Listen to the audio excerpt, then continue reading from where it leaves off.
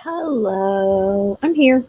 Sorry, I was just getting my coffee, and I'm on Democracy. I'm here on Lolo. I'm on Democracy Dino. It's streaming everywhere. Everywhere toys are sold. So good morning, Madam Gal. How are you? It's still morning.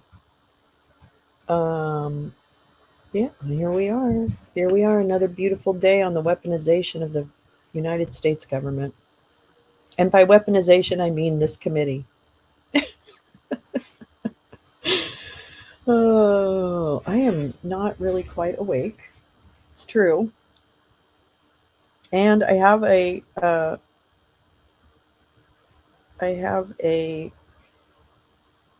Amazon delivery coming, and they call me every time. So I expect to get called because I have a little tracking thing.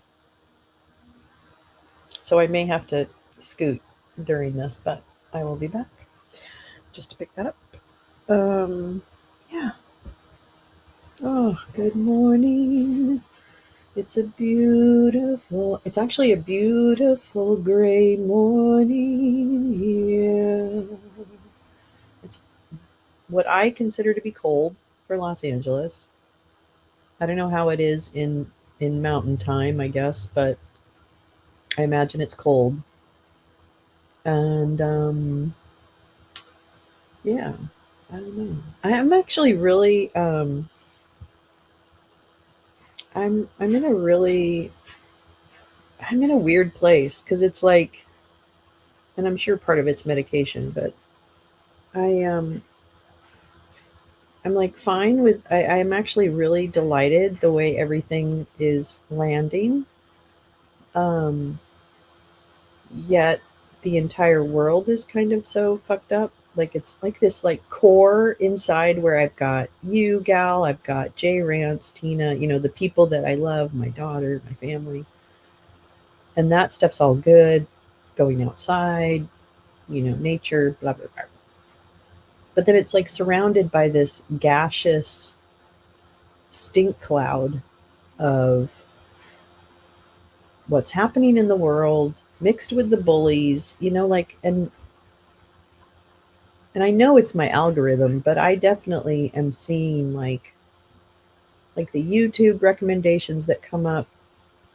I don't know. It's just all very everyone's really giving into their anger. Everyone. I shouldn't say everyone, but there are many people giving into their anger.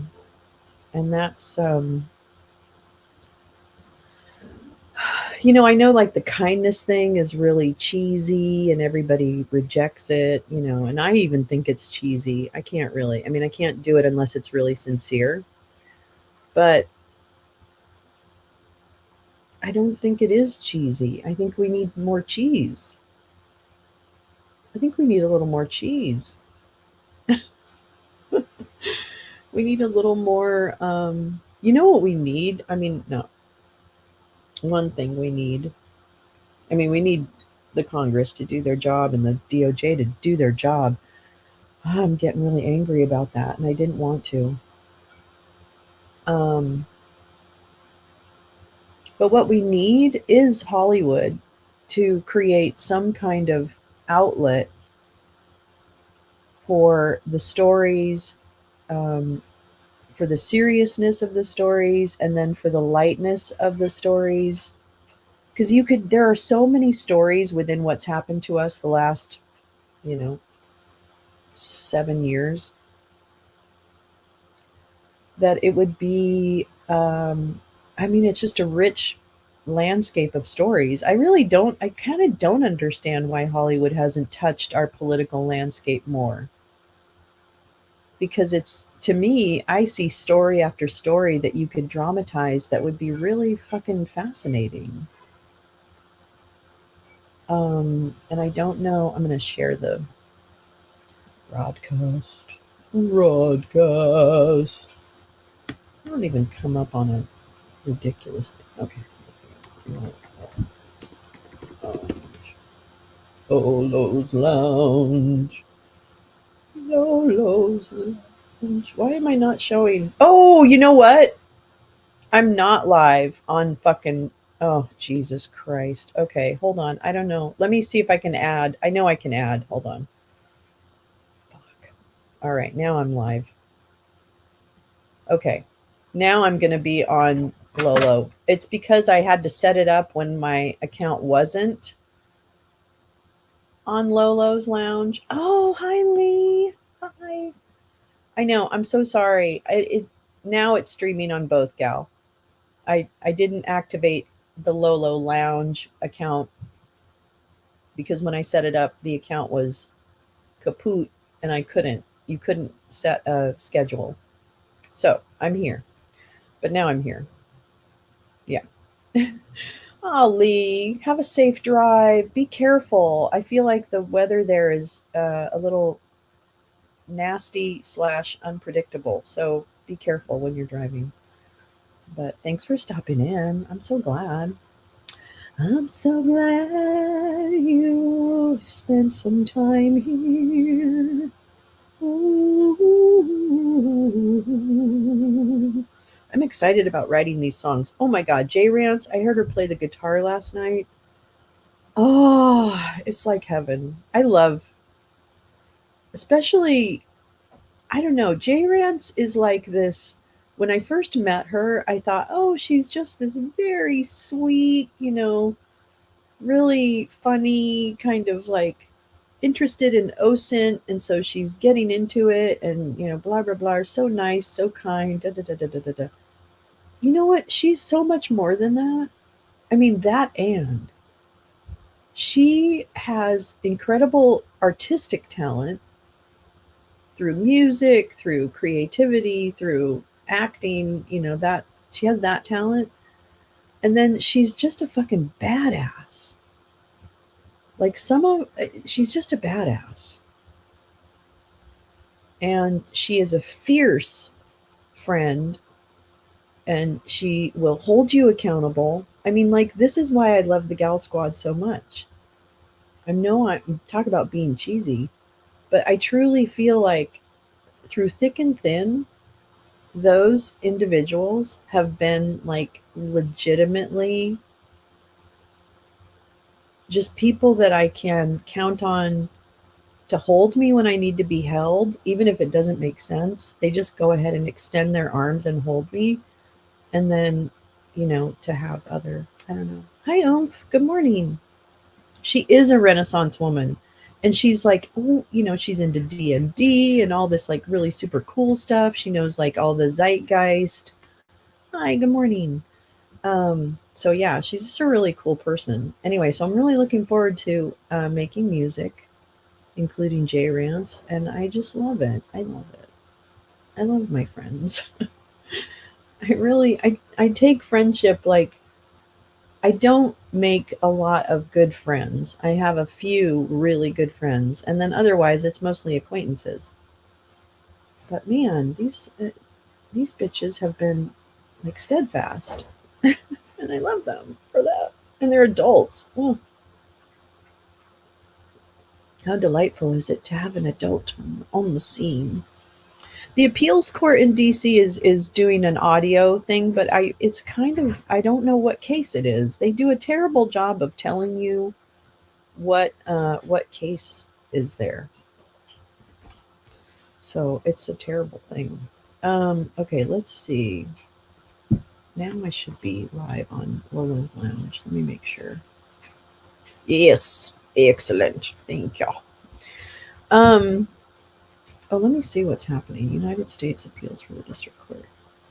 Judges. Oh, wait, they do say it. Oh, how embarrassing. File the transcript under seal in the related case. Oops, sorry. And he got. This is. Let me see. Let me see what we have a chance to listen to. Cases 21. Okay. Shells Rosat. No. Versus Robert Mueller. Huh.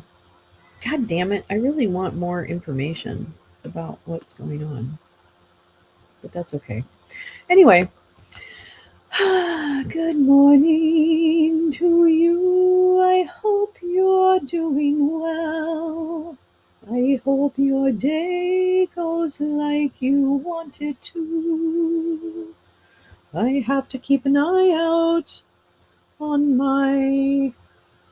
Oh, I gotta go. Okay. I'm getting my Amazon delivery. They insist, it's usually a he, that I come down. Okay, so I will be right back.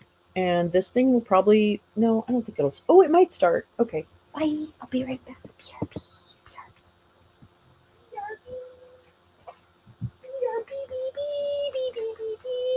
would put music on, but I don't want to like do cacophony when the fucking thing starts. Okay, bye.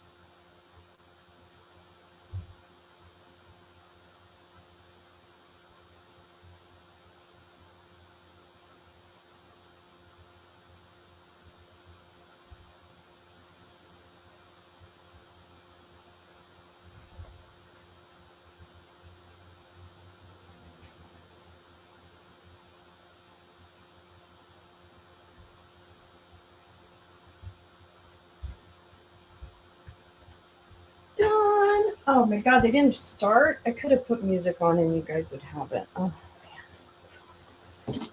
Well, anyway, it's gonna be a great day. Hi, Rogue. You can't. Wait, what? You can't blackmail me with advertising. Go fuck yourself. What do you mean? What did I do? What did I do now? What haven't I done?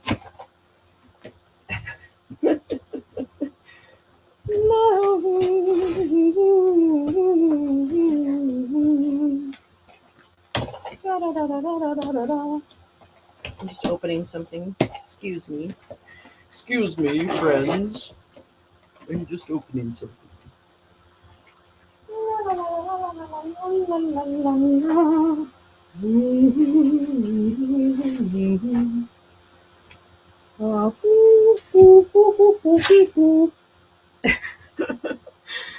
Well, I'll just sing for Jim. There you go, Mr. Jim. I'll sing. Wow! I'll sing for my breakfast. Let's knock something over. Oh my god. Anyway, you're the new Elon. Yeah, everything is go fuck yourself. That's my response to everything now. Good morning, Jay Rance. Oh yeah, advertising. That's right. I that and I understand he does or someone told me that he does have autism, so I totally understand like um, the the perspective of someone who is in that situation and who may have autism or whatever. And, I think I definitely understand that. He, on the other hand, although yes, that may be part of it. Um, when you run a corporation, at least in the corporations I've worked in, um, you, I mean, that's one of the reasons I hated being in a corporation for so long was that you couldn't really be who you were. I mean, not that that was such a hard thing to do, but you couldn't come like. to order without objection. Fuck. The chair is authorized to declare recess anytime. We welcome everyone to today's hearing on the weaponization of the federal government. We welcome our witnesses. We'll introduce you here in a second and swear you in. The chair now recognizes the gentleman from Kentucky to lead us all in the pledge. So if you all stand. I pledge allegiance to my flag. It's hanging out of my butthole, and to the division between my cheeks. One butthole, forever and ever. La la la. Amen. We appreciate the enthusiasm. That's it. We will now begin today's hearing with opening statements. Start with the chair. One of the most egregious forms of the weaponization that this subcommittee has worked to expose is the coercion of social media companies by the federal government. And we wouldn't know anything that we know today. We wouldn't have learned and had the reports we've had without the work of Matt Taibbi, I hope your ears were Michael burning. Schellenberger, Barry Weiss, and other journalists who wrote the Twitter files and first exposed these efforts. Their important work was first made possible because of Elon Musk's purchase of Twitter and his commitment to free speech. The path for getting this information, his commitment to hate speech. The path for getting this information out has not been easy. Finding the truth never is. Instead, we were obstructed at almost every turn, and many of the people who sought to help us expose the censorship industrial complex, as Mr. Taibbi and Mr. Schellenberger have, I think, appropriately labeled it, have been targeted.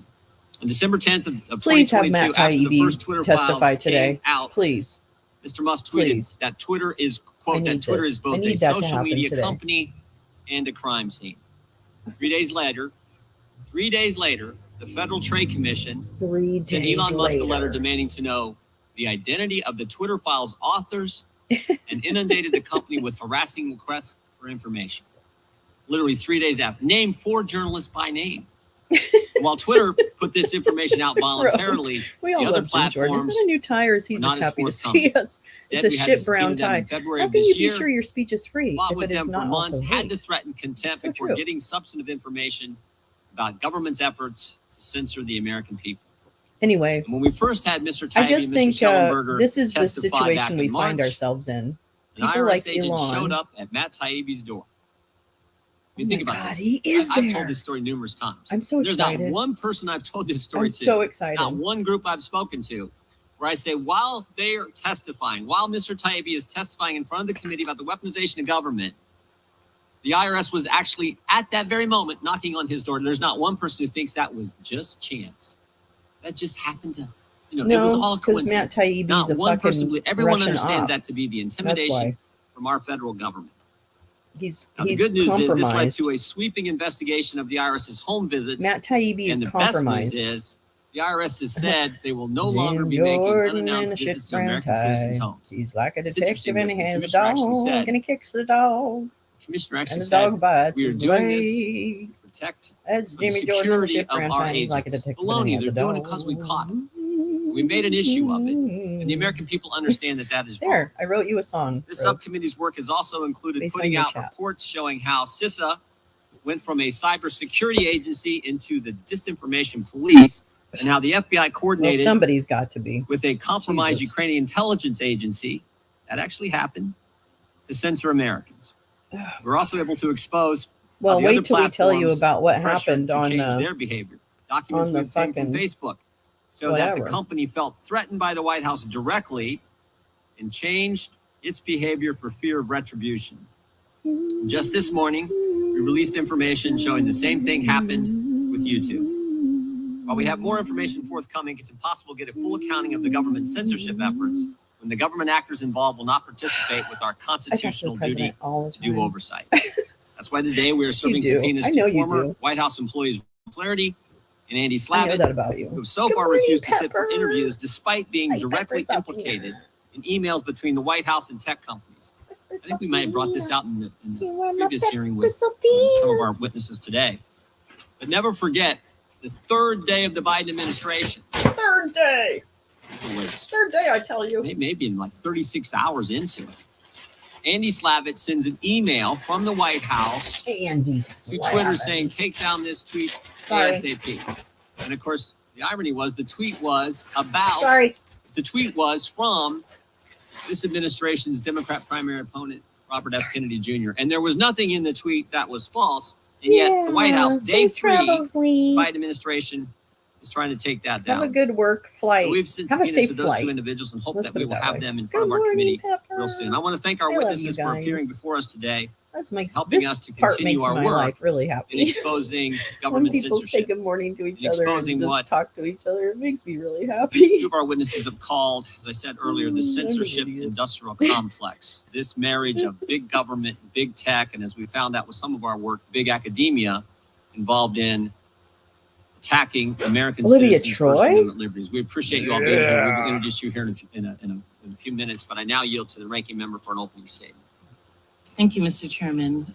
First, may I ask unanimous consent that the gentlewoman from Pennsylvania, Ms. Dean, a member of the full committee, be permitted to sit on the dais. She's not going to ask any questions. Without objection. Thank you very much. GP.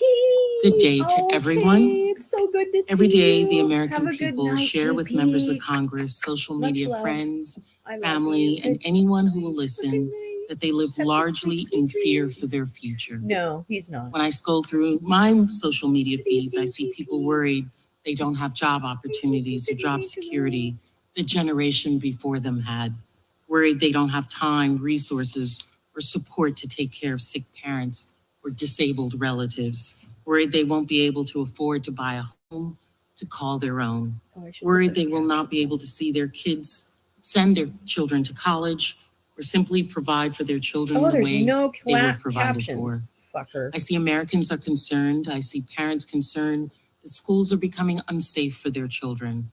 I see Americans are concerned that rights are being taken away. Americans concerned that their vote might be discounted or may not even be able to cast a vote. In the discussion of the weaponization of the federal government, the majority has acknowledged the fact, in this discussion of the weaponization of government, one of the things that I've requested that we look into is the IRS audits of working class people and people of color, which are far, far at a higher rate than millionaires and billionaires, or a discussion in a hearing of actions by the former President Donald Trump and what he has said he will do to weaponize our government if reelected. However, we're not having a hearing about those topics. We're not having discussions. Congress is not engaged in making any headway on those things that Americans are most concerned with. Today, we're having a hearing with witnesses on the Republican side, two of whom we've already heard from. In fact, this is the second hearing where Republicans have brought out repeat witnesses, the second hearing in a row. In preparation for the 2024 presidential election, Republicans on this committee want to entrench their theory of social media censorship, their unfounded accusation that social media companies are colluding with the government to censor conservative voices. There's no evidence of this collusion, and in fact, this committee has heard closed-door testimony from 29 witnesses who said on the record, government, as well as social media individuals, that the alleged collusion and supposed censorship claimed by the committee Republicans has not taken place. But Republicans won't release that testimony, and they are not being honest with the American people.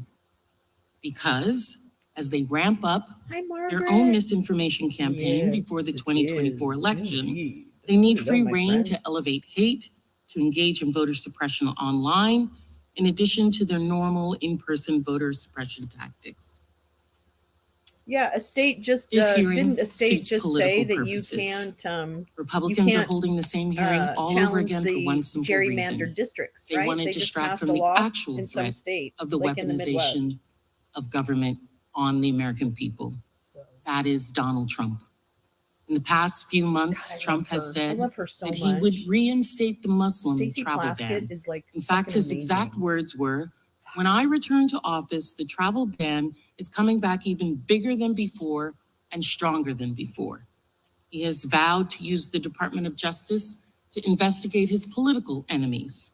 He has said that those who oppose him should be executed for treason. He has called his political opponents cockroaches, vermin, said that immigrants are poisoning American society.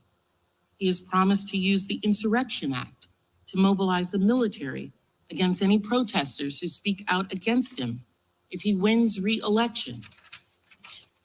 Those do not resonate as plans of a democratic leader. They sound like a dictator.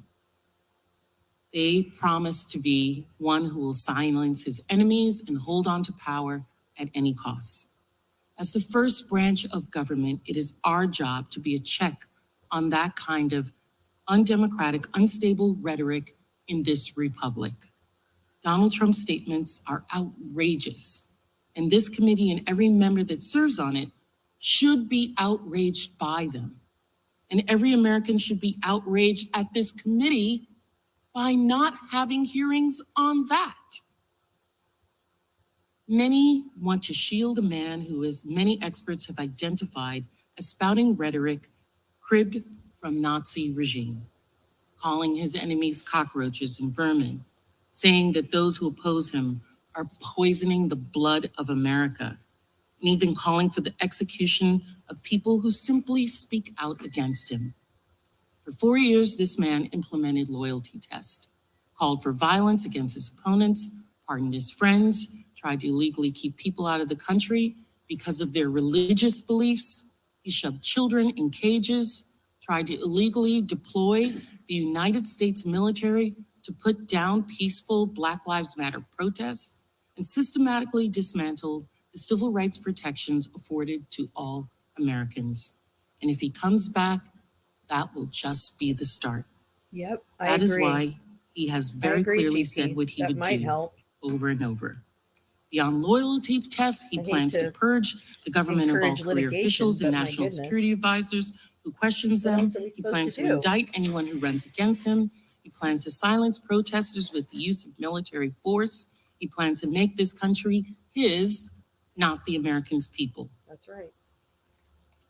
That's right. These plans will not just impact those who work in government, His plans are going to undermine the safety of every American when he appoints national security officials because they are loyal to him, not because they understand national security.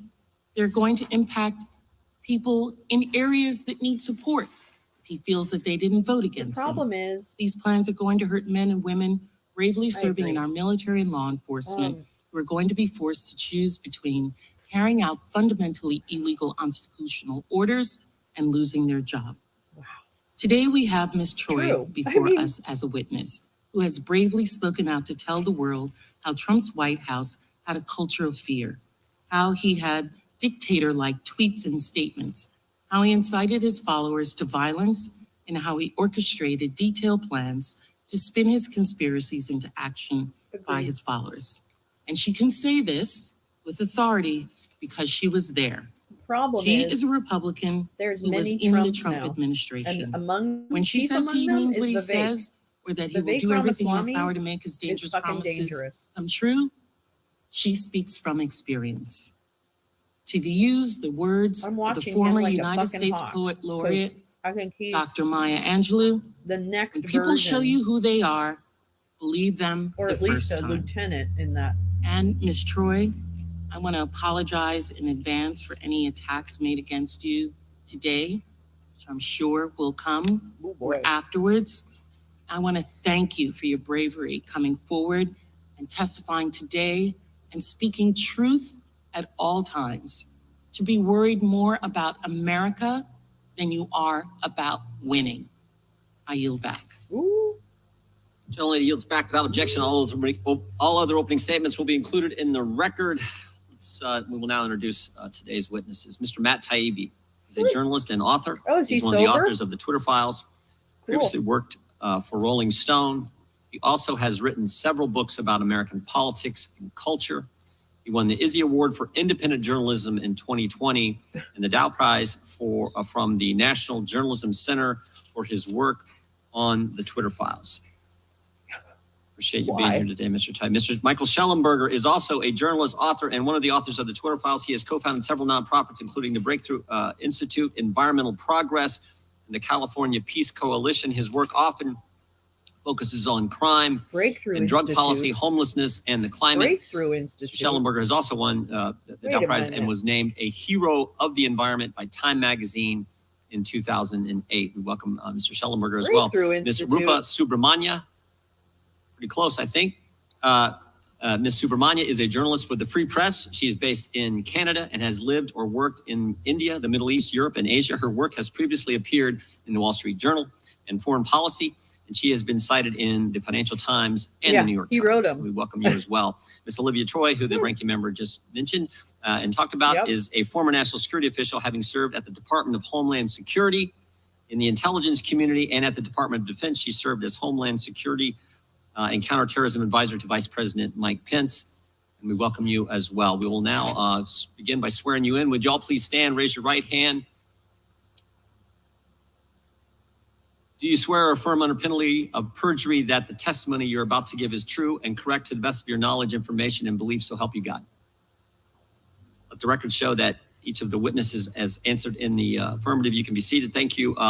Please know that your written testimony will be entered into the record in its entirety. Accordingly, we ask that you summarize your testimony in 5 minutes, give or take. We'll be a little lenient, of course. The microphone in front of you has a clock and a series of lights, and you know how this works: red, green, yellow. It gets to yellow, start winding down. Gets to red, then you've got a little extra time, and then we'll stop. But we'll be lenient with that. Let's start with Mr. Schellenberger. Let's start with Mr. Schellenberger. We'll work right down the line. So, Mr. Schellenberger, you're recognized for 5 minutes. Thank you very much, Chairman Jordan, Ranking Member Plaskett, and members of the subcommittee. Totes. Thank you for inviting my testimony. Totes my goats. 9 months ago, I testified and provided evidence to the subcommittee about the existence of a censorship industrial complex, a network of government agencies, including the Department of Homeland Security, government contractors, and big tech media platforms that conspired to censor ordinary Americans and elected officials alike for holding disfavored views. I regret to inform the subcommittee today that the scope, power, and law-breaking of the censorship industrial complex are even worse than we had realized back in March. 2 days ago, my colleagues and I published the first batch of internal files from the Cyber Threat Intelligence League, which show US and UK military contractors working in 2019 and 2020 to both censor and turn sophisticated psychological operations and disinformation tactics developed abroad against the American people. Well, many insist that all that we identified in the Twitter files, the Facebook files, and the CTI files were legal activities by social media platforms to take down content that violated the terms of service. Facebook, X, formerly Twitter, and other big tech companies are privately owned, people point out, and free to censor content. And government officials are free to point out wrong information, they argue. Weird clowns. But the First Amendment prohibits the government from abridging freedom of speech. The Supreme Court has ruled that the government may not induce, encourage, or promote private persons to accomplish what is constitutionally forbidden to accomplish. And there's now a large body of evidence proving that the government did precisely that. What's more, the whistleblower who delivered the CTIL files to us says that its leader, a quote-unquote former British intelligence analyst, was quote-unquote in the room at the Obama White House in 2017 when she received the instructions to create a counter-disinformation project to, quote, stop a repeat of 2016. The other stuff. You know, the U.S. Department of Homeland Security's Cybersecurity and Information Security Agency, CISA, has been at the center of gravity for much of the censorship, with the National Science Foundation financing the development of censorship and disinformation tools, and other federal government agencies playing a supportive role. Emails from CISA's NGO and social media partners show that CISA created the Election Integrity Partnership, EIP, in 2020, which involved the Stanford Internet Observatory and other U.S. government contractors. EIP and its successor, the Virality Project, urged Twitter, Facebook, and other platforms to censor social media posts by ordinary citizens and elected officials alike. EIP reported that they had a 75% response rate from the platforms and that 35% of the URLs that they reported were either removed, labeled, or throttled or soft blocked. In 2020, the Department of Homeland Security, CISA, violated the First Amendment and interfered in the election, while in 2021, CISA and the White House violated the First Amendment and undermined America's response to the COVID pandemic by demanding that Facebook and Twitter censor content that Facebook itself said was quote unquote often true, including about vaccine side effects. All of this is profoundly un-American. One's commitment to free speech means nothing if it does not extend to your political enemies. In his essential new book, Liar in a Crowded Theater, Jeff Kosef, a law professor at the United States Naval Academy, shows that the widespread view that the government can censor false speech and or speech that quote unquote causes harm is mostly wrong. The Supreme Court has allowed very few constraints on speech. For example, the test of incitement to violence remains its immediacy. I'll look for it. I encourage Congress to defund and dismantle the government organizations involved in censorship. That includes phasing out all funding for the National Science Foundation's Track F, Trust and Authenticity in Communication Systems, and its Secure and Trustworthy Cyberspace track. I would also encourage Congress to abolish CISA in DHS. Short of taking those steps, I would encourage significant guardrails and oversight to prevent such censorship from happening again. In particular, it's very easy to see the line in CISA. They say they're covering physical security, cybersecurity, but they added a third one, cognitive security, which is basically attempting to control the information environment and how people think about the world, including the stories that they tell.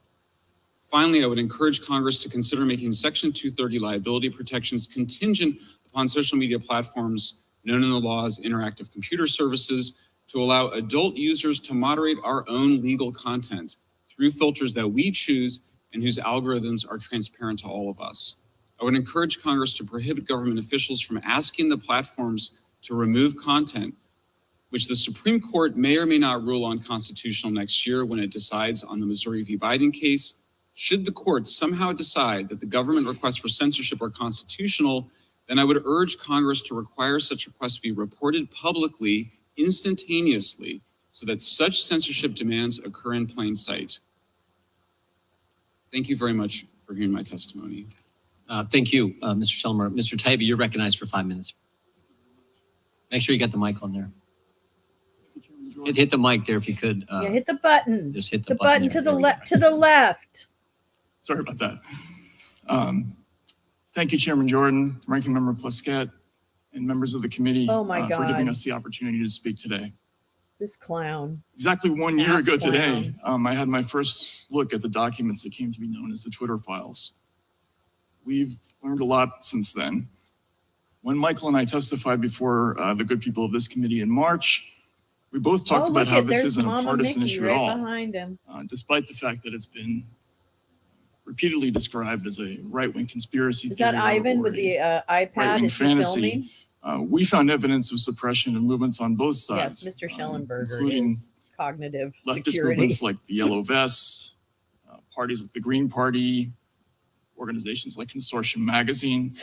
Just this week, Michael and I reported on the group that he Is that talked Ivan in about, the jacket, the though? CTI League.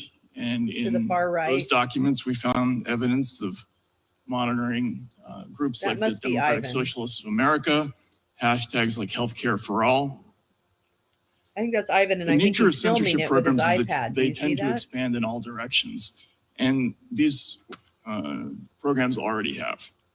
Wow, As no someone who voted for credibility. Democrats Great. his Well, I'm whole glad life she's and got his testifying ideas in about front of speech our issues from U.S. people like Congress. That's fantastic. Senator Frank Church, Real happy. Paul Wellstone, What a Dennis joke. What a Kucinich. joke this I Congress believe is. also that there's a less obvious but more important reason that people across the spectrum should care about this issue. And the former executive director of the ACLU, Ira Glasser, once explained to a group of students why he didn't support hate speech codes on campuses. The problem, he said, wasn't the speech. The problem was, quote, who gets to decide what's hateful? Who gets to decide what to ban? Because, Yeah, that's quote, Ivan. most of Because the you time, can tell by the it little ain't barrel you. chest that he has. The story that came out in the Twitter files, thank you so and much. for which Can more you evidence drop 'em surfaced in in, both the Missouri v. in Biden DMs lawsuit in Twitter, and this committee's X? Facebook files releases be and the the CTI easiest. League documents. Because I can only get They all signal speak on my directly, phone, so I have to to Ira airdrop Glasser's everything, which is not a concerns. big deal. I can totally There's been do a it. dramatic shift in attitudes about speech in this country. Right? Many politicians now clearly believe the bulk of Americans can't be trusted to digest information on their own. This mindset imagines that if we see one clip from RT, we'll stop being patriots, that once exposed to hate speech, we'll become bigots ourselves automatically, that if we read even one Donald Trump tweet, we'll become insurrectionists. It's pretty easy to prove Having come to this someone conclusion, that they're a the government racist or a agencies bigot. like the DHS and the FBI and the quasi-private agencies Or a who clown do show. anti-disinformation work have taken upon Oh. themselves the paternalistic responsibility to sort out for us what is and is not safe. I don't know, While Gal, they see go, great danger in allowing others to read controversial go material, to, it's taken all- for granted that they go to themselves will live be chat. immune to the dangers of speech. This leads to the I think one everyone's inescapable on, question about these new I see anti-disinformation everybody on, programs that is never discussed you have to but be on needs to live. be. Who does this work? Yeah, little barrel chested Stanford's gremlin. Election Integrity Project helpfully made a graphic showing the quote-unquote external think it's the live stakeholders involved in their content review operation. It showed 4 columns: government, civil society, platforms, and media. There's one group that's conspicuously absent from that list: people, ordinary people. Whether America continues the informal sub-rosa censorship system we've seen in the Twitter files or the Facebook files, or whether it formally adopts something like Gal, I Europe's think you're over draconian on new Democracy Digital Services Dino. Act, it's already abundantly clear who won't be involved in this I kind think of you're on work. Democracy There will be Dino. no dock workers doing content flagging, no poor people I from know. inner city neighborhoods, no single what his- moms pulling MJ, multiple waitressing That's what his jobs, no name tag immigrant should say. store owners or Uber drivers. These programs will Lee, always are you on feature Democracy a Dino? tiny, rarefied sliver Hold on. of affluent professional class Americans censoring a huge and ever-expanding pool of everyone else. Take away the Yeah, highfalutin Lee- talk about countering hate. Lee and Gal, I reducing think you're on harm, Democracy Dino. If Anti-disinformation you go is just to, I'm so sorry. bluntly elitist gatekeeping I exercise. know, I'm so sorry. I If had you to prefer add it think in because progressive of the terms, it's class war. scheduling thing, and I was, yeah. If one small demographic Sorry over about here has broad control Oh, over the yay! whole Hi, speech MJ. landscape, Oh, I'm so happy. and a great big Thank one you over for there letting has me no know. control whatsoever, it follows I'm that so one of sorry, those groups will guys. end up with more political So power sorry. than the other. Which one Oh, is the winner? Yay. Oh, there you are. Paraphrase Ira Yay. Glasser, it probably ain't yours. Yay. Oh, MJ. It isn't just one So side or happy the you're other here. that will lose if these programs are allowed to continue. It's pretty much everyone, which is why these programs must be defunded before it's too late. Thank you very much. Ashley Babbitt got what Thank she you, Mr. deserved. Harvey. Well done. Ms. Subramanya, you are recognized now for 5 minutes.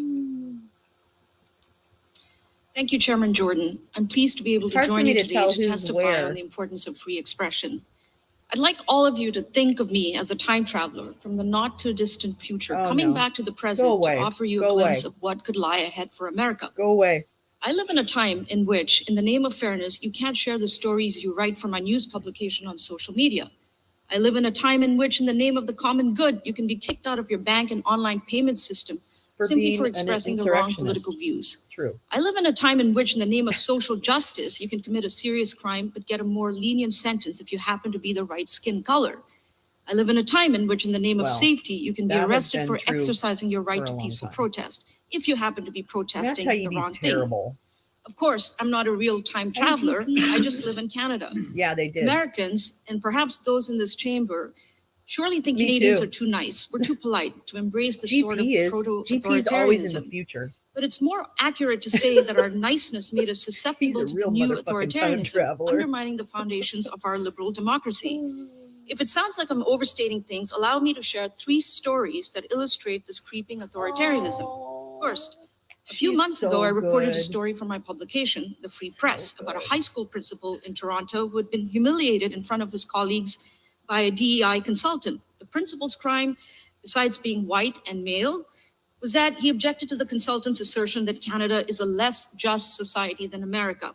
The humiliation he experienced ultimately led him to commit suicide. I wanted to share that story on Facebook. When I tried to, I was barred from posting it. I received a message that stated, in response to Canadian government legislation, news content can't be shared. Really significant. I was confused. Then I remembered the recently adopted Online News Act. The law forces social media companies to pay online media companies to link to their content. Facebook, instead of paying for that content, barred its users from posting it. Their own Government officials insist that this was only a matter of fairness, a way of making sure that media companies are compensated for the news they report. Really, this new law props up legacy media dinosaurs like the Canadian Broadcasting Corporation, Bell Media, and other companies, which are subsidized by the federal government, and all of which can be counted on to echo Justin Trudeau's worldview and toe the party line. Not being able to post was annoying, but it wasn't the end of the world for me. I don't depend on Facebook for my income. The same cannot be said of Christopher Curtis, which brings me to my second story. Chris is a 38-year-old renegade journalist entrepreneur in Montreal who runs a digital newsletter called The Rover. He calls himself this is woke. the United States. You might think that he's exactly the kind of journalist the Trudeau government would elevate. He's on the political left. He publishes stories about the plight of the homeless, This is not police brutality. The problem is that, unlike government-funded news companies, independent media companies are truly independent, which means they report stories that don't comport with whatever the government wants them to report. For example, in September 2020, The Rover reported a story on federal mistreatment of Mohawk Indians. This month, it published a story about migrant workers who've been abused and trafficked with the unwitting help of the federal government. But under this new law, The Rover can't build its audience. Unable to post content on Facebook or Instagram, the newsletter can't reach new subscribers. It cannot grow its subscriber base. This is a slow death, says Chris. For now, he's unsure how he's going to support his partner and their 3-year-old daughter. He's thinking of going back into construction, which takes me to my third story. We've all had Danny Bulford, now 41, used to be an officer in the Royal Canadian Mounted Police, the equivalent of the FBI. For years, he was a sniper in the Prime Minister's protective detail. Then in 2021, Danny quit because he didn't want to get his COVID vaccination. In early 2022, truckers descended on Ottawa to protest new COVID vaccine requirements. Danny joined them. The government declared a state of emergency. Danny, like many demonstrators, was arrested and later released without charge. Then something chilling happened. On February 17, 2022, Danny logs into his bank accounts, starting with his checking and savings accounts at the CIBC. But instead of seeing his balance, he had about $160,000 in there. The only thing he saw was a dash. Then he logs on to Scotiabank to see about an additional checking account. Once again, there was no sign of any money in his account. Finally logs into the Royal Bank of Canada, which handles his MasterCard account, and he was told he had no access to any credit. Danny's wife was also unable to access any of these accounts. Suddenly, they were worrying about how to cover their next mortgage payments and how to feed their 3 kids. Okay, That is stop what it means to writing be lies. debanked. How about Debanking that? has been one of the How about Trudeau that? government's weapon of choice. Since 2018, it has Oh my frozen the God, accounts of more than 800 Canadians who did things it didn't approve of, including those of 280 who took part in the truckers' protest, which the Oh government my regarded as God. illegitimate. Soon after, Danny moved his money out of the big banks and into local credit unions, hoping it would be I think safer we're there. in the Canadian Worst part of Parliament this, all Danny of a told sudden. me, I is don't not really believing in the understand how country we I got spent there. my We're career time serving. travelers. It's this feeling that And we're being location watched, travel torn is apart, freedom. made to feel like the much hated other in our own country. Who cares Canada about was once a Danny? bastion of free expression, but now not so much. Consider that at the same Danny time the said to me, government and its corporate "Sir, allies are curbing the free sir, expression of truckers and journalists, the Sir, government is defending the with rights of tears in his pro-Palestinian eyes, Danny demonstrators, came to many me. of whom traffic in what can only be called anti-Semitism. Think about Mark that. of the beast and Vaccine everything was skepticism, cool. not okay. Peddling medieval blood libel legends about Jews, okay. I'm all for protecting free You guys are speech. getting- I'm from the free press. I just want that protection They applied were fairly. invested in gold I also want to be bars. clear. These are just a handful of hundreds of stories I could have Jesus picked. What is Christ. happening in Canada is a Why gradual do we suffocation care of free about expression. Danny? It is draped in a cloak of Will niceness, Danny pay inclusivity, my and bills? justice, but it is Is he going to help regressive, me out? I lost authoritarian, my and career. illiberal. I came here How about today that? not simply to Well, warn not you about what lost. lies I ahead, but to plead with you I to do failed. something about it. An engine Now is failure. not the time to be polite. Now is the time to defend loudly Really? the I liberties think you and guys rights have that been have loud given enough. us the greatest freedoms in Really? human Honey, history. you're too loud. Across the world right You're too now, loud. I reclaim governments, my in the time. name of the good, are Is the 5 considering minutes or up adopting yet? measures like we have in Canada. Is the 5 Look at minutes Dublin. up yet? They're about to enact a draconian hate crime bill that poses a dire threat to free speech. I don't care where you In go, honey. Paris, I don't care President what Emmanuel you Macron has say. called Well, I for do, censoring but- online speech. This is to say nothing of Russia, China, and Iran. America is so exceptional, indispensable, really. Please do not succumb to the same illiberalism, authoritarianism. What? Please keep fighting for what you know is right. Lady, don't fucking tell Canada us what is to watching. do, okay? The world bitch? is watching. Back Thank the you. fuck up. Well said. You're Thank right. you. My convoy. Very well said. Ms. Choi, you're recognized for 5 minutes. We'll give you a Fuck little off, extra. Jim. Yeah, how about Chairman covering up Jordan, molestation? Ranking Member Plaskett, and members of the committee. Thank you for the opportunity to testify today. The threat of weaponization of the federal government is a serious topic that requires sober analysis. Unfortunately, what we the see here shadow today do. and what we have seen from this committee over the past year is instead a politically motivated fantasy detached from reality. Members of this committee and their witnesses make grand and vague accusations about government censorship, but those foggy allegations are refuted by the facts. No That idea. private social media have no companies idea what she moderating said. content on their own private platforms Blah, is blah, not blah, government freedom, censorship. blah, blah, blah, freedom. It is those private companies exercising their own First Amendment rights to rid their platforms of misinformation. In my experience as a national security official, the federal government strictly adhered to the First Amendment by advising and assisting social media platforms in combating misinformation, while the ultimate decision about what action, if any, to take rested solely with the platforms Blah, blah, blah, themselves. I know what real weaponization of the federal government looks Danny's like the because I've seen king it of with my this. own eyes. I worked in the Trump White House, where I served as Homeland Security and Counterterrorism Danny Advisor is a to Vice downer. President Mike Pence. Go On away, numerous Danny. occasions, Get a I job. witnessed President Trump Stop and being his a allies shithead. attempt to use the powers of the presidency to further his private political agenda at the expense of the American people. Here come the receipts. The shadow Trump administration do. officials attempted to manipulate intelligence assessments to support its ban on nationals from Muslim countries entering the United States. They delayed natural disaster aid to blue states who had not supported President Trump's election. In the early days of the pandemic, they resisted sending federal assistance to New York as thousands of innocent Americans suffered. Danny needs a vest. Instead of continuing to spread Ooh, conspiracy theories about government censorship, this committee should instead focus on the very real and very dangerous threat posed by the leading Republican There you candidate go. openly threatening to use every lever of presidential power against his political opponents if Good for he you, returns to the Olivia. White House. Former President Trump has promised, quote, retribution against those who have wronged and betrayed him and his political movement. He has pledged to, quote, root out the radical left thugs that Well, live that like was vermin always my within the confines question. of our country. Trump has called the press the enemy of the people My question is and always, has vowed to, quote, come down hard on Why'd you MSNBC and make them pay, quote, for its critical coverage of him. make sure you share He has and promised like, to, quote, share and arrest like. his political opponents saying he would have no choice, lock them up. He has said that his own chairman of the Joint Chiefs of Staff committed treason, and that, quote, in times gone by, the punishment would have been death.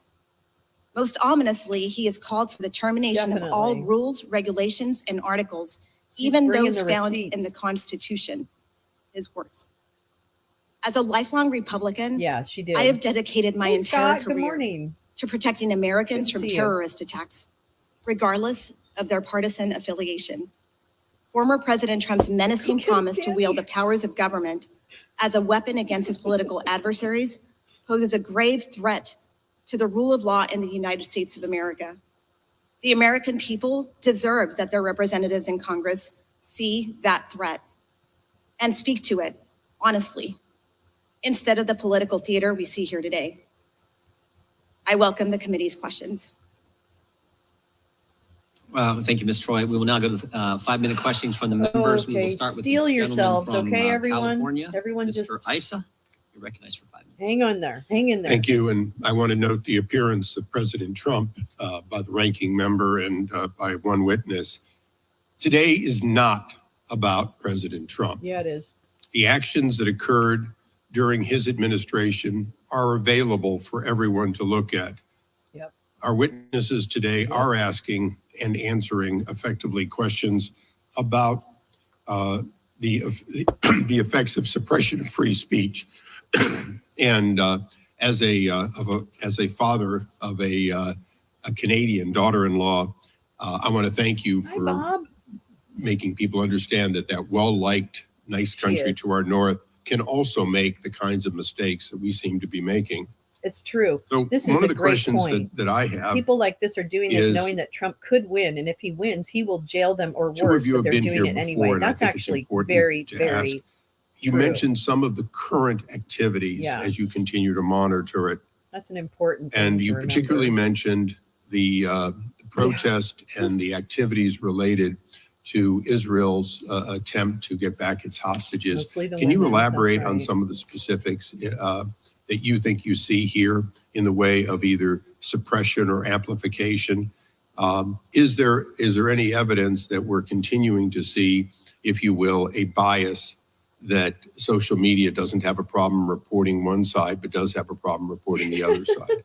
I don't know. I'm gonna be I know it's a honest tough with you. Have question. you been on Twitter lately? I mean, we've certainly, I think we've all seen calls There's more Nazis I than think not. to Matt's point that this is not a partisan issue, that we should all, that the test of your commitment to free speech is that you would like to see the speech that you really despise protected and that you would defend it.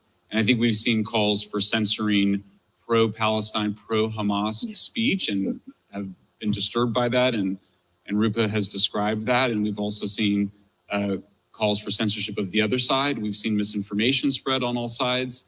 So I think that what you're hearing from us is a general call that everybody needs to just calm down and remember that this country's greatness is really founded on that protection for that kind of protection of speech that we all might consider to be hateful. I always remind people that, one of the most important court decisions of the Supreme Court were protecting the speech of neo-Nazis in the Brandenburg decision, in the decision in Skokie. If we can tolerate neo-Nazis marching through neighborhoods of Holocaust survivors, certainly I think we're capable of tolerating people defending violent attacks. And that brings us to a question as we bring you back here and some new witnesses. Do we have a challenge in America that we're constantly looking at what should be censored rather than how do we get more free speech so that the counter opinions are heard as loudly as those who yell and are heard the first time? Two ducks. Well, first of all, thank you for the question. Awesome. Yeah, great. I think it's important to remember that the First Amendment not only guarantees people need to just suck it up. People the right to speak and voice their opinions, but it also guarantees the right of all of us to hear those opinions. That's a crucial element. Yeah, what if those opinions are hate speech? So that goes to a follow-up. If that's the case, your suggestion about a instantaneous and transparent Matt wants to bully people unveiling online. of any and all reduction, throttling, Matt is etc. going to cry. Let's assume for a moment it's technically possible Matt is gonna quickly. By the end of It's this, certainly I predict possible, but let's he's just gonna say it get was technically emotional. possible quickly. It was the spreading of We're large a legislative amounts of foreign body. money pouring Do you into believe it's overthrow appropriate democratically for elected us in government? a Yeah. Transparency Act to mandate that this happen so that we no longer have the kind of things that happened to the chairman, where he simply was systematically throttled so that he wasn't censored. He simply wasn't heard very loudly. If we had had that, do you believe that it would have changed the outcome, and should Congress look at mandating it? Yeah, I mean, I strongly support transparency. If you require, for example, that government officials or people supported by the government, such as this EIP or VP group. And by the way, just to give you some quotes. You mean what the ranking member described as legitimate, suggestions, and there was independent. Just a compromised. Isn't that always the defense, though, is that we didn't make the decision and the other guy didn't make the decision, it just happened? Right. I'm down to just a few seconds, and I do want to thank our Canadian for pointing out that we are about one step away from defunding here in the United States bank accounts. This administration has returned, so you understand, the in banks, the United States, to the making banks sure make that that people decision, selling products who are involved in activities that they don't want. Debanked Mike Lindell, which is what they're fucking talking about another too. Form of censorship that is I'm sorry it's gone so far. Made the decision Canada, but trust me, from a it's risk underway management in this country. Mr. Chairman, I thank to you. And I thank fucking- both of you. Sorry to cut you off. I yield back. Fucking fuck. The gentleman yields back. The gentleman from Virginia is recognized. Thank you, Mr. Chairman. Ms. Troy, I want to Olivia thank De you La for your Troy, powerful yeah. statement and for your courage. Oh, thanks, And I Bob. understand why my friend from California wants to tell us that this hearing isn't about Donald Trump, Banks are not the government. because that's too Banks difficult. make their own topic. decision. Jerry, as my friend, I did want to thank you Mr. for Chairman, bringing Mr. Chairman, What Mr. the Chairman, fuck? it's my time. I reclaim my time. Imagine it's October Shut up, little 2020, bitch. and someone Tickle tells that. you Tickle it. that President Donald Trump is going to dare use ya. violence and I dare chaos ya. directed at the Congress and the Vice President of the United States. Yeah, Jerry. To Get 'em. overturn the legitimate results of the 2020 presidential election. For many, that would have been hard to believe, and I'm sure my friends on the other side would have said, there they go again. Critics of Trump will just claim anything. But everyone here saw what happened on January 6th. And we He's a now mess. have, in fact, the Matt federal Taibbi is indictment broken. charging him with that very matter. This month, we learned that Donald Trump's shadow administration at Project 2025 is planning executive orders Daryl Issa would is a invoke the old Insurrection Act politician from and California. allow He's him a terrible, to send military terrible out person. to patrol American streets. Yeah. He Ms. cleans up, but he's Some terrible. of my colleagues across the aisle have suggested that Trump's quotes about using military in our cities and the rumored plans to invoke the Insurrection Act are simply bluster designed to galvanize his base. Yeah. Would you dismiss Trump's plans to deploy the military against American citizens as bluster? Thank you for the question. Absolutely not. Having worked in the Trump administration, when President Trump at the time repeatedly raised the Insurrection Act as a potential to be used on protesters, even safe protesters, repeatedly. And I can tell you that there were some serious heated discussions with members of his own How do you cabinet, switch socks the so Secretary of fast? Defense, Chairman of the can't do Joint it Staff, heads of law I enforcement, have one sock. who and it's expressed not even a significant sock. concern about the things being discussed to be used against our own American citizens. That is something that should be taken very, very seriously. On June 1, 2020, on June 1, Americans watched as the National Guard participated in a violent crackdown near the White House. That's what you're referring to. Is that not right?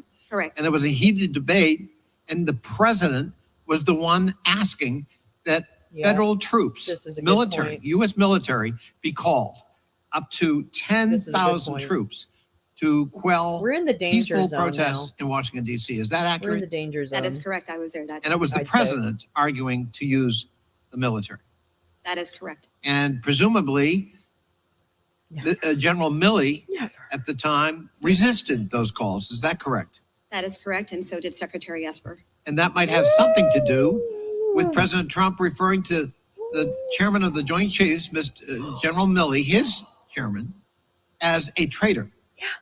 And invoking the fact that in the old days, the price to be paid for convicted treason is death. Is that correct? He said it. Yeah, he did. That is correct. Chairman Milley was just doing his job in military service. I love Millie. Do you believe that the deployment of book. 10,000 troops at that time would have been consistent with the mission of the American military? Suppressing peaceful demonstrations by fellow Americans in the nation's capital? President Trump was told repeatedly that that would not be an appropriate use of the military resources. And he was also told that his efforts to resituate law enforcement and use law enforcement agencies that are not appropriate for crowd control were also incorrect uses of what our law enforcement and these entities are traditionally used for. In your testimony, you cited violent language, increasingly incendiary language being invoked by President Trump about his so-called enemies. One of the words he used was vermin. What does that echo in your mind? Anyone else come to mind historically who referred to enemies of the state as vermin? Yes, the horrible Hitler. And Goebbels. Thank you. Thank you so much for your courage. Thank you for being here. And I hope the American people take heed from your strong words today about the threat that's looming. I yield back. Gentleman yields back.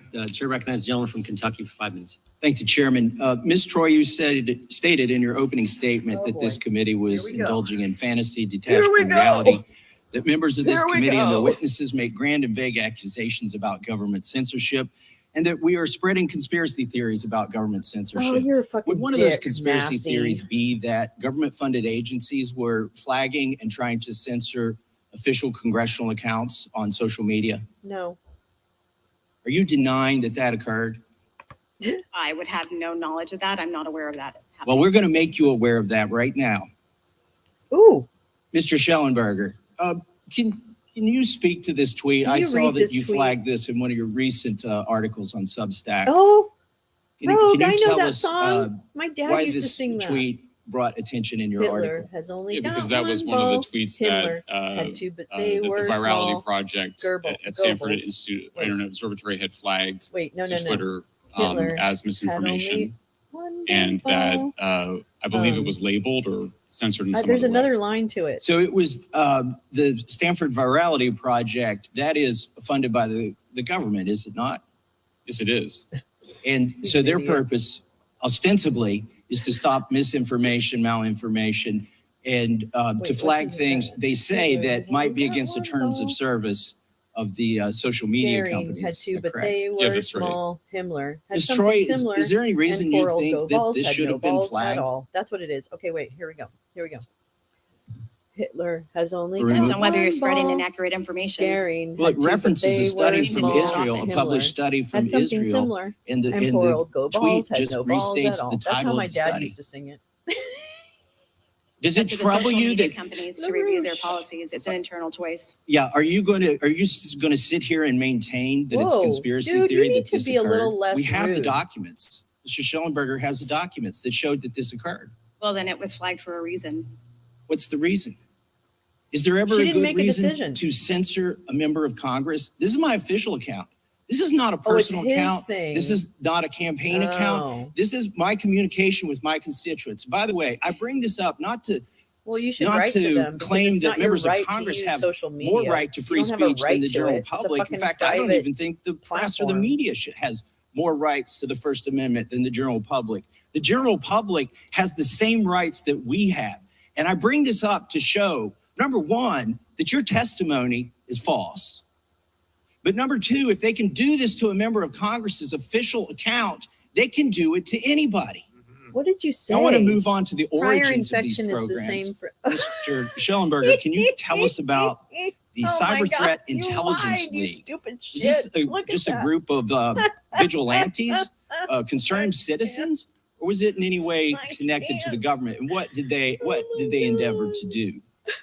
Yeah, this was so. First of all, it's a pretty ludicrous founding, which was that this is a group of Israeli so-called former Israeli intelligence, our take on former British intelligence, also working at Microsoft, and others who basically said, we're going to volunteer our services. These are some of the world's greatest so-called cybersecurity professionals.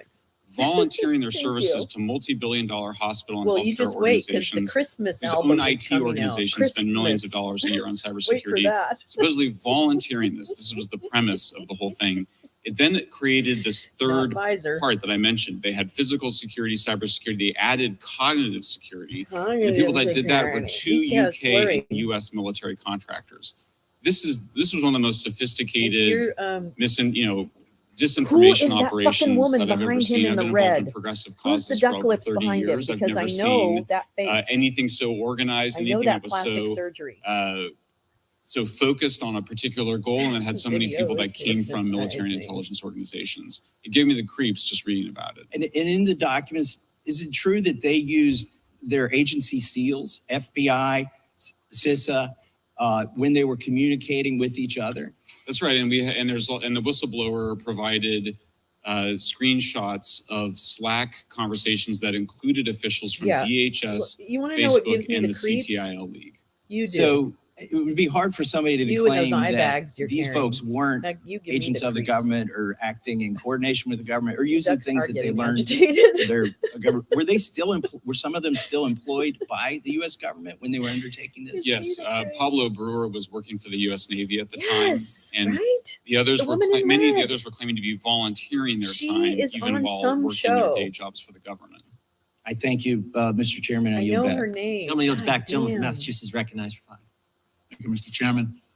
Mr. Chairman, there's a term in behavioral science called the weaponization of incompetence. That is, it refers to the tactic of employing deliberate or feigned ineptitude or stupidity in order to avoid an unwanted task or responsibility. I know, my love. That's right. I dare say that is what the Republican leadership is involved in this committee. I love you, GP. This is the last hearing, even though this subcommittee was launched with great fanfare. We have to talk about Glenn Beck. We have not had a hearing in this subcommittee, this select subcommittee, since July.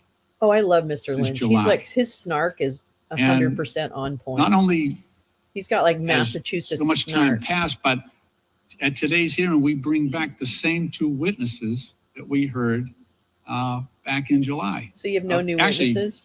Mr. Schellenberger mentioned 9 months ago that he had been here. And so I'm just cognizant of the fact that this is an investigation of the federal government, right? The federal government. That's who we're supposed to be investigating. We have 4.3 million federal employees. Witnesses. We have 2 million retirees. Good one, Ro. All of whom would be available to come here and testify about their experience for these allegations of weaponization of the federal government. And yet we bring back the same 2 witnesses we had many months ago, and we bring back, by her own description, a time traveler from Canada. Awesome. I love Canada, by the way. And if this was a hearing on the Canadian government, I would have Canadians lined up out in the hallway ready to testify. But the only witness here actually experienced in the federal government and could testify to that is Ms. Troy, and I'm very thankful for her testimony. Yeah. You know, I'm old enough to remember Republicans who knew what they were doing, and I miss them. I'm old enough to remember a Republican president who stood up to Russian dictators, not suck up to Russian dictators. God, I love Lynch. He's like American a sleeper. presidents, Republicans who told Mr. Gorbachev, take down this wall, stood up for democracy, defended our democratic allies in Europe. I read that, Margaret, and I read it at Zima. You know that old drink? We can't defend Europe. And that's what I see here today. I know. Scott, we're going to figure out who that bitch is. I'm going to tell you right now. The effect of incompetence in government at extreme levels, is that not itself a threat to national security? Yes, it absolutely is. So in our government, we right. recently spent 22 days without a Speaker of the House. Zima. I think Due I to had infighting, one, and we almost made went me through barf. multiple candidates. It was like an episode of one of those reality shows. We had another candidate, and the only reason the recent speaker got elected is because he had the distinct quality that no one really knew him, and so he was chosen as our next speaker. And the litmus test was whether or not hit the like, the next everyone, speaker was please, subservient enough and adherent enough to the former president who runs the Republican Party out of Mar-a-Lago. No That's not all. In June, the House MJ. Republican leadership Incompetence brought is us to the verge of a catastrophic security. default on our Right national on. debt, one that leading economists warned would be a first in American history and undermine the full faith and credit of the United States government. I'm all for and lead plastic to surgery, by the way, global and I will be economic getting meltdown. some as So soon as now I possibly can. However, we're facing that's too much. a war in Europe, a war in the Middle East. Too much. We're facing a looming shutdown again of the United States government. God, I love weed. And we're dealing with the weaponization of the deep state, which seems pretty shallow at this point, with the paucity of witnesses that the Republican majority has produced. I hope at some point we get back to the business that America here that sent us here to do. This is not it. This is crazy conspiracy theory that we're pursuing here, and we ought to get back to the business that America demands us by virtue of our oath of office. And I yield back. The gentleman yields back. The chair now recognizes the gentlelady from New York, Ms. Stefanik, for 5. Thank you, Mr. Chairman. It has been almost 1 year since the first bombshell Twitter files. Looking back now, and my questions are for Mr. Taibbi and Mr. Schellenberger, what was the most alarming thing that you came across during the review of internal Twitter documents? And I have a number of follow-up questions, so keep it short. Sure. Thank you for the question. I think the most alarming thing that we saw was the regular stream, organized stream of communication between the FBI, the Department of Homeland Security, and the largest tech companies in the country. He just says big shit. They had an organized system for flagging content, not occasionally, but in enormous numbers, involving spreadsheets of accounts that ran to the hundreds and thousands. And this was shocking to us. And to the congressman's point, this isn't crazy conspiracy theory. We've already had 4 federal judges rule that they believe this activity violates the First Amendment. This is quite serious. We didn't know whether it was against the law, but we certainly thought it was shocking enough to be in the public interest. And that for me was the most serious. Yeah, for me, it was they don't have seeing time to coach other witnesses. So-called former FBI officials within Twitter and these guys are working like ready-made and other groups, including Ms. Aspens, to participate in an effort to so-called pre-bunk the Hunter Biden laptop before it was ever published in the New York Post, and then to get it censored by Twitter in violation of Twitter's own terms of service, whose internal staff had concluded that the New York Post tweet had not violated their terms of service, and they censored it anyway. Mr. Schellenberg, I want to ask you further that revolving door between the FBI and Twitter, and I also want to ask about those third-party, essentially government proxies. You referenced the Aspen Institute. Can you delve deeper into both of those questions, both of those topics?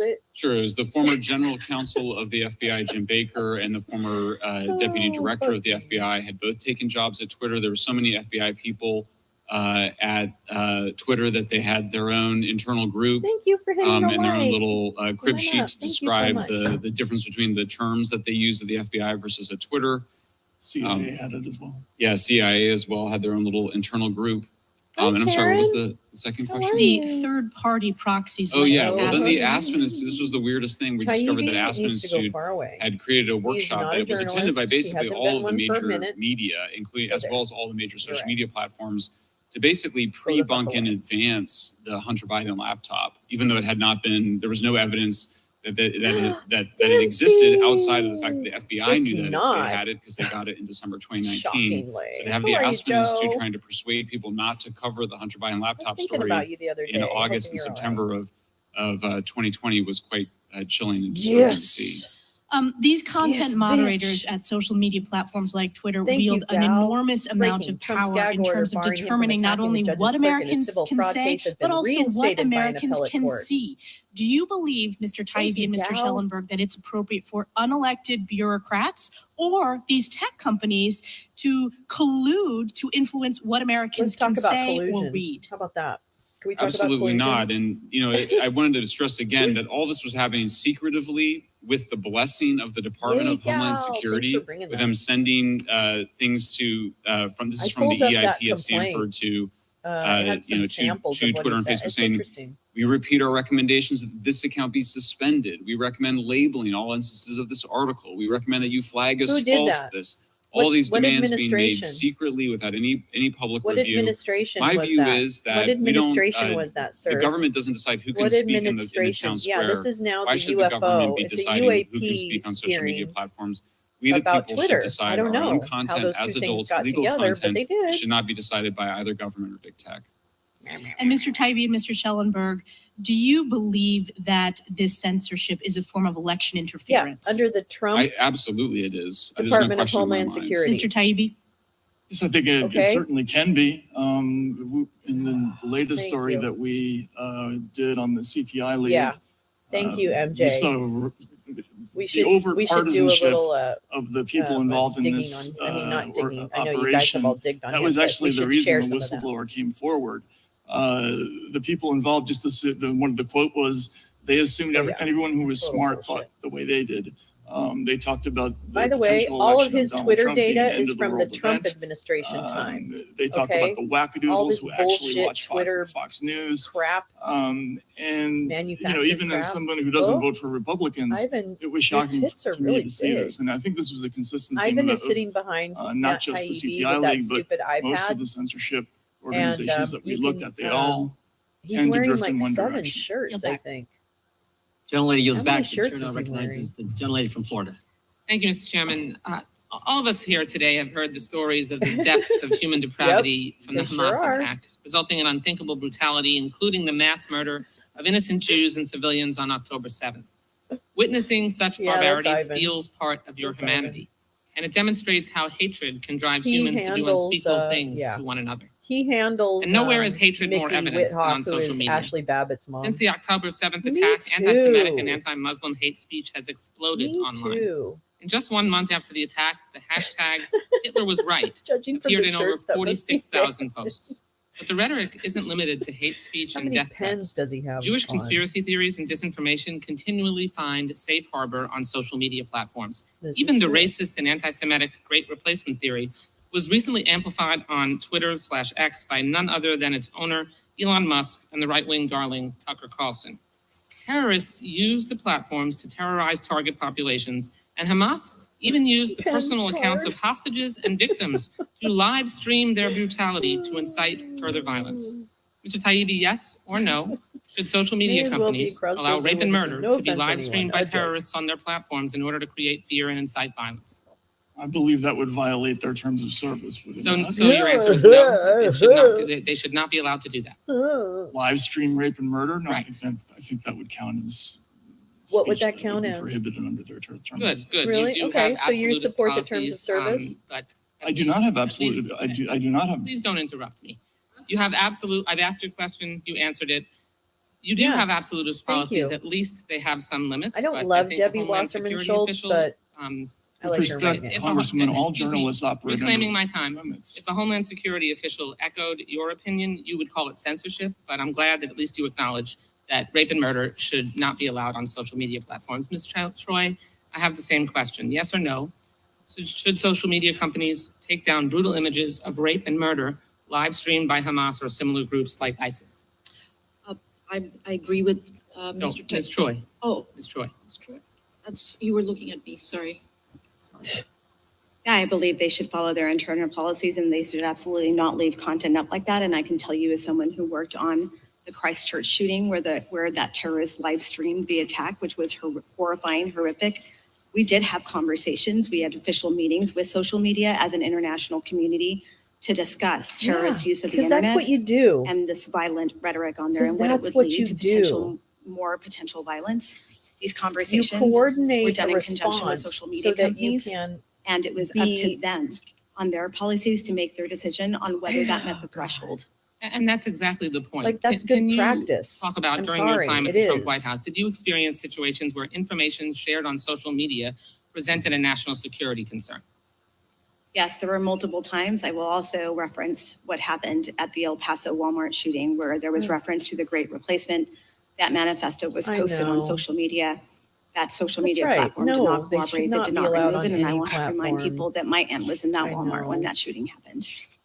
And shifting gears, I want to ask about actual weaponization of the federal government, not the bogus red herrings that my Republican colleagues want to chase today, as you referenced in your opening statement.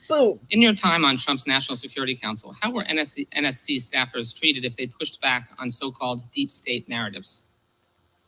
Well, a lot of the time they were fired.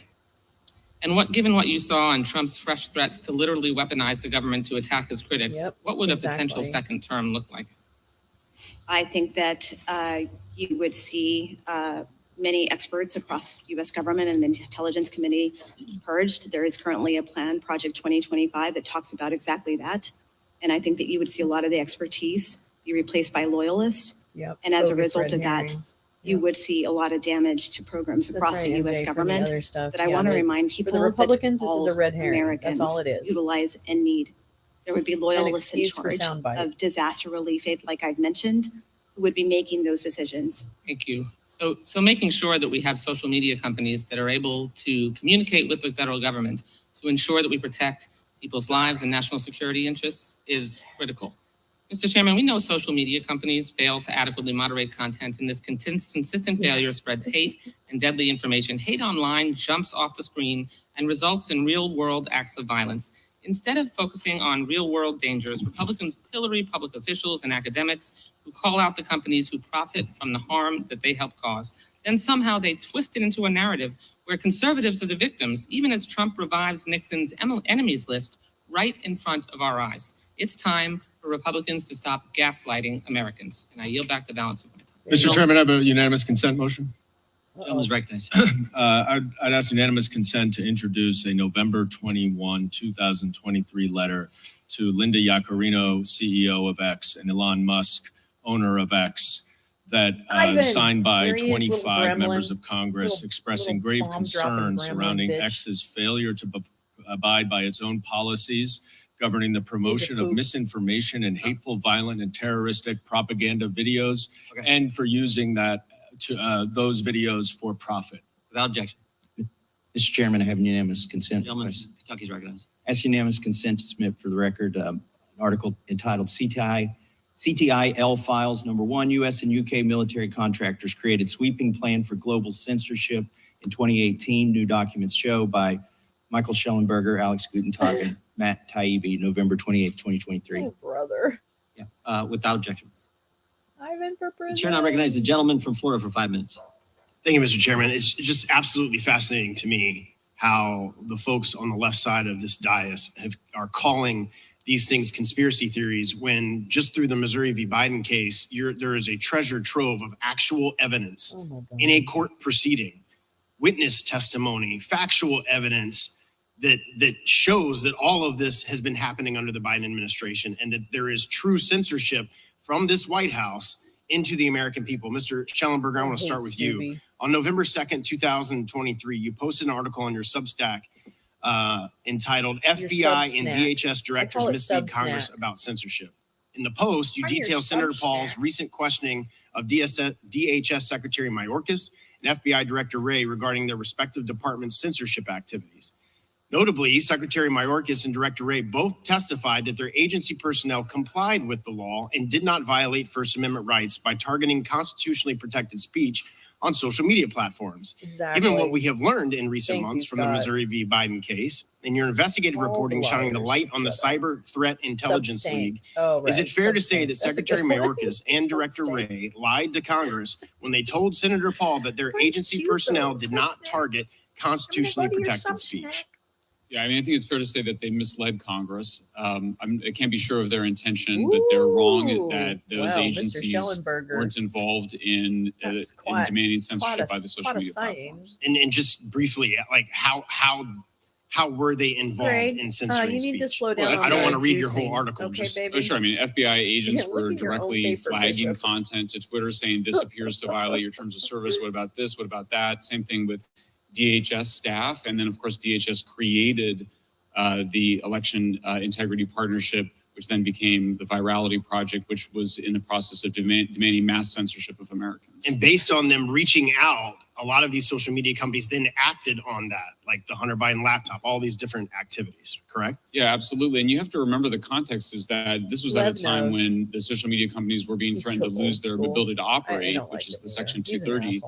One of the most dramatic instances, which is in the Facebook files, is where the White House is demanding that Facebook censor content that they think could lead to people becoming hesitant to take the vaccine. Facebook responded and said that they were removing often true content of vaccine side effects. Terrible. Your piece also notes that Director Ray acknowledged that the FBI has been forced to alter its coordination with social media companies to comply with the injunction issued by the Fifth Circuit Court of Appeals in Missouri v. Biden. Would you agree that this is an acknowledgement that the FBI's prior censorship conduct does in fact violate the First Amendment rights of Americans? No. Absolutely. Oh, fuck off. Mr. Chairman, I'd ask unanimous consent to enter into the record Full of Mr. shit. Schellenberger's Substack post from November Full of 2nd, shit. 2023. Schellenberger. Unless Congress acts, will there be any consequences for these government officials who have actively supported censorship of certain viewpoints on social media? Yes, it is. We all hope that the Supreme Court rules against these kinds of activities, consistent with its past precedents that the government cannot appoint somebody else to violate the law, and which is what was going on here. But I don't think we can rely on the Supreme Court. I do think Congress should establish through Section 230 reform the requirement that we, the people, are allowed to moderate our own content by choosing our own filters. Okay, this is why we got and it should not be up to the big tech platforms. And if you don't want to have Section 230, then you can just be a publisher like Matt and I are. He looks like a Well, and I've worked on Section 230 legislation. The chairman is working on that. And I think that's something that absolutely has to happen this Congress so that people get their freedom and their First Amendment rights back. It's clear to me that Congress must act and hold these government officials accountable. The censorship industrial complex, as you put it, Mr. Taibbi have dubbed it, is an existential threat to our First Amendment freedoms. Unless we come together to impose transparency and accountability measures to prevent the government from engaging in such behavior, this activity will unfortunately continue. I'm proud to be a co-sponsor of the Chairman Jordan's Free Speech Protection Act that he sponsored in partnership with Senator Paul. This legislation is needed to ensure that government officials face significant consequences for engaging in the censorship and suppression of speech protected by our Constitution. Further, we must enact transparency measures so that officials cannot hide behind public-private partnersons in order to skirt around their legal obligations. Sadly, we cannot trust many federal officials to adhere to their oath they took to uphold and defend the Constitution. It's up to Congress to ensure our First Amendment rights are protected. And the remaining time I have, Mr. Taibbi, if you could just comment on what you weren't able to respond to from Mrs. Westrum. It's the new clothing line from Tom Fitton. First of all, just for the record, I've said on many occasions that I'm not a free speech absolutist. In fact, no journalist is or can be. We all operate under very serious restrictions. You don't operate under libel, bullshit. Defamation. You incitement. operate under the toilet. We have to navigate each one of those rules bitch. every time we publish anything. Totally. And we always look fondly on that process because we believe those rules protect us. Make some weight. So we're not free speech absolutists. We're just man, he's not just in favor like of government that censorship. Guy, he needs to get in there and fix That's the that issue here. copy machine. There's a Why is he profound the only difference one that between knows? Litigating something like libel or defamation and having an unelected, unaccountable, unseen committee remove your content without any due process. That's what we're talking about. Okay, yeah, all right. I yield back. Thank you for being what here. What roids are you using? I'm using these roids. Gentle lady from Texas is recognized. Thank you, Mr. Chairman, and thank you to all the witnesses for being here. And Mr. I just want to start with saying congratulations. I know today is your anniversary. What a way to kick off your 10th year anniversary. So and let me just say that as a fellow Texan, I certainly recognize and respect and admire the courage that you have shown in appearing here today, and also making other statements and speaking up about some of the issues that we will talk about today. Nobody's talking to the Canadian. Do you notice that? Many years ago, I was a judge even in the Houston, Republicans aren't asking the Canadian any I oversaw questions. courtrooms as the presiding judge. She's like, so why I did I understand come well down the from need for Toronto privacy for this? To make the justice system work. Everyone here has heard of witness protection. We know the bad guys want to scare and intimidate opposition. From mob wives. We've talked about a bad guy today, alligator and I think you said that in one interview that I saw you. I have a video clip of Tom Fitton where his arms President can't Trump actually like come together. Never saw a line he wouldn't cross. You also said that he was about bullying, retribution, attacking, humiliating, badgering any opposition. So we all understand the importance of safeguarding sensitive information, and that's why I'm appalled at the number of people that are being doxxed. For those who don't know what doxxed mean, it simply means that someone takes sensitive personal identifying information from court cases or private documents, and they blast it out to the world without the person's permission. This harmful practice often targets people who are outspoken politically, and the information is being published by political opponents, like biased news outlets with slanted views or individual bad actors hiding safety behind their own anonymous I love Daniel Goldman. keyboards. Is he going to talk? Because I want to hear him Ms. talk. Croy, have you ever been targeted by trolls on the internet? And if so, are you willing to share how let's that talk about experience it. has impacted you and your Let's family? talk about it.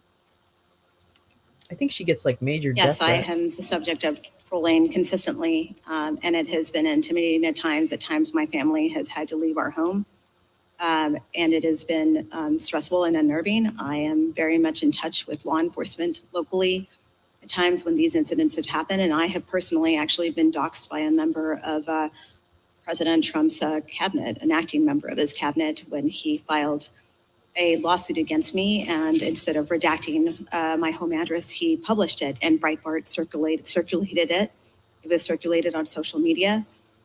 Fortunately, I was actually not living at that address at the time, but I will tell you that I felt very deeply for the family, the innocent family that was, where I had to send law enforcement to their home and warn them that there could be potential danger to their family. Because my address had been put out there thinking that that's where I live. And the sisters of the maggots so are very other personal nasty too. information or sensitive information about you that has been put out there, either about you, your husband, or any member of your family? Certainly, information about my family has been published. Information about, believe it or not, my pets. I am a dog lover. I love Ringo and Stevie. They're my two poodles. I love them more than anything. They're like our kids. My husband knows this. Certainly the pictures of them so at times have been returned to me with their heads beheaded. I don't know how you can actually do that to just an innocent animal. But these are the kinds of things that I know myself and other colleagues have been on the receiving end of. So you've been targeted mostly online, this bullying harassment, or have you also been harassed or We've had people, anything in your home or when you're shopping? I've certainly had the harassment out in public. I've certainly had people I know, right, Scott? Sort of troll and case our house. Survival We have mechanism. a lot of security.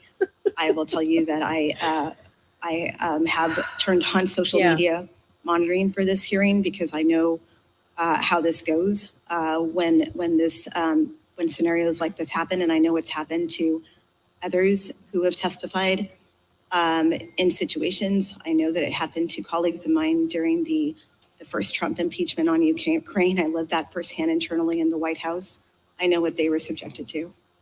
So this has a chilling effect on free speech, and more importantly, it makes people hesitate to speak up and come and testify. Way to land the plane, Ms. Garcia. Tell I us love you. what they know and what they witnessed. I can guarantee you, I've had so many conversations with people in national security, former members of Trump's own cabinet who do not want to speak out publicly, even though they have the same concerns that I do. And I think that there would be plenty of people in government service who could sit here and refute some of the claims and attacks against them. But it comes at great personal cost. It comes at great cost to your finances. It comes at great cost to the safety to your families. We've seen Republican members of Congress that I had deep respect for not run for office again because they wanted to protect their families, given what we've seen and the trends that have happened. That has been a great disappointment to someone like me who looked up to these people. Oh, well said, Just become Scott. targets Very and well face said. retribution and attacks in social media. So I understand it. I know for me, even we did a weaponization hearing in the morning, and by the end of the day, I had a death threat. I, in fact, talked about it with federal courts in New Mexico yesterday. So it happens. You don't have free speech. The attacks are there. So thank you for coming. Mr. Chairman, I think is my time up? Yes, it is. I would like to enter this. You'd like to keep going?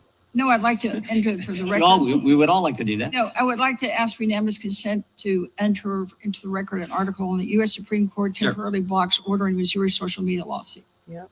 Without objection. Ask for unanimous consent. Thank you. Gentlelady yields back. Ms. Subramaya, I would argue it's already here. You said in your statement you want to give us a glimpse of what lies ahead. I think it's already here. In the course of our investigation in this committee on January 15, 2021, the FBI sent to Bank of America. Tell us all your customers' purchases in the Washington, D.C. area for a specific date. Customers transacting debit card or credit card Washington, D.C. purchases. Protect all families, on specific dates in this town. Anyone. It's just whether you're here for the rally, whether you're here for any kind of protest. If you're just in visiting your mom.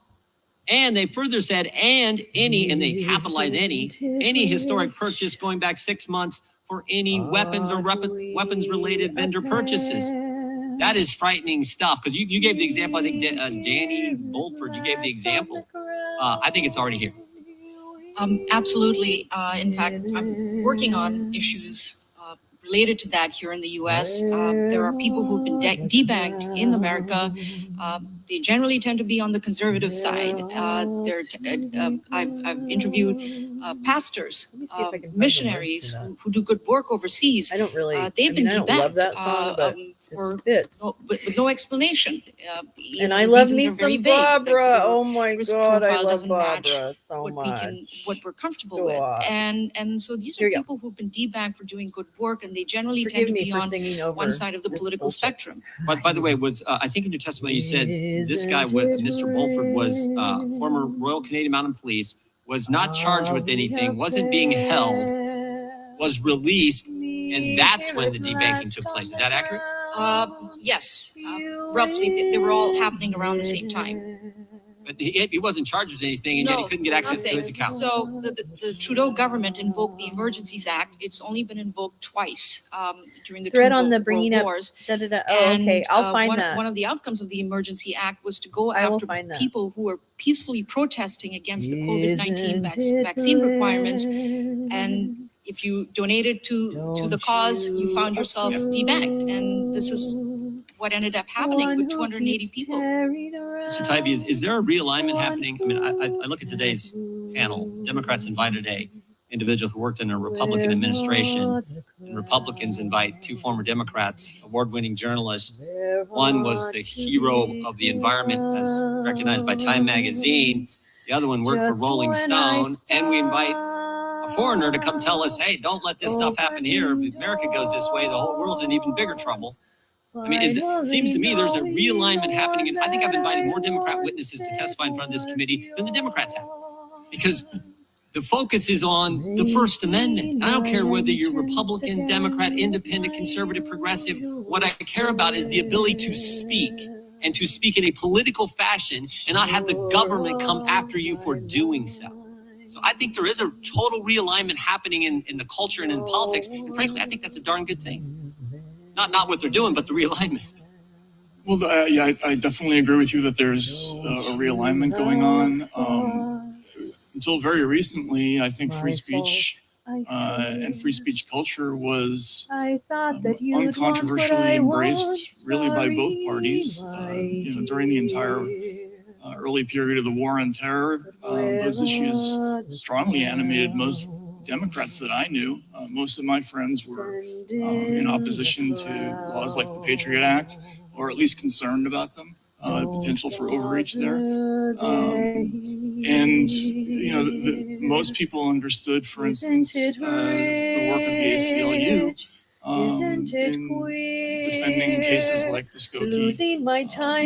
And to the point about hate speech that was brought up before, I think it's important to point out that the reason that they defended those marchers is not because they liked hate speech or they liked Nazis. It's because the American tradition understands that the moment you grant a government official the right to prohibit one kind of speech, you're going to have a whole series of people. Dempsey, I gotta find this. Those people are all civil rights activists. They were afraid that the next thing that would happen would be on why they bring up the VOA. Okay, Southern officials banning NAACP marches. I will find it.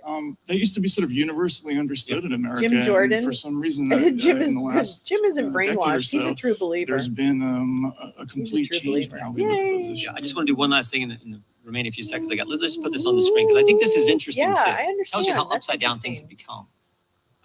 We have testifying in front of us today, Ms. Subramania, who is from Canada, telling us, look, get ready because we've seen what's happened in our country and we don't want it happening here. This is a recap of a phone call from one of the executives at Facebook with folks from the White House. And the person recapping this just happens to be the former UK minister and the member of parliament, Nick Clegg. Okay. And he says this, I countered that removing the content like the White House wanted them to do would represent a significant incursion in traditional boundaries of free expression in the United States. So we got a Canadian warning us. We got a member of parliament. I think it's interesting, the irony here that someone from Great Britain is telling us about what our rights are. I mean, we had a little skirmish way back in 1776 about this very kind of thing. I mean, this is how upside down it has gotten. I don't know. There is politics, but two former Democrats, three journalists, and they invite a Republican. It just tells you what is going on. But I think, again, underscoring how important this is. And it's not crazy. It's not bogus. It's not unfounded, as the Democrats have said. Most of you are, but if you're not. And the Fifth Circuit has certainly said it's not those three things. I'm over time, but. Yeah, you're over time, so stop. Now yield to Mr. Allred, the gentleman from Texas. I'm going to hit the gavel. 5 minutes. Thank you, Mr. Chairman. I yield my time to the ranking member, Ms. Plaskett. Yes. Thank you to my colleague for yielding the time.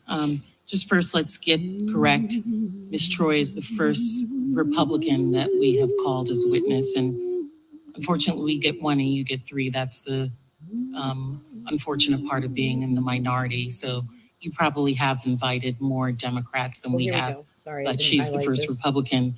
And I would remind you, Mr. Chairman, if you didn't know, that gentleman on the wall over there, Lamar Smith, the good man from Texas, was my first boss here when I was a staffer on the Hill. I also worked for Rob Portman when he was a member of the House and worked in the Bush administration. I've stayed where I am. People ask me, why are you a Democrat? I thought you were a registered Republican, and I was. And I looked around and the Republican Party had moved and shifted to the right. And I was exactly still where I was. And so realized that I could not be a part of that party anymore. But in asking some of these questions, one of the things that you brought up, Ms. Troy, that I thought was very interesting is the discussion of these loyalty tests. Perfect. And we have heard the president say that he's going to do this again. And I bring this up because the loyalty test is about his use of the federal government to exact revenge on individuals. Trump has said that he is going to weaponize his next administration. But in order to do that, he must have individuals who will do what he asked them to do outside of their duties in whichever specific position that is.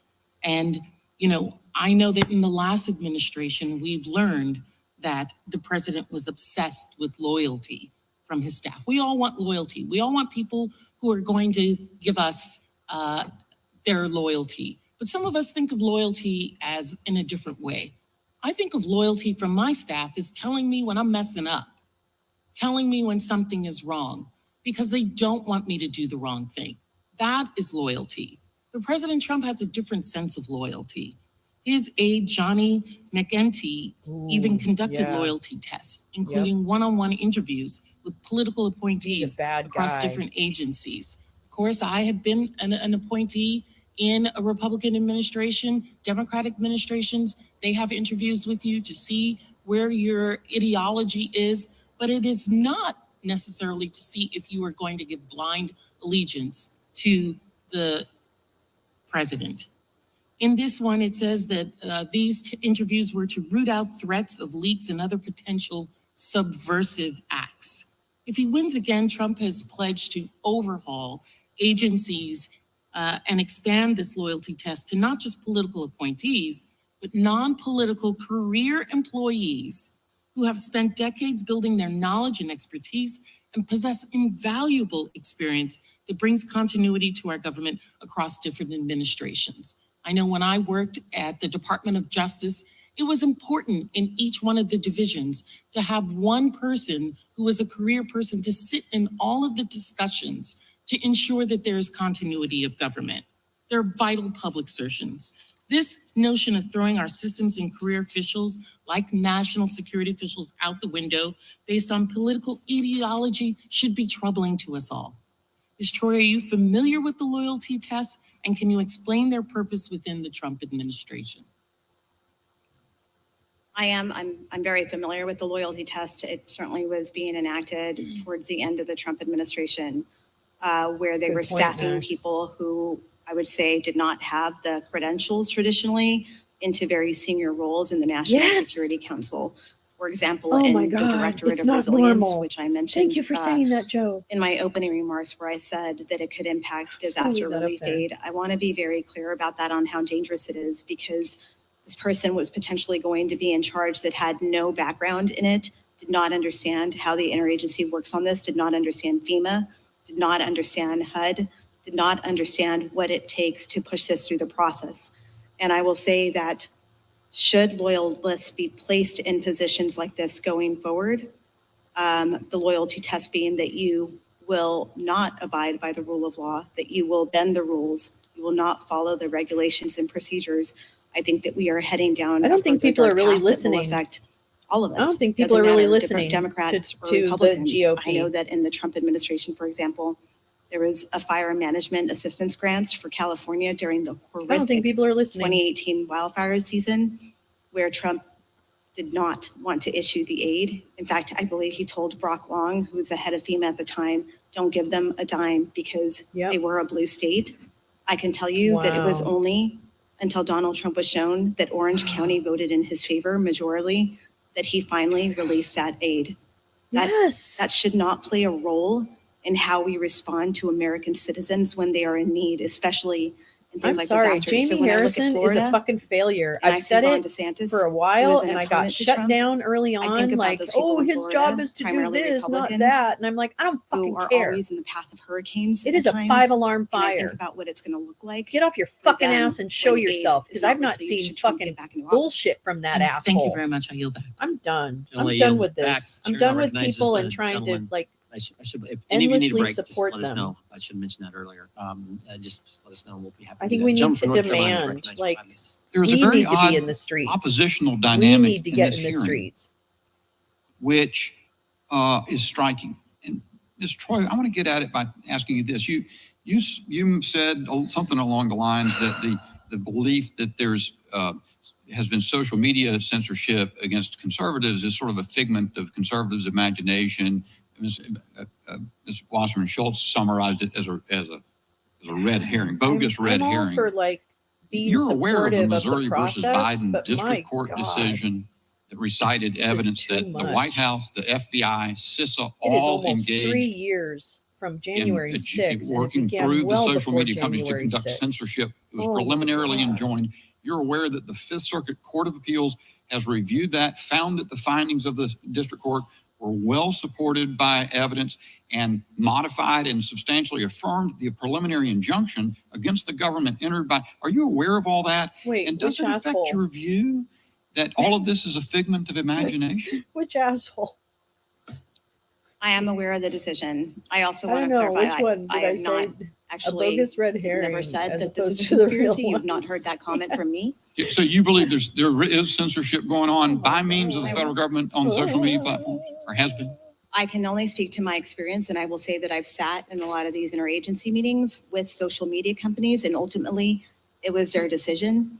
And I will say that when content was removed, it was ultimately up to them. We followed the but see, that's what the court has said is the problem. I was talking about the agencies have engaged in Garland. this subterfuge where they say, well, we want you to make the decision, but what they're I'm talking all over about. them to the point that their constant involvement makes it government involvement. That's the threat. Mr. Schellenberger, let me turn to you. Because I was thinking about where we are. Twitter files revealed these connections, right? Direct connections between Elvis Chan of the FBI and social media companies, CISA and the social media companies. And then your further reporting, and yours, Mr. Taibbi, revealed the next layer, which is what you call the censorship industrial complex. The connection between CISA funding these adjacent agencies, Stanford, people at Stanford, people at University of Washington. And so they could offload this exact subterfuge, and they could pre-bunk stuff and stop whole narratives from taking hold.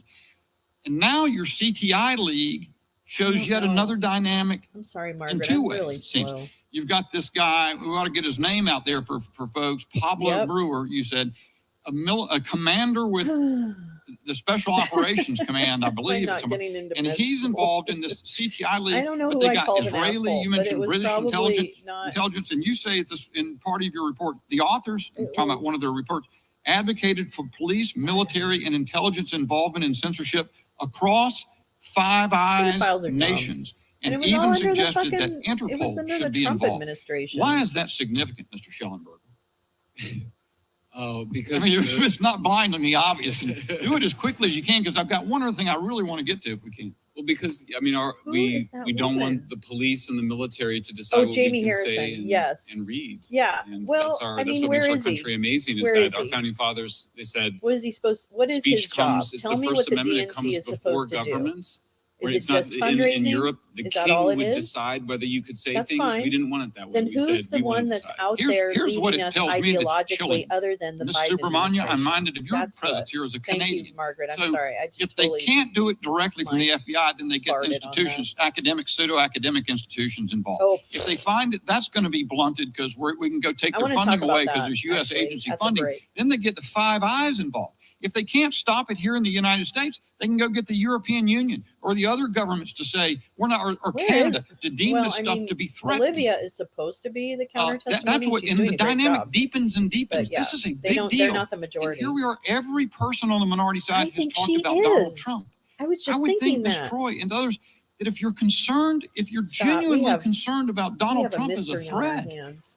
what we're talking about today should Trying be to get all the the- more threatening the to you mystery because we're bus talking about out. setting precedents Drive and over there. diminishing the ability of Americans to express themselves. So, Ms. Subramania, I back wanna to be you. Velma. Republicans have been involved in this, by the way. I The like former Velma. chairman of the Senate Intelligence Committee, Mac Thornberry, helped to repeal the Smith-Mundt Act. Nikki Haley said the other day that we ought not be able to allow to have anonymous Twitter accounts. What do you make of this dynamic that I describe in that and what you're seeing in this that's your hearing? party, That the dude. party that has established, He's probably frankly, the gonna be your liberals nominee. established I'm not gonna fundamental sugarcoat principles it of for you. free speech through the Warren Court. They've been continued You're probably consistently gonna by the end up Supreme with Court. Nikki, so you But now better they're under be, threat better be good. by the other side who just wants to talk about Donald Trump. What is going on? Oh boy. So look, I can't speak to what's happening here in America. Then why are in you terms of here? The internal Then political why are situation you here? What I can point to is the Jesus fact Christ. that I come from a country where free expression, the right to express oneself freely, has been under threat. And it happened in a very short period of time. I don't think so. It just happened under 10 years. Margaret, I think he's And it's happening all probably in over his the world now. 40s. It's happening in Ireland. Ireland is about to pass I agree. legislation, which Good call, Joe. is it's one of the most draconian hate speech laws in the world. They're trying to stamp out hate. Yeah, it's not Canada. How does one stamp out hate? It's part of the And human condition. She's wrong. And this is extremely worrying. The government cannot define hate, but yet they have this legislation. It can even come down to a situation where you could want? have a meme on your phone, and Irish police would have the authority to come and arrest you, even if you haven't shared that meme.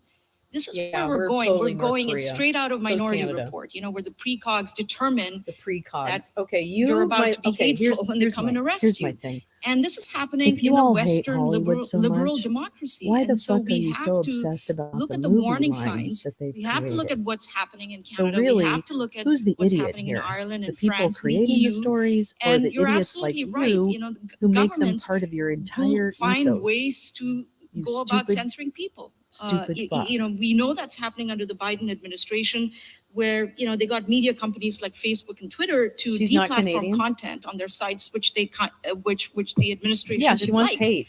Her. But since it comes from a private platform, it doesn't violate the First Amendment at first glance. Invocations But of if it poor was under aptitude duress of a from the really federal good story. government, then there are grounds to Thank believe you, ma'am. that it violates the Okay, spirit of the First Amendment. My time's Reclaiming long. Sorry, time. Mr. Chairman, you.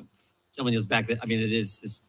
It's all I frightening, think, but you the know what? name, I see a lot more cyber hate threat than I used to, intelligence so I league, think it sounds like it's it's out doing of Marvel quite well. comic, and it's like they give it this name, but it's like it's frightening what's going on. The gentleman from California is recognized. She does. Thank you, It Mr. is Chairman. nice. Yeah. She had a Samaria? hat on coming in. Subramania. Subramanian. Thank you. You just happened to provide the opening Yeah, for my comments. apparently, GP. Indeed, we need to be. Oh my very, God, very is he still aware of alive? the Okay, potential are we? How? Okay, finally, government Kissinger is dead. How many to times have I said, is Kissinger still weaponization of alive? government And now he's against, finally dead.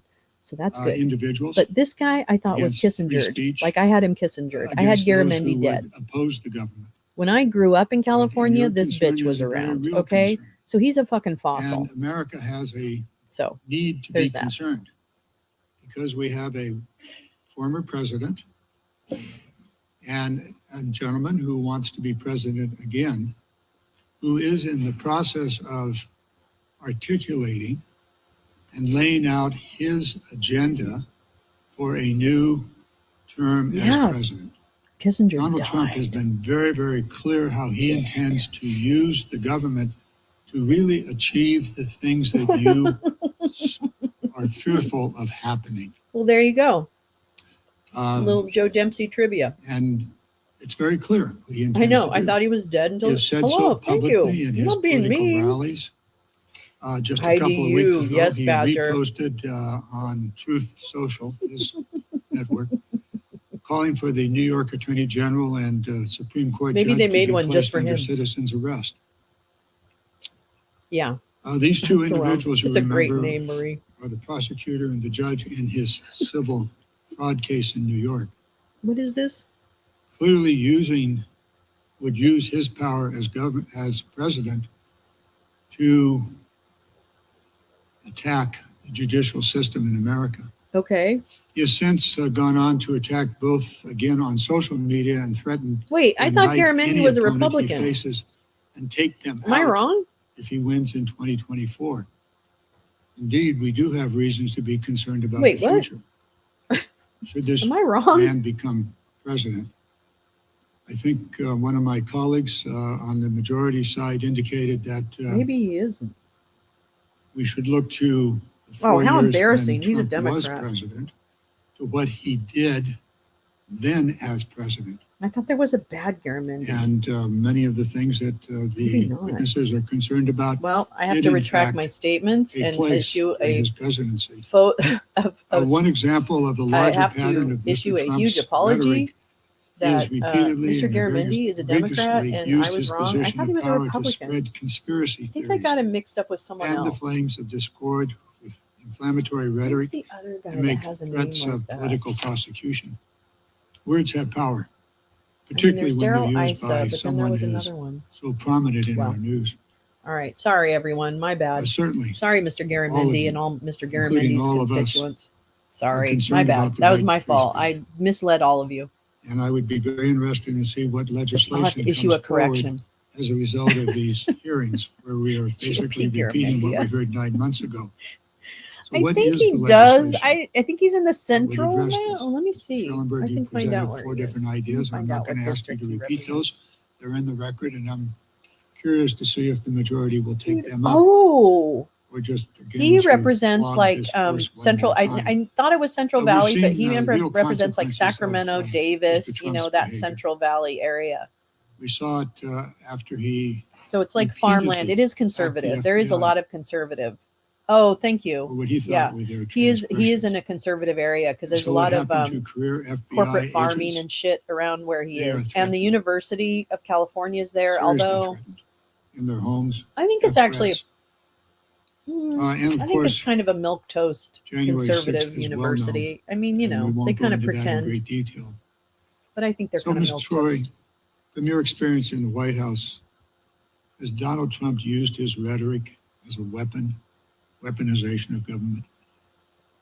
Yeah, Solano Absolutely, County. and some of the examples that I provided are examples of how the government was used against the people under Oh yeah, Donald Trump. wow. He And his area honestly, is the when I Sierra heard, Nevada your region, so he has a opening lot statement, of red I felt in like his you were area. describing what I had lived for He has a lot of 4 red. years working in the U.S. government, of the fears that I saw that were coming to fruition, almost word for word, to be Placer, honest. And I was thinking El about Dorado, it and what the future does hold and should Yuba Trump come back County. into Yeah, office, no, because that is sort of the government that he wanted. It was to he's use in the a government very to his red favor, region, or to purple. attack his political enemies and to silence any dissent when he fired heads of Definitely. intelligence agencies just for telling the truth Ooh, about it's a potential foreign +8. adversaries or things that happen were happening with our election, or merely just for taking a stand on things that he wanted to do in foreign policy that would have put us into very dangerous predicaments.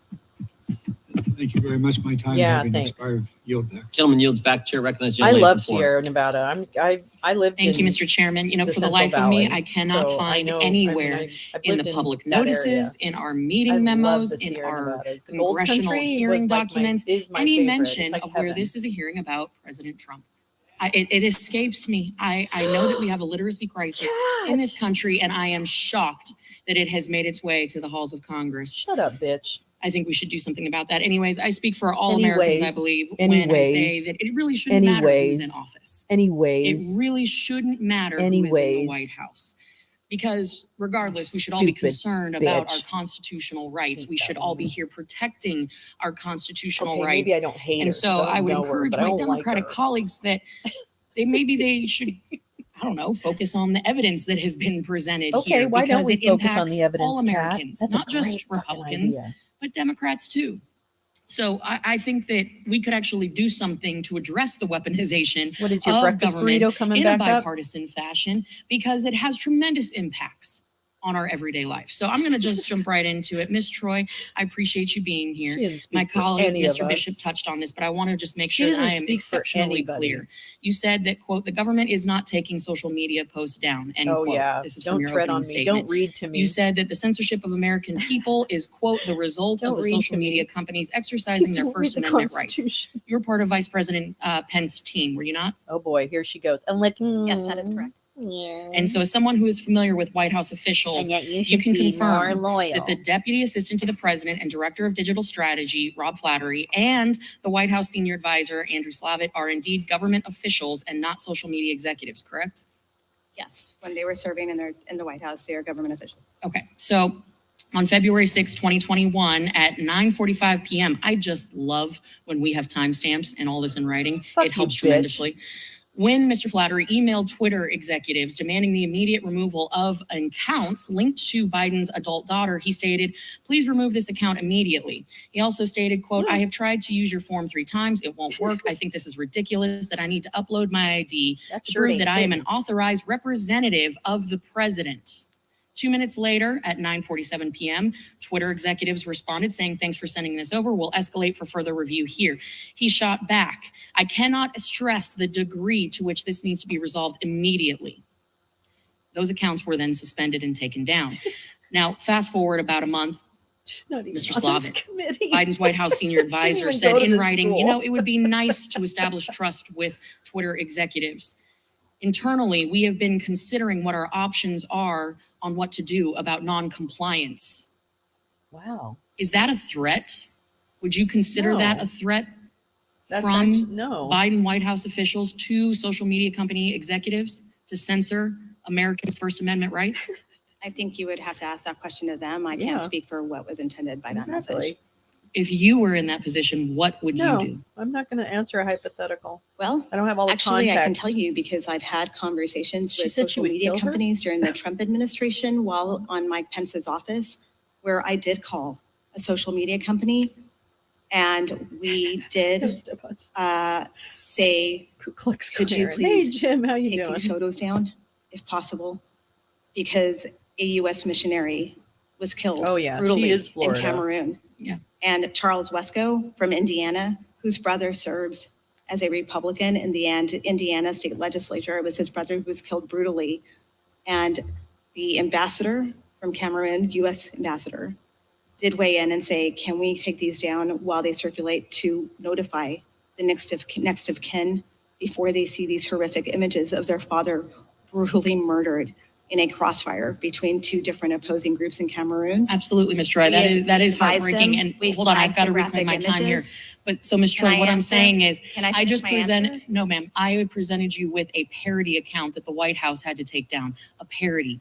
That is a very different situation than graphic photos of a tragedy. Stop smiling. Would you agree? I'm going to smack that smile off your That's a simple yes or no. A situation where Ms. Troy, if you cannot distinguish between a parody account and memes and jokes versus graphic photos, that's a problem. I can't speak to what they were referencing. I don't know. I just laid it out for you, but I'll reclaim my time. I'm going to switch to you, Mr. Schellenberger and Mr. Taibbi. Thank you guys for appearing here before. In a very short order, I have to go appear before the CDC director, Dr. Cohen. Please talk about the treasure trove of evidence that you have found with regard to the CDC silencing world-renowned epidemiologists such as Dr. Jay Bhattacharya and the impact that has had on public health and the health of various Americans around the country because of the work of the CDC and FDA silencing these voices. Time of the gentlewoman has expired, but the witnesses can respond and answer the question. Thank you, Mr. Chairman. Just very briefly, during a crisis, you need free speech so you can respond, you can have these issues, you can debate them. And what we saw was both Harvard epidemiologist Martin Kilduff and Stanford epidemiologist Jay Bhattacharya were both censored. We know about Dr. Bhattacharya was put on a trends blacklist. The things that they were advocating was mainstream epidemiology, and their voices were stifled. And we now have seen the consequences of it, most particularly this horrendous learning loss among children that could have been avoided if we had adopted what Dr. Bhattacharya was recommending. She sure looks at Schellenberger, so I wonder if she's like actually image that we saw with Dr. Bhattacharya. That was one of the very first things that we found in the Twitter files, and it was an early example of what we came to understand as malinformation. It's the idea of something that's not untrue or is true, but is believed to produce an undesirable political result. This is extremely dangerous. Dr. Bhattacharya has had a legitimate scientific opinion. He turned out to be correct. His study was later ratified by the WHO. And that little tight-chested and overshirted blazer guy with the iPad and all the against the policies of the current government stickers. So that's he Ivan became one of the Raiklin, most suppressed people sitting in the next to country Ashley during Babbitt's mom, and probably which is exactly what the First Amendment was designed either to Tammy or Nicole. I'll just point out before recognizing Mr. Goldman that we will take you up on what you said, Ms. Troy. Ms. Kamick asked you a question and about Mr. Slavitt and Mr. Flaherty, and you said we should ask them. And we're going to. That's why we sent them a subpoena this morning. We want them to come in and answer these questions about why the White House was attempting to censor American speech. With that, I recognize the gentleman from New York for 5 minutes. Thank you, Mr. Chairman. My colleagues and friends from North Carolina and Florida are asking why we are talking about Donald Trump. The answer is because this subcommittee is called the Subcommittee on the Weaponization of the Federal Government. And because of that, we actually, the only evidence that we have here in front of us today about the weaponization of the federal government is from Ms. Troy, who has outlined in detail, and I'm sure she has more detail, how Donald Trump weaponized the federal government against his enemies and for qualified his to be own sitting in a political chair interests, upright. and how he intends to do Taibbi's it not again. qualified to be answering So if questions. we really want to talk about the weaponization of the federal government, we should talk about it. And that's Donald Trump. That's not this grand, crazy conspiracy of how the administration I has like that. utilize the social media companies probably. against whom the First Amendment does not apply in order to suppress speech. This is actually the second hearing, I guess our quarterly hearing now, on the Twitter files with the same witnesses that we had. In the first hearing, I asked Chairman Jordan if he could identify any evidence of the government under the Biden administration actually censoring anyone through the social media companies. Oh, Taibbi is He pointed there. out to me an email why not? on January 22nd from some Clark questions. Humphrey to flag a tweet that was from Robert F. Kennedy Jr. Yeah, as we'll get evidence. him. They'll The get him. problem was, and the chairman did not acknowledge this, the tweet was never taken down. Meeting on the Twitter files. How can you have censorship if the tweet was not taken down? And since March 9th, that hearing, this committee has had 29 witnesses. Were the gentleman you? No. I will not only just, I have a bunch. You're the chairman, so I'm sure you'll respond after me. The 29 witnesses have testified, and every single one testified that the government never coerced, pressured, or threatened any social media company to remove any content. Mr. Taibbi, I introduced a letter that I led to X. Let's call it X now. That way we can know the difference between when Elon Musk took it over and before when it was Twitter. From November 21st. Have you read this? No. Well, do you think it would be problematic if X leaves up terrorist violence and propaganda in violation of the terms of service? Terrorist violence or terrorist propaganda?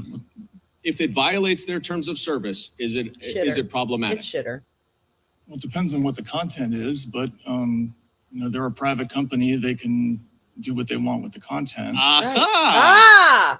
They're a private company and they can do what they want with the content. Do you think it's problematic that X would profit off of terrorist violence, propaganda, and content on their social media platform? First of all, just to go back to no, just answer the question. I don't have time. Do you think it's problem if they profit off of it? Well, yes or no? If the company makes money doing what it does, I don't necessarily see a problem with that. Okay, interesting. So let me just move on because you said the biggest concern. I'm sorry. You said the biggest concern that you had from the Twitter files was the systematic flags for social media companies. Now, that Stanford EIP that you're talking about, too much information, I'm sure you are I'm aware, just saying, I'm calling it like it has is. documented that the social media platforms to whom they flagged potentially problematic tweets took action on only 35% of them, and only 13% of them were removed. There's so many more. Mr. Schellenberger, you said the biggest problem, and that are very and let me just ask you, Mr. Taibbi, real briefly, you would agree that these flags, that the systematic flags that you saw were flags for a violation of the terms of service of the social media company. Is that right? Sometimes, but sometimes in the case of the instances like Congressman Massey, there were actually true information. That may be the case, but the flag was for a violation of the terms of service. It's for their interpretation of a violation. And then the social media company has to determine whether or not it is actually a violation of their terms of service. And in 87% of those flags, they were not removed. Mr. Schellenberger, in brief time, you said that the censorship, the biggest problem you have is the censorship that you talk about is election interference. Do you agree that Russia used social media, including Twitter, to interfere in the 2016 presidential election? Ooh. Yes. Thank you. Now, Bye. we've also briefly, if I may, Mr. Chairman, just have extra time that my colleagues have had. You've talked about the Hunter Biden laptop and how the FBI knew it existed. You are aware, of course, that the laptop, so to speak, that was published in the New York Post was actually a hard drive that the New York Post admitted here was not authenticated as real. It was not the laptop the FBI had. You're aware of that, right?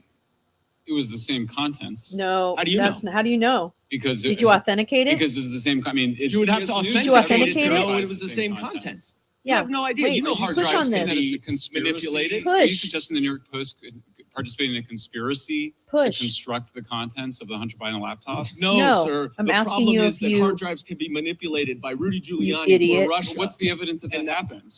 Well, there is actual evidence of it, but the point is, it's There's not no the evidence same for it, thing. so you're engaging in a conspiracy. I'm glad you agree with me, Mr. Schellenberger, that transparency is the most important thing. And my last question for you is, do you think it would be transparent if Hunter Biden came to this Congress and testified in a public hearing, and more transparent than if he testified privately? Literally, I've never thought about that. I have no idea. You don't I've know? literally never thought about Is that. public testimony more this is transparent than random private testimony? hour. Are you familiar with the First Mr. Amendment? Chairman, I It yield says that back. the Congress shall take no action to abridge freedom Shut of your speech. mouth. Yeah. You That's what you fucking just described. chill. Mr. Schellenberger, is 13% Right? censorship still censorship? Absolutely. And the other 87% Absolutely. is what we call the chilling effect that the courts have long recognized that they engaged in. That is the problem. There's a by the way, part of the operation, Congressman Holy Goldman, cow. part of the operation was to change the terms of service. Fuck your- So you see them constantly trying to fucking change hate the terms these of fucking service. assholes. You see them, it was 35% of I have the to pee. URLs I'm that sorry, were Mr. issued by the Goldman. I gotta EIP were labeled, removed, or soft blocked. That's all forms of censorship. That censorship is not just removed. Gentlelady, But 65% were not.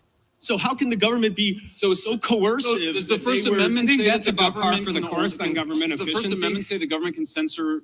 Time of the gentleman has They're not expired. censoring. They're flagging in the social Chair media recognizes- companies. Under It's only coercion. 35% of a First Chair- Amendment? Or? Chair It's not the First Amendment. It's the terms of service, as you said, and they are Oh. flagging it for the social media companies to make their own decisions.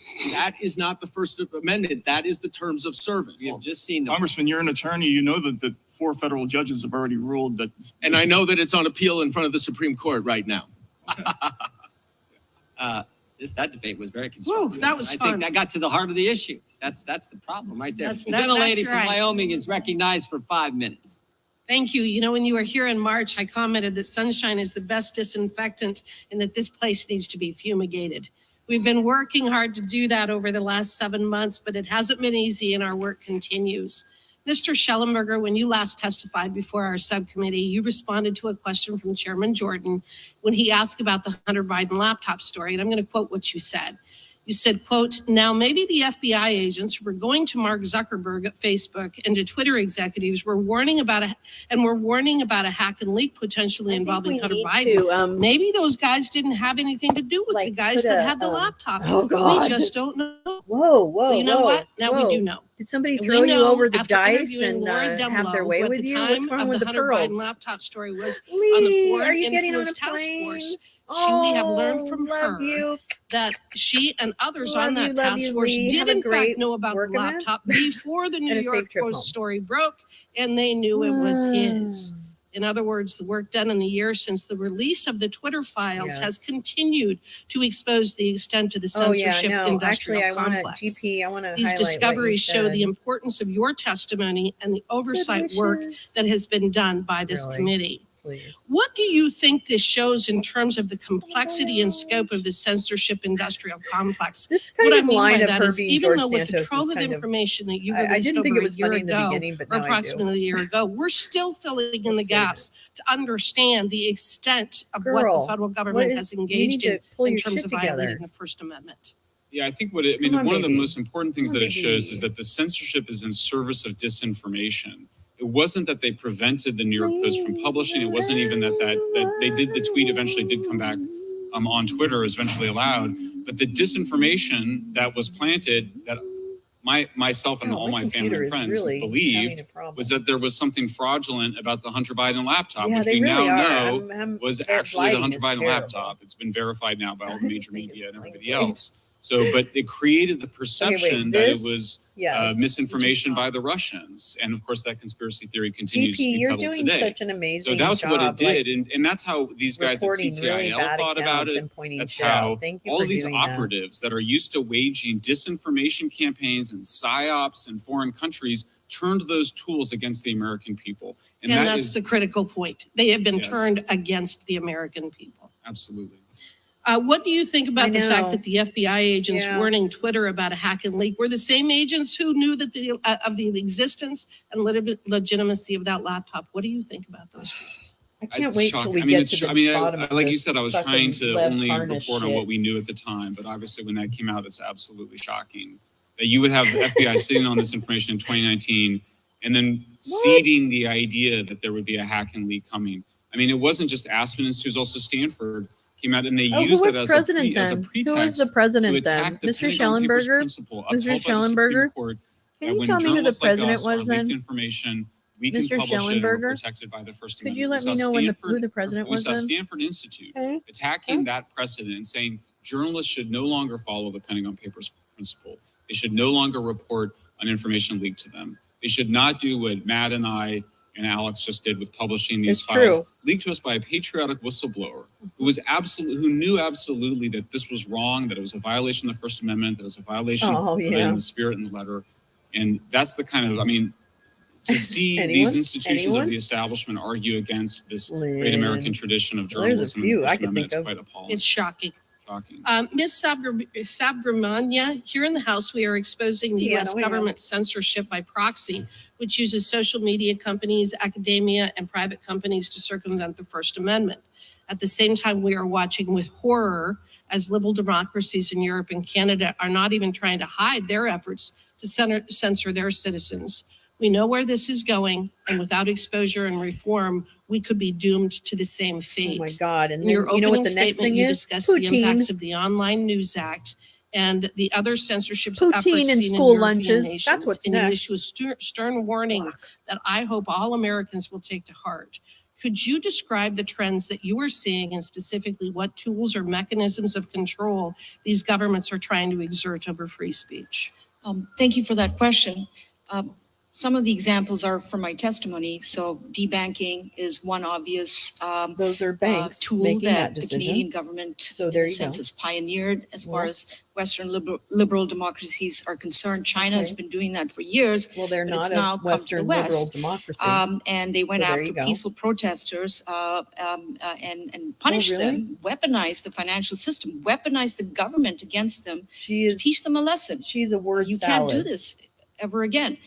And this sort of thing has a chilling effect on people's ability to express themselves freely. Well, and you know that's what? certainly Maybe they should happened think in about what Canada. they're saying. And maybe what they're what's saying happening is in promoting Ireland, again, hate or another country that I violence. They mentioned, should what's really happening in France, consider the reconsider EU saying directive it. on How about that? online speech. All of these things are just extremely problematic. Ooh. And what I want to say something here. What is under Right, threat exactly. here is a core value of Western civilization. CIC. That is what is being undermined here. And that goes back to the Enlightenment. That is what we have to fight for. What? And wait, what? The way you tackle Can you stop that? Wait, what? misinformation, disinformation, all of these things which are Excuse me, what did you say? bandied about loosely by people who want to censor you. Wait, what did you say? The best solution to The these things is Enlightenment? What did more you say? robust debate, and that goes back to the Enlightenment period. And that's what I Diana, want that's what they're everybody to talking remember. about. They named you. it the Thank you. And thank you, Mr. censorship Taibbi, industrial Mr. complex. Schellenberger. Thank you for battling for all of us. Thank you Oh for my working so God, hard to fuck protect our off, First Amendment Hageman. rights. We really, really Hageman are Santos. terribly indebted to you, and you as well, Janine. She's a Thank you. Canadian independent journalist, Mr. and that's in air Bonnier, quotes. recognized. She didn't say anything. Thank you. Thank you, Mr. Chairman. In That's getting- 2017, as some of you may recall, one of Trump's first official actions as president was to issue the chaotic executive order barring any travel from 7 predominantly Muslim countries, effectively serving as a Muslim ban. He continued these attacks on immigrant communities throughout his presidency. And he has promised to strip immigrants, if give me elected again, of DeSantis their for sure. benefits and work permits, execute the largest deportation effort in American history, strip immigrant children of American citizenship, even if they're born here, and reinstate and expand the Muslim ban. Ms. Troy, you were an advisor in the White House when the Muslim travel ban was implemented. Can you tell us, as a national security expert, what happened when that ban took place? I am worried Was there about Canada. advice given before the president issued that?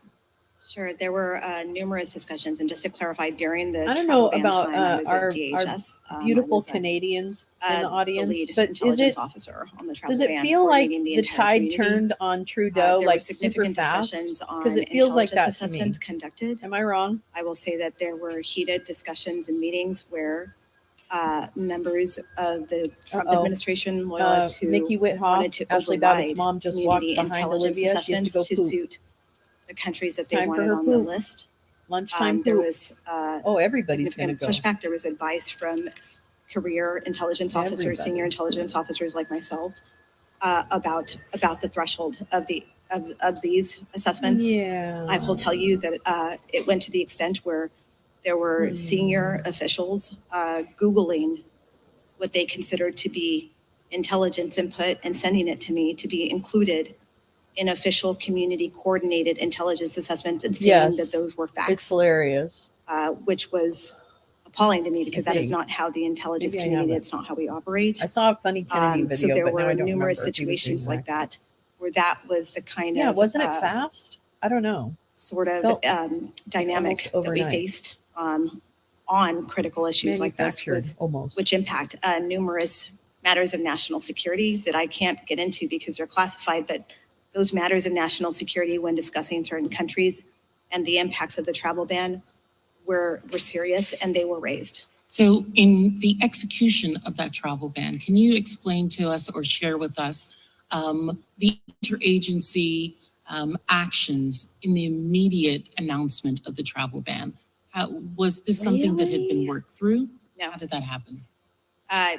No, we were blindsided by when it was issued, especially at DHS. As you saw, it was horrible. There was chaos at the airports, which you saw.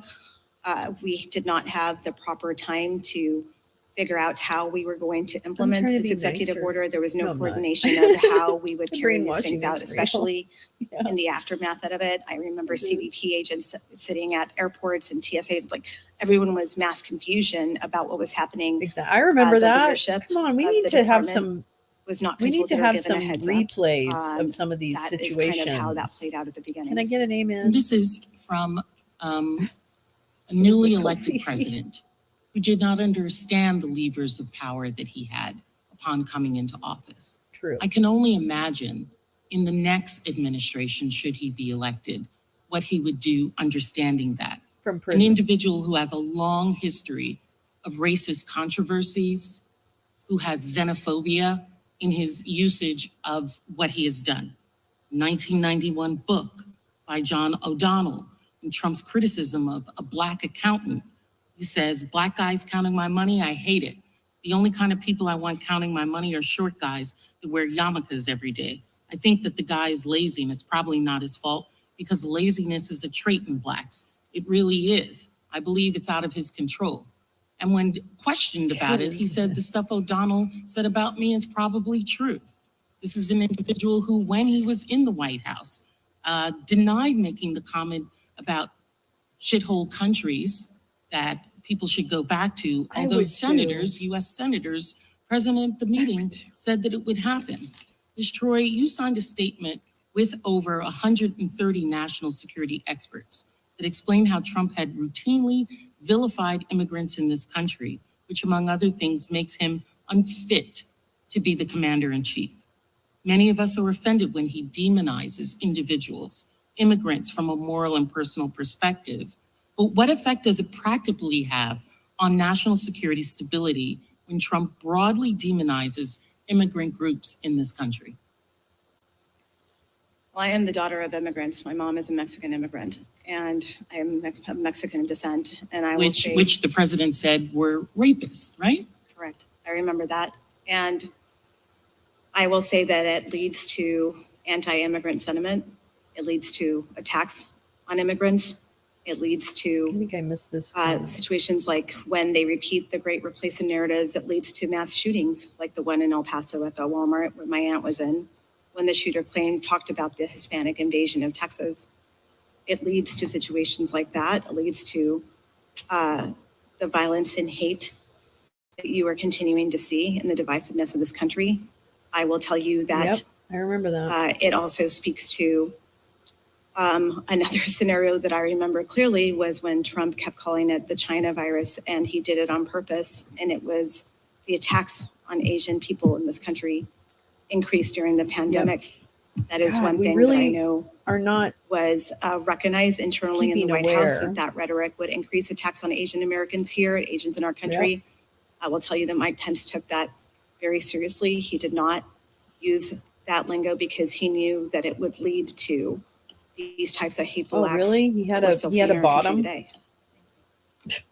The gentleman Really? yields back. We have Pence one more had a- questioner. Pence I had don't know about limits? Ms. Sanchez, but I Oh, think interesting. we have Mr. Armstrong on our side, and I'll give the ranking member a couple minutes for some thank yous and closing comments. I'll just take a minute or two, and then we'll be done. So if you can hang with us, Mr. Armstrong is recognized for 5 minutes. No. Thank you, Mr. Chairman. Upstairs, the CDC director is testifying in front of an oversight committee hearing. And when I get a chance to go up there, I'm going to ask them about the CDC using taxpayers' data to buy location on American citizens to see if they comply with COVID lockdown. Down here, we're talking about censorship and social media. And the reason I bring those two things up is because I think the First Amendment and the Fourth Amendment are what make the United States unique in the world. There's no other government on this planet that has such robust protections of both speech and privacy. They've also held up and been incredibly resilient throughout the course of time. The Fourth Amendment has dealt with listening devices and drones and telephoto lenses. And the First Amendment, you talked about Skokie versus Illinois. The problem is I don't know if they survive the digital age. Not without Congress's help. We're going to deal with the Fourth Amendment and privacy and all of that. But the First Amendment means that the government has no power to restrict expression because of its message, its ideas, its subject matter, or its content. Oh, They're yeah. They're good He's marshals, just so pretty smart. nice. And the problem we run into with the government's current and Very extensive robust. efforts to censor Very speech on robust. social media comes down to a few essential questions. What is permissible speech? And who decides what's permissible speech? So we've talked about it and we've alluded to it and we've written a report about it. But I want to talk just really briefly. Mr. Schellenberger, what is the election integrity partnership? What is it? Easily The election integrity partnership distracted. was Why don't they go the away? idea be rich for it and leave came us alone? from the Really? Department of Homeland Security's Don't do your- cybersecurity and infrastructure security Whatever. agency. It was a collaboration of 4 NGOs, really led by Stanford Internet Observatory, to flag content and urge the social media platforms to censor it in one way or another, whether to take it down or put a label on it or I don't know. Let me check it out. And Let the me check it government out. was involved in funding it and creating it. Check, Correct. check Was it it out. effective? Work it out. As we were discussing, it resulted in NY action on gag 30. The ruling. platforms responded 75% of the content that was being flagged by the EIP, and then in 35% of those cases, they took action. Hold on, Mr. just Tybee, a you earlier wanted to minute. jump in on this subject, I'm and gonna I'm going to allow find you it. an opportunity to talk. Yeah. The question is was the government involved and engaged in censoring speech leading up to the 2020 election? Yes, I think so. Absolutely. I mean, through the EIP and through a variety of other means. I think it's also worth pointing out, you brought up the purchasing of geolocation data. Many of the companies that do social media monitoring are also in the business of selling geolocation data Two-page order to the government. So it's a very similar Here pattern. we go Even though now. there's been a Supreme Court ruling that says that you can't get geolocation data without a warrant. I believe it was Carpenter v. United States, right? Yeah. Oh, it's very short. It subsequently came out that multiple agencies were doing that anyway through middleman companies. And this is basically the same pattern that we see very short. with speech with groups like the EIP or CTIL. Let me it's get a copy. It's essentially a workaround, a legal workaround. Well, and I think we're going to the net, and it didn't quit in 2020. We're going to get to that. But I mean, the problem is we define misinformation and disinformation very differently. And what I've come to figure out what it means from the government is anything critical of the government. but it's already evolved from that. You know, I sat in Brennan's transcribed interview, and he just blatantly said, I don't care if it's true or not. And in June of 2021, CISA's Countering Foreign Influence Task Force created a mis, dis, and malinformation team. That's the link to the order. What is malinformation, Mr. Schellenberger? Here we go. It's accurate information that could lead people to have the wrong conclusion. So the main example of this is often true stories of vaccine side effects that might lead people to be I might have that pulled up, Diana. I don't know. So not only were they censoring information they deemed to be inaccurate, they were censoring accurate information, and they're continuing to do it now. Not only that, but both CTIL and the leaders of the Stanford Internet Observatory emphasized that malinformation was the main event. Stopping narratives was the main event. It was their main focus. The smaller stuff, the inaccurate tweets, that was less of a concern. But that's only just the order denying the gag order. If you want me to pull up the people took the vaccines. So an agency funded and created by the government, a partnership funded and created by the government's number one stated goal is to censor true information. For me to say. And whole narratives, whole ways of thinking. That should terrify everybody: Democrat, Republican, Independent, young, old, anybody else. May I add one thing, Congressman? Sure. Which is just that if you know the Democrats are very, very concerned about President Trump, I would ask them, if they're so concerned about President Trump, would you want him to control the censorship apparatus?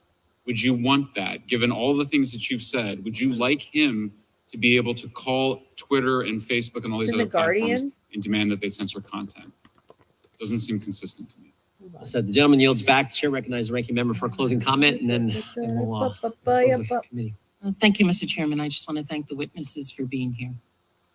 I too want to thank our witnesses. Ms. Troy, thank you for being here. Ms. Subramana, thank you. You said just a few minutes ago that this is about Western civilization. I think the gentleman from North Dakota said it well. The First Amendment, Fourth Amendment are at the heart of that.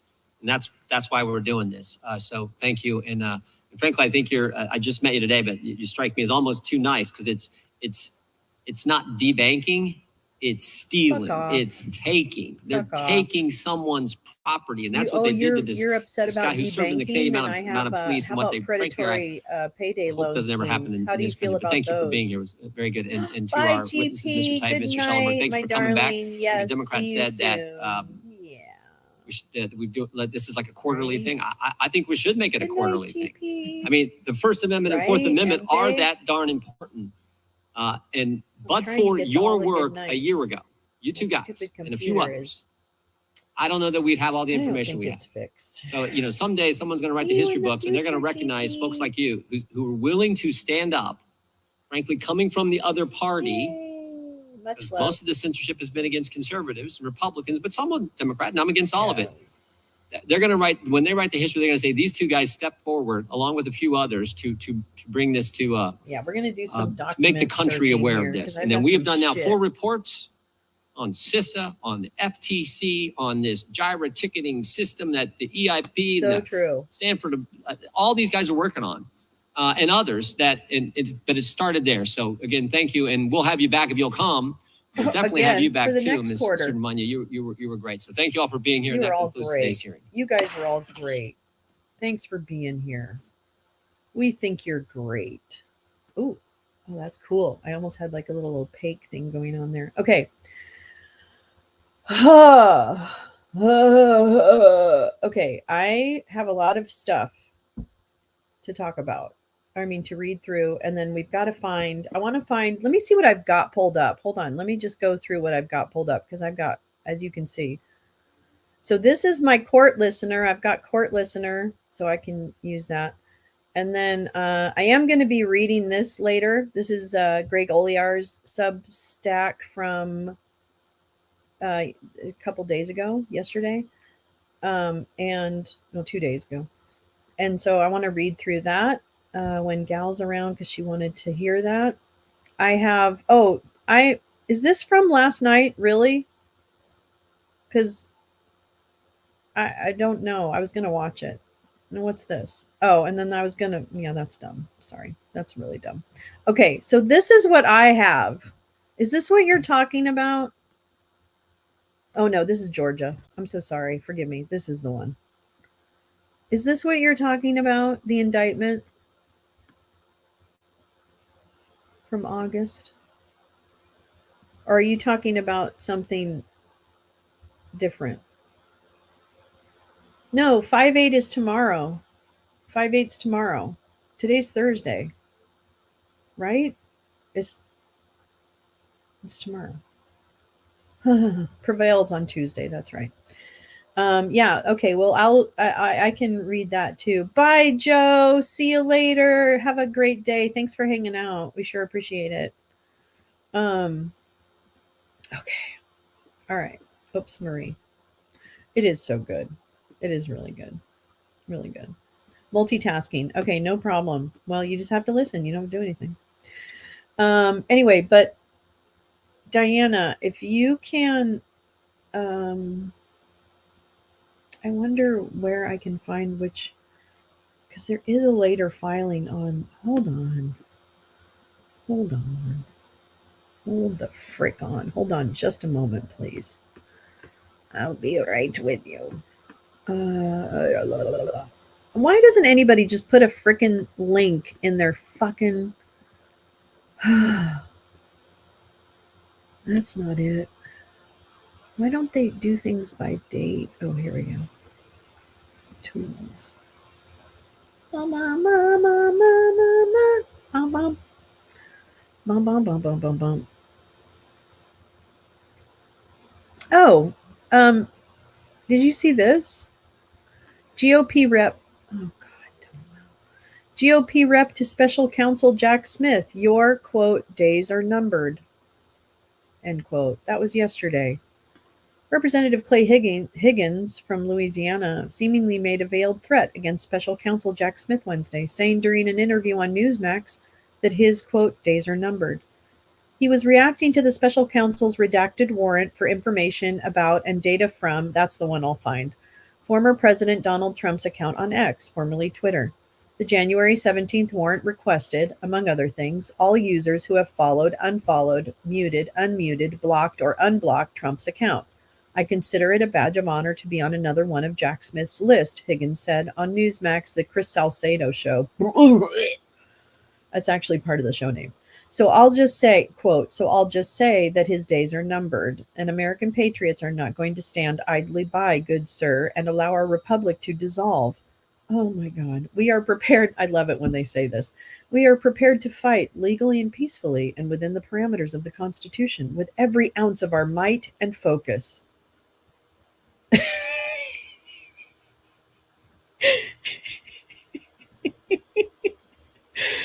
Oh my God in heaven. Come on now. Come on. Okay, wait, it's not working. God damn it.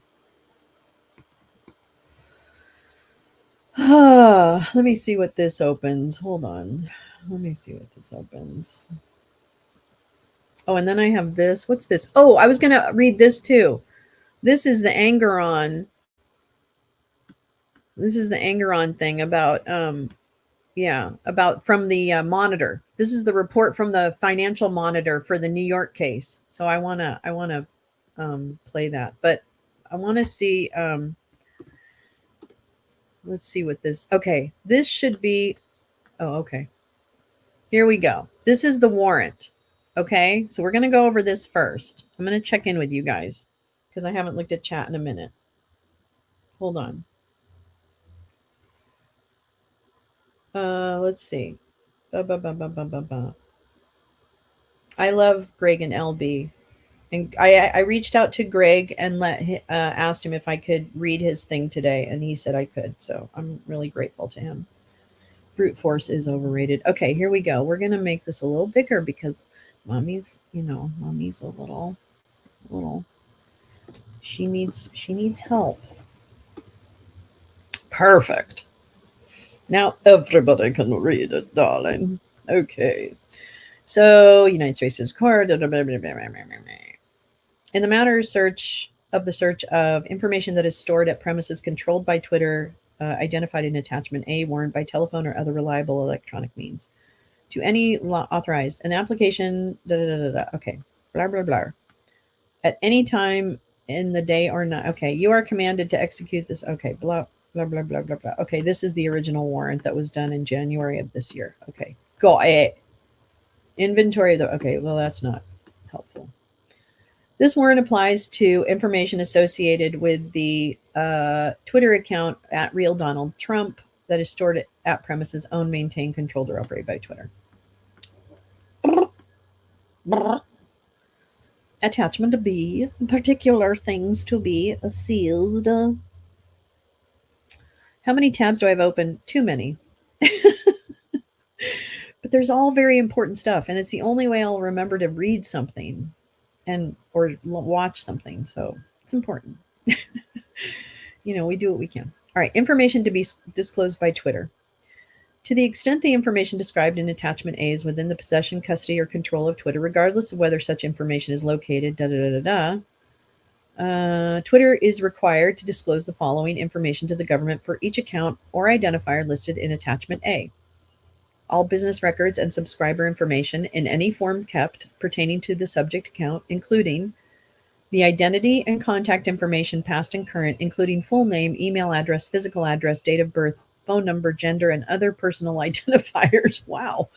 All usernames past and current, and the date and time each username was active, all associated accounts, including those linked by machine cookie, IP address, email address, or any other account or device identifier, and all records or other information about connections with third-party websites and mobile apps, whether active, expired, or removed.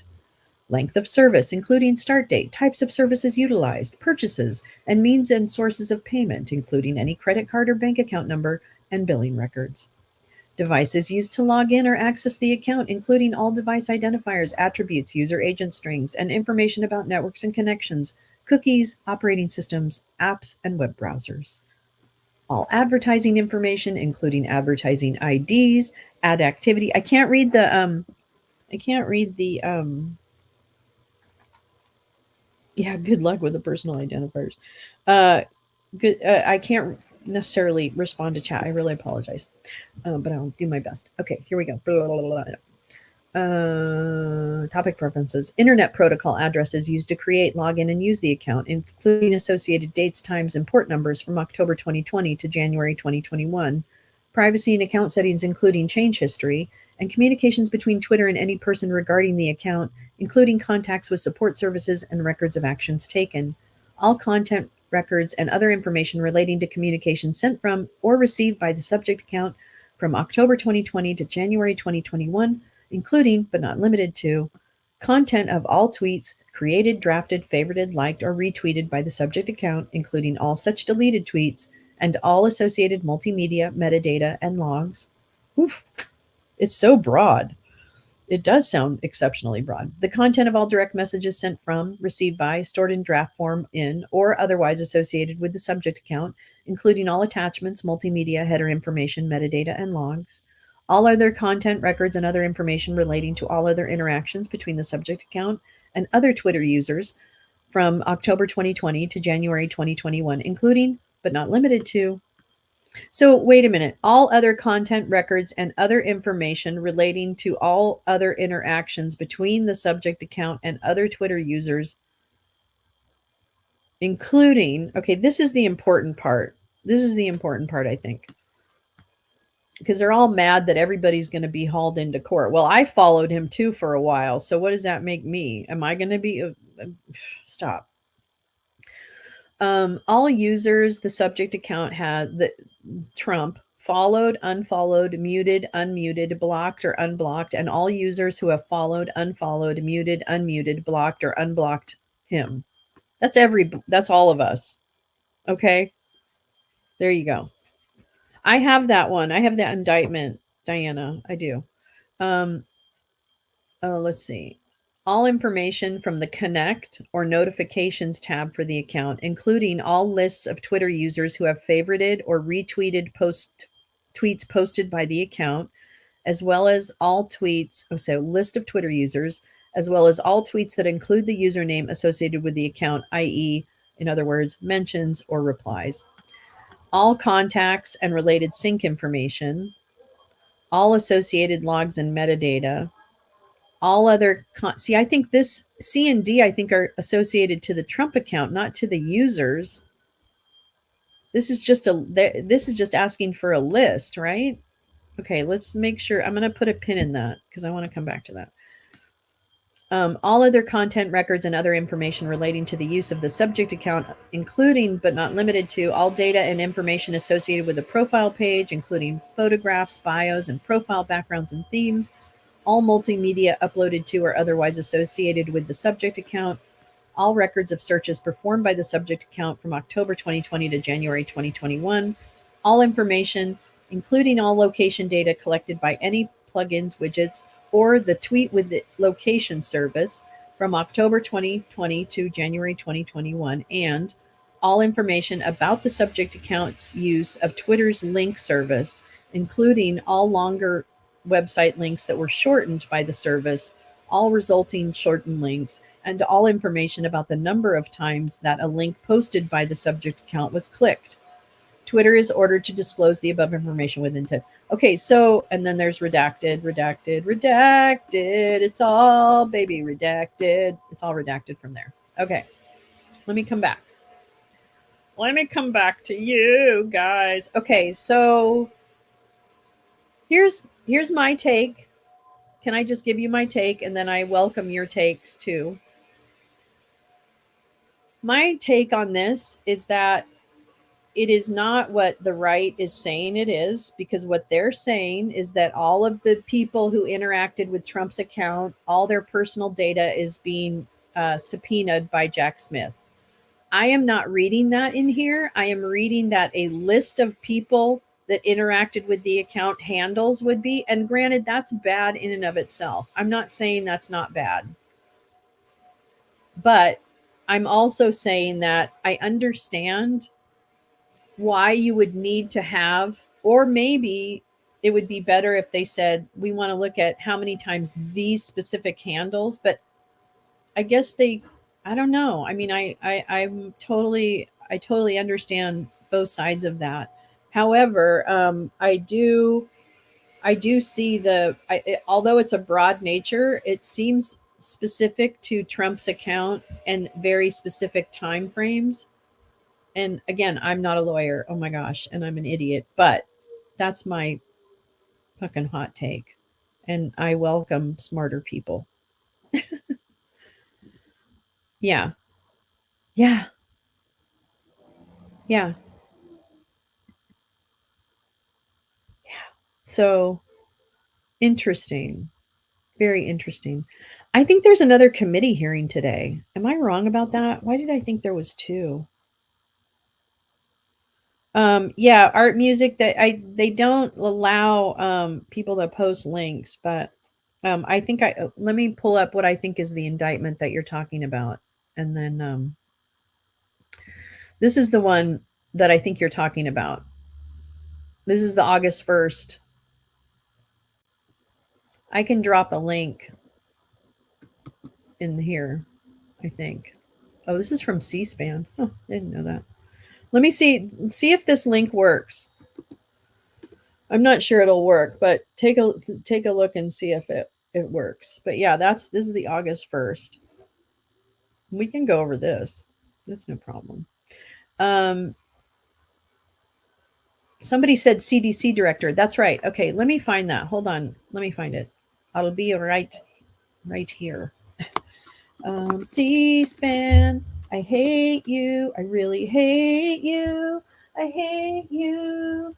I hate you and I hate you. Hold on, I'm gonna find and see if there's any things they're talking about. What are they talking about? I only see the FCC. Oh, it happened.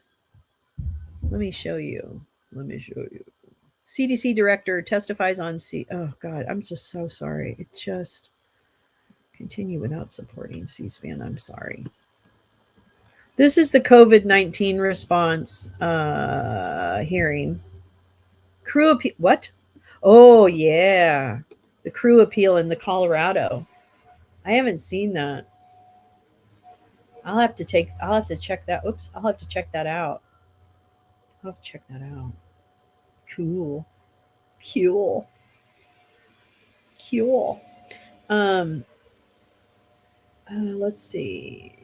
I know I hate C-SPAN sometimes. Do do do do do do do do do do do do. No, I don't know. No, it's the current director of the CDC. It's not. It's what's I don't remember what her name is. LOL. But let me entertain you. No. Let me see what else. Let me see if I can find that Colorado thing. Colorado Rocky. It's Colorado Rocky Mountain High. I've seen every rain. I don't know what the words are to that song, so I make them up. I've seen every rainfall in the sky.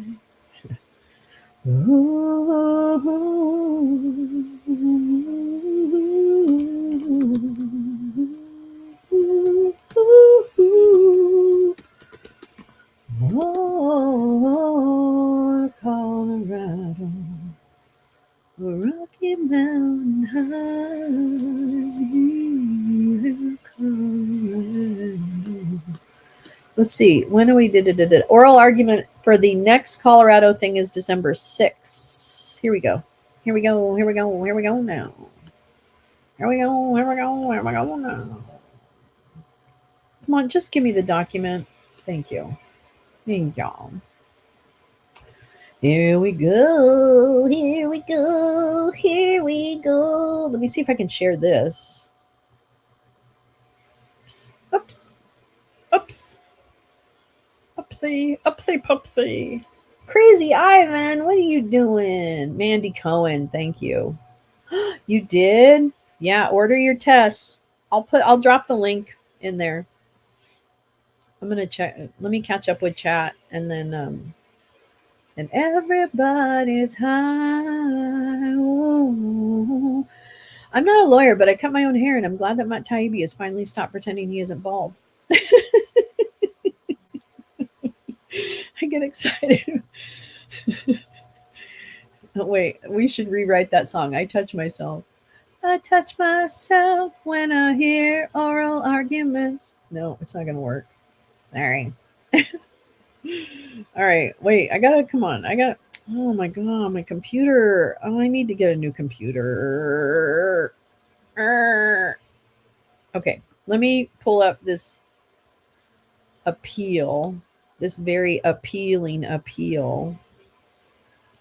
And then I'm gonna do this thing, and then I'm gonna do this thing, and then I'm gonna do this thing, and then I'm gonna do this thing. I'm sorry. Thank you for the free account. Yeah. Yeah. No problem. Ordered, received, administered. Negative. Excellent. Wait, did you think were you not feeling well? Did I miss some? How did I miss that? How did I miss that? Here's what Oomph was bringing up. Thank you, Oomph, for the heads up. This is the appeal.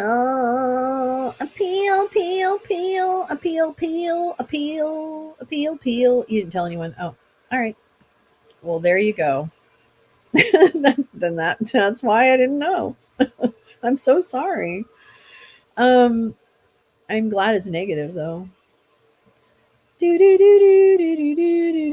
know Diana, art music is like amazingly generous. So we're very blessed to have a generous community. All right, let's see what this thing says. This is all I pulled up, so I don't know if this is the right one, but maybe it is. Original proceeding. Hold on. Oh, I'm in the wrong tab. I'm so dumb. Okay, here we go. Here we go, walking down the street. Ooh.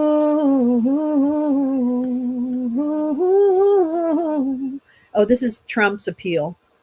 Should I be reading this one? Oomph? Should I be reading this one? Or is there another one? Should I read the state one? Should I read the state one or should I read the... Oh, Scott, you're so kind. They think Trump was DMing peeps on his Twitter before he got... Yeah. I would imagine. I am silly. Okay, I'm definitely... Cruz. Okay, I can find Cruz too. Thank you, Scott. You're so kind. Thank you, thank you, thank you. Let's see who got it. I have to look at YouTube to see who actually got it. Max! GA from CA got it! Congratulations, GA from CA. Thank you so much. Thank you, thank you, thank you, thank you. Thank you, thank you, thank you, thank you, thank you, thank you. Here we come, walking down the street.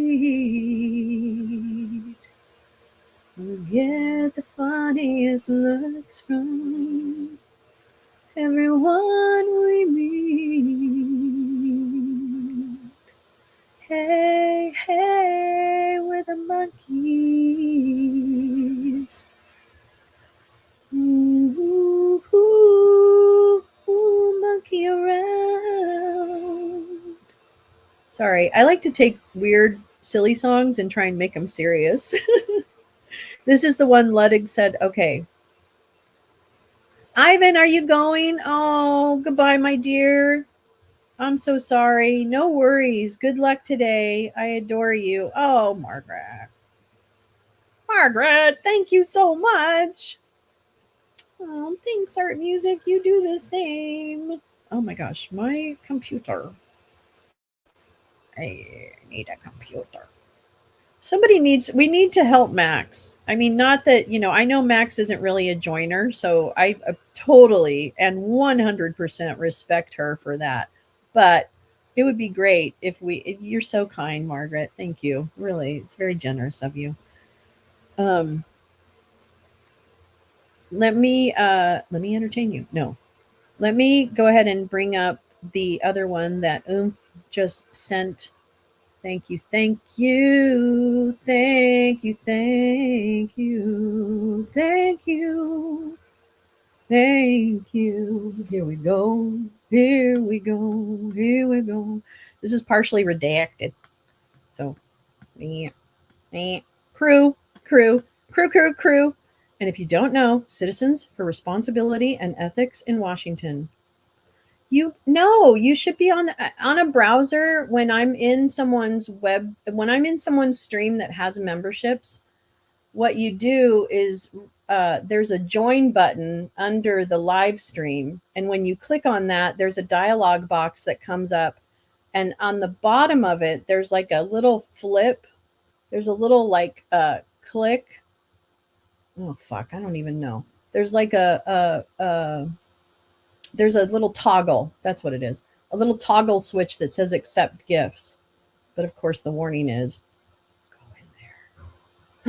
Hologram microcosm. Fun. Fun. Oh, that's fun. That's fun. Let's see. Here we go. And I notice now because I don't have accepting gifts on, if I'm on my phone on YouTube, it says you could be a lucky recipient of a lounge membership with access, allow gifts, and then you click that. But that's on my phone. That's on my phone. Oh my God, you guys, you know who got one? You know who got a membership? Ron Volt's got a membership.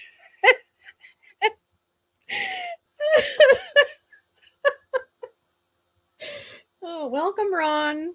I hope you pay attention. Actually, I really love that people are lurking that don't agree with me politically. I welcome. I hope you're entertained, and I hope you walk away with something new that you didn't know before. But thank you. I actually do really appreciate you being here. So no hate. There's no hate. Don't listen to the insects. I'm not actually a hater. That's projection. Anyway, let's read. Come on, Jesus. Let's do the stuff we do in this room. We do good stuff. We do important things. All right, here we go. And we laugh. All right, certificate complies. Oh, Jesus Christ. Okay, well, we're going to have to kind of highlight it a little bit. Oh, actually, the table of contents is 50 pages, and then the appeal is actually just 3. I know YouTube does it totally randomly. It's fine. I've been gifted memberships on channels I don't agree with. Okay, there's no shame in that game. Stop. I don't even care. The table of authorities kicks ass. Yeah, look at that. All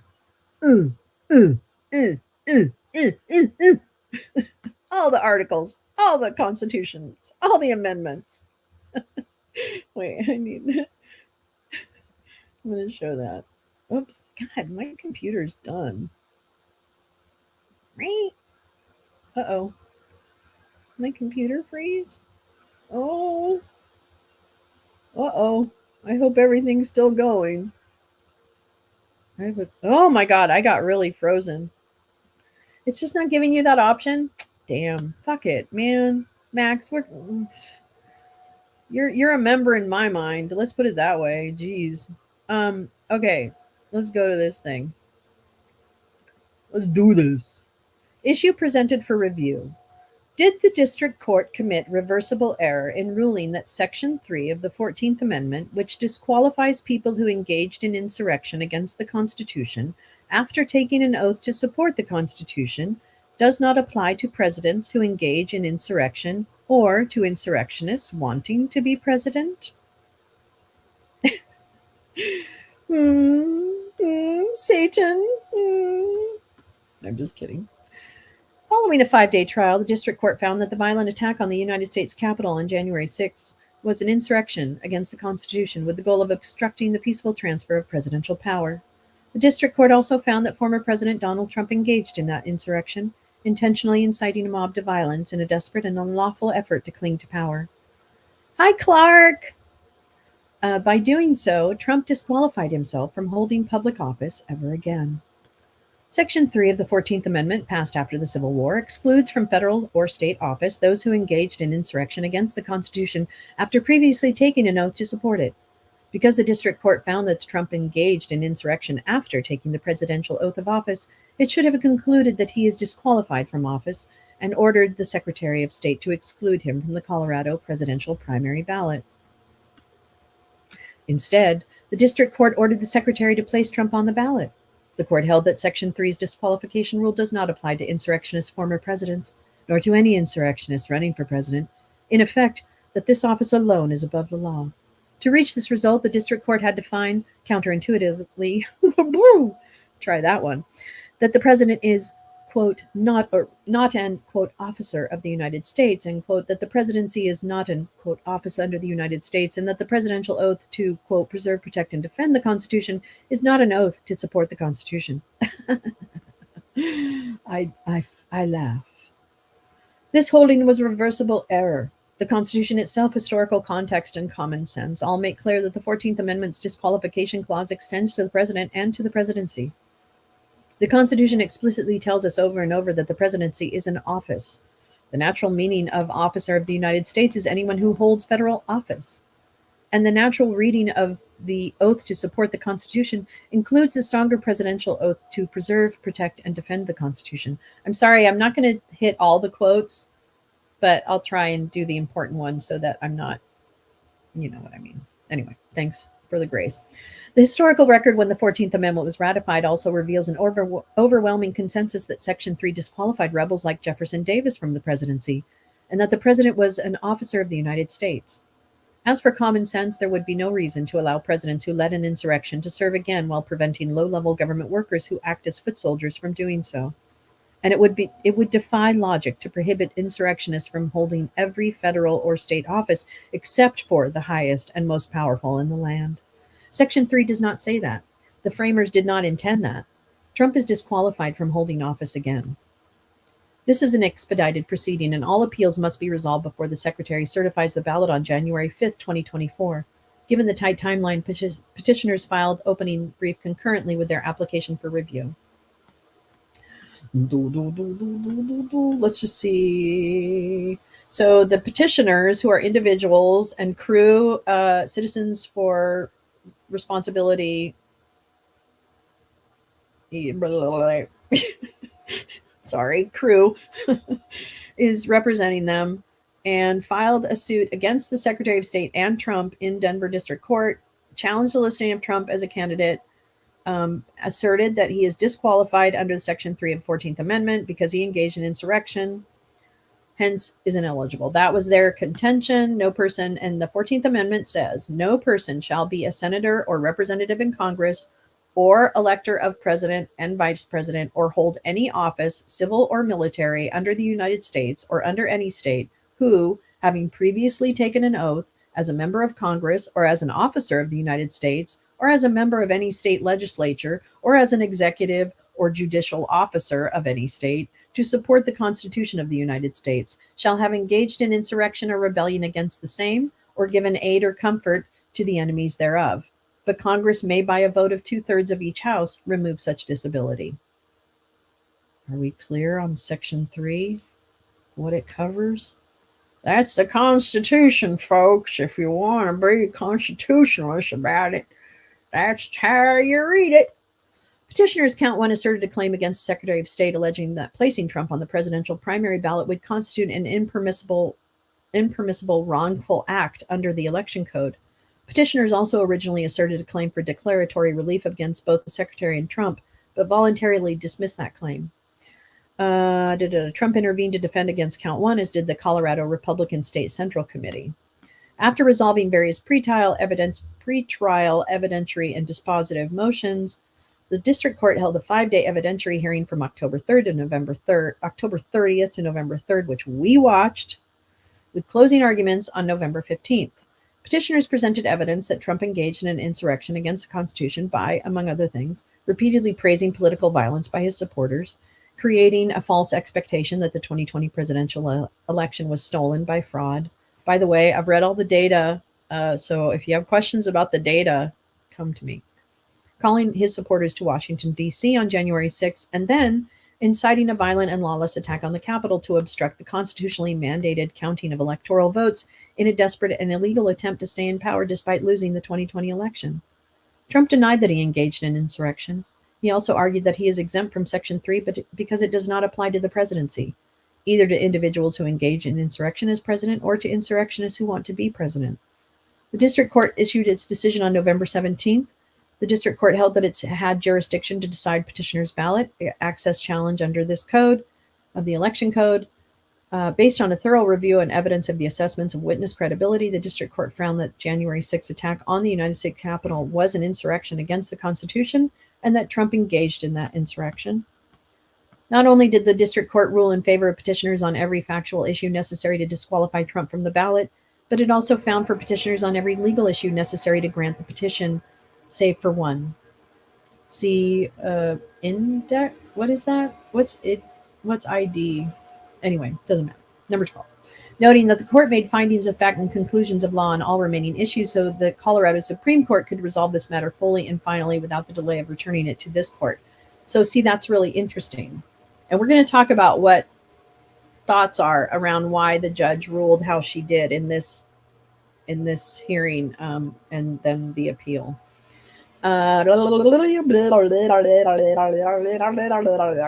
For instance, the court held that the petition stated a claim under Colorado law that Section 3 may be enforced through state ballot access laws, that the petition does not raise a non-justiciable political question, and that the First Amendment does not shield Trump's incitement. The district court nevertheless concluded Trump was not disqualified under Section 3 of the 14th Amendment for 2 related reasons. First, because it does not apply to individuals like Trump who had taken only the presidential oath of office before engaging in insurrection. What? I'm going to need some help on that one. And second, because it does not prevent even oath-breaking insurrectionists from becoming president. But it does. What? Okay, I'm sorry. It's my brain. It's not them, obviously. The district court reasoned that terms of president and presidency are not specifically mentioned in Section 3, that the president is not an officer of the United States, as that term is used in Section 3, that the presidency is not an office of the under the United States, as that term is used in Section 3, and that the president's oath to preserve, protect, and defend the Constitution is not an oath to support the Constitution as required by Section 3. So is that just snark? Is that a snark thing? Ibidum. Thank you. The previously cited source. Thank you, Oomph. We'll have the smartest friends in the world. Okay, statement of relevant facts. Petitioners and Trump. Thank you, Scott. I apologize if my reading didn't help. So I really do apologize for that. Petitioners and Trump each presented expert testimony on the historical meaning of Section 3 of the 14th Amendment. Petitioner's expert was Gerard Maglioka. I know I didn't say his name right. A law professor specializing in constitutional history at Indiana University School of Law. He has authored extensive peer-reviewed scholarship on the 14th Amendment. His testimony was really good. It was really good. Including on an article on Section 3 before its recent spike in scholarly interest, Exhibit D. His work has been cited by courts in the Congressional Research Service, and he has testified as an expert in the prior Section 3 case. The district court admitted Maglioka as an expert in the history of Section 3 of the 14th Amendment. See previous citation. Ibidum. That's what I'm going to say. Ibidum. Trump's expert was Robert Delahunty, who was really a piece of shit and a mess. Girl, you're a mess. Retired constitutional law professor. Retired or fired? Delahunty has published no peer-reviewed literature on Section 3 and admitted he was not, quote, not claiming to be an expert in the history of Section 3 of the 14th Amendment, close quote. Exhibit F.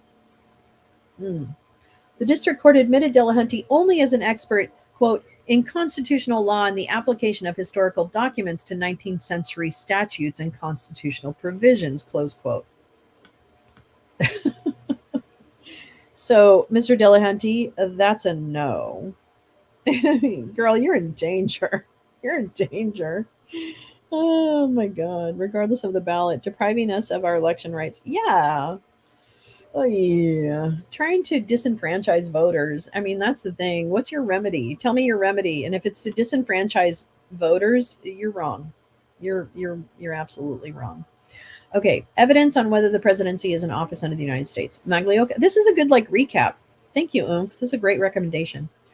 Maglioka testified that during Reconstruction, he's quoting here, the presidency was considered an office under the United States for purposes of Section 3. He described the consensus at the time that Jefferson Davis was ineligible to be president because of Section 3.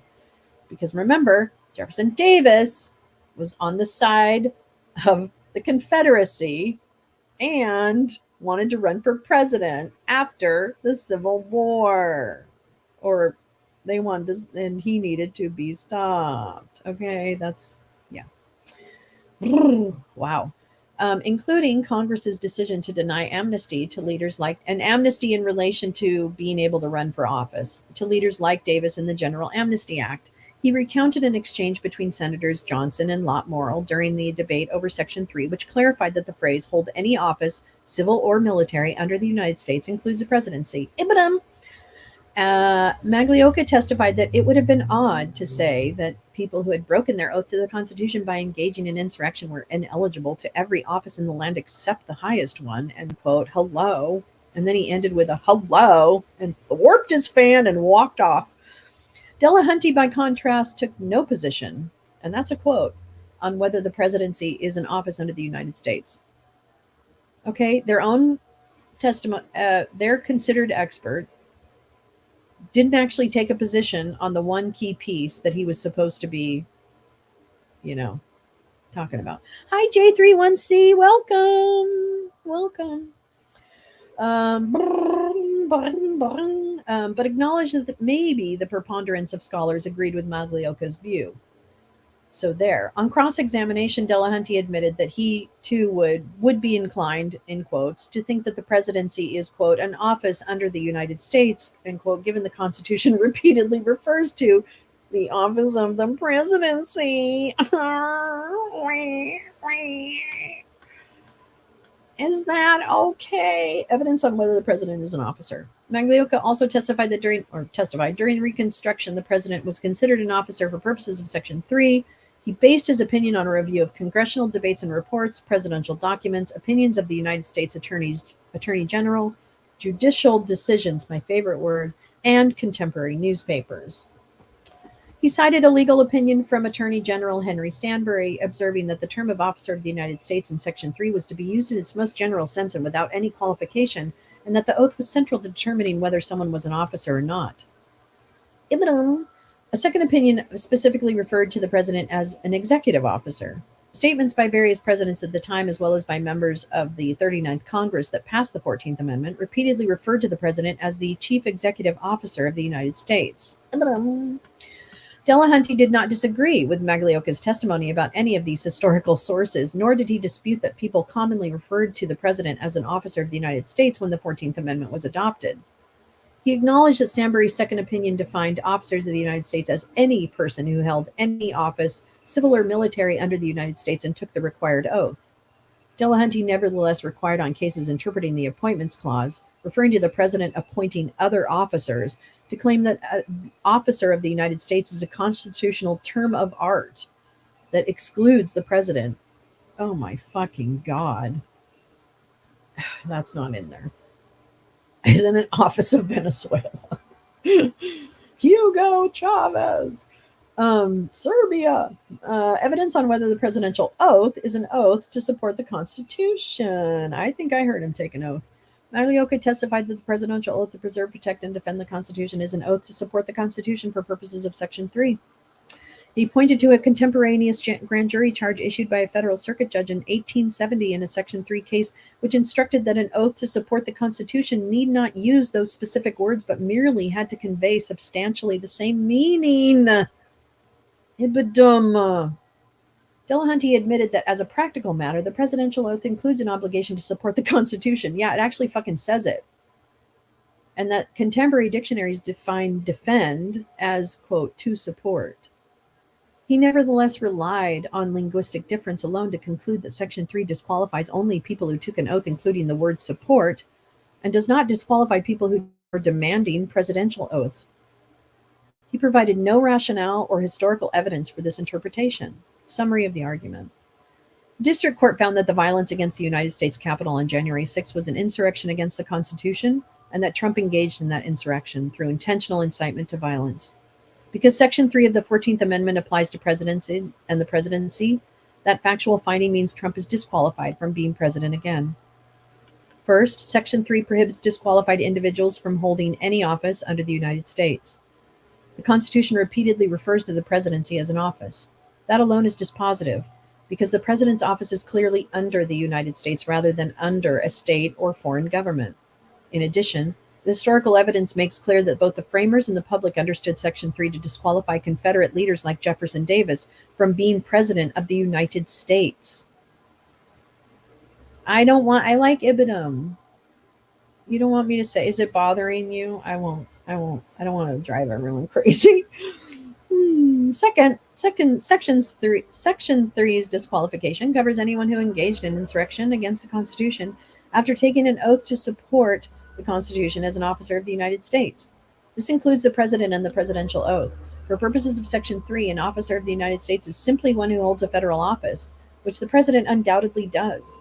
At the time of the 14th Amendment's framing, it was also widely known by presidents, Congress, the Supreme Court, the Attorney General, and the public that the president was an officer of the United States, and the presidential oath to preserve, protect, and defend the Constitution is clearly an oath to support the Constitution.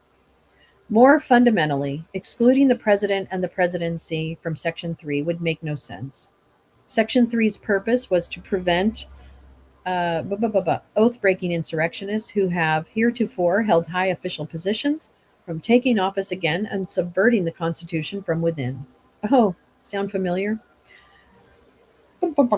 Senator Henderson. In 1866, there would be no reason to prohibit insurrectionists from serving as mere presidential electors and from holding every other office in the land while allowing them to hold the most powerful and hence most dangerous office. nor would there be any reason to allow an insurrectionist former presidents to hold office again while excluding former low-level state officers. Oh, it's fine. Let's see. Preservation and standard of review. Petitioners argued consistently that Section 3 of the 14th Amendment prohibits those who engage in insurrection against the Constitution after taking the presidential oath from serving as president again.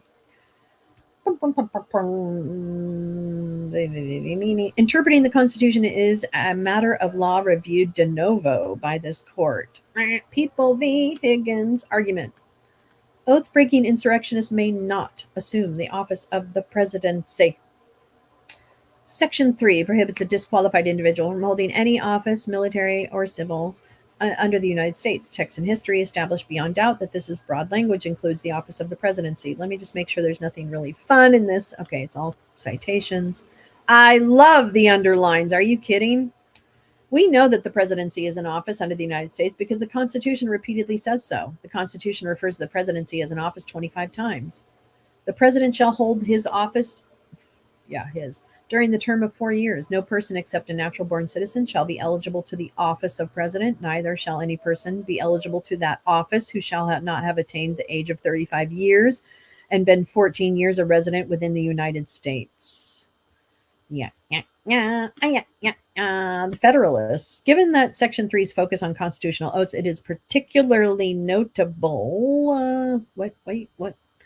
It's particularly notable that the Constitution requires a president to swear prior to the execution of his office to faithfully execute the office of the presidency. Section 3 thus applies to the presidency. It prohibits disqualified individuals from holding any office, civil or military, under the United States, using deliberately broad language that permits no exceptions.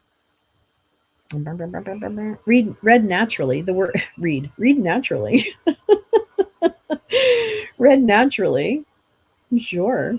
The word any has expansive meaning, that is, one or some indiscriminately of whatever kind. So citation omitted.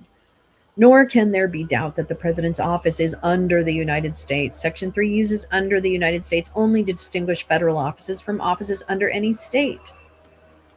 Other constitutional provisions using the phrase office of under the United States make clear that the phrase covers the presidency. If the presidency is not an office under the United States, then a president could simultaneously serve as both president and as a member of Congress, accept emoluments or even titles of nobility from a foreign sovereign, hold office as president but no other federal office despite previously being impeached and removed from office, serve as a presidential elector in his own re-election, face a religious test as a qualification to his office.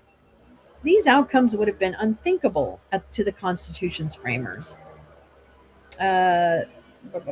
Rejecting reading of the Constitution that would have resulted in so gross an absurdity it could not be imputed to the framers of the Constitution. See McCulloch v. Maryland, 1819. Instead of addressing the textual proof that the presidency is an office, the district court relied on the fact that Section 3 does not specifically mention the presidency.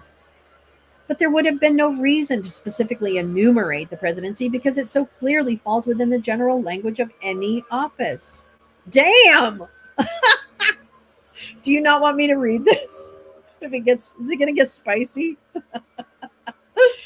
The Expressio unius canon applies only when circumstances support, dear, a sensible inference that the term left out must have been meant to be excluded. For the same reason, it is unsurprising that Section 3 does not specifically mention Supreme Court justices. They too are covered because they hold offices. Referring to judges as holding their offices and to their continuance in office. See U.S. Constitution, Article 3. Hello. That stands in sharp contrast to senator or representatives in Congress and electors for president or vice president. The framers needed to enumerate these positions precisely because they were not obviously offices. Electors do not hold office. They are selected for a discrete purpose and a single vote, after which their duty is discharged. Fitzgerald V. Green. Electors are no more officers or agents of the United States than are the people of the United States when acting as electors or representatives in Congress. Similarly, the Constitution nowhere refers to senators or representatives as holding office and in fact implies they do not. See Article 2, Section 1, no senator or representative or person holding an office. So read that. Under the United States shall be appointed and elected. The district court also reasoned that Section 3 presents disqualified offices in descending order of importance and that it was therefore unlikely that the presidency fell in the any office language at the end of the list. District court, blah, blah. That's not correct. The order simply appears to track the structure of the original Constitution. It begins with Congress, Article 1, then discusses the presidential electors, Article 2, and finally anyone who holds office under the United States, Articles 2 and 3.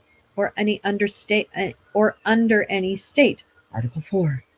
Certainly, presidential electors are not more important than Supreme Court justices who, like the president, fall under the catch-all any office. Duh. In short, the Constitution repeatedly declares the presidency to be in office in unambiguous terms that brook no dissent. DC v. Trump, 2018, for purposes of the foreign emoluments clause, this is the post office case.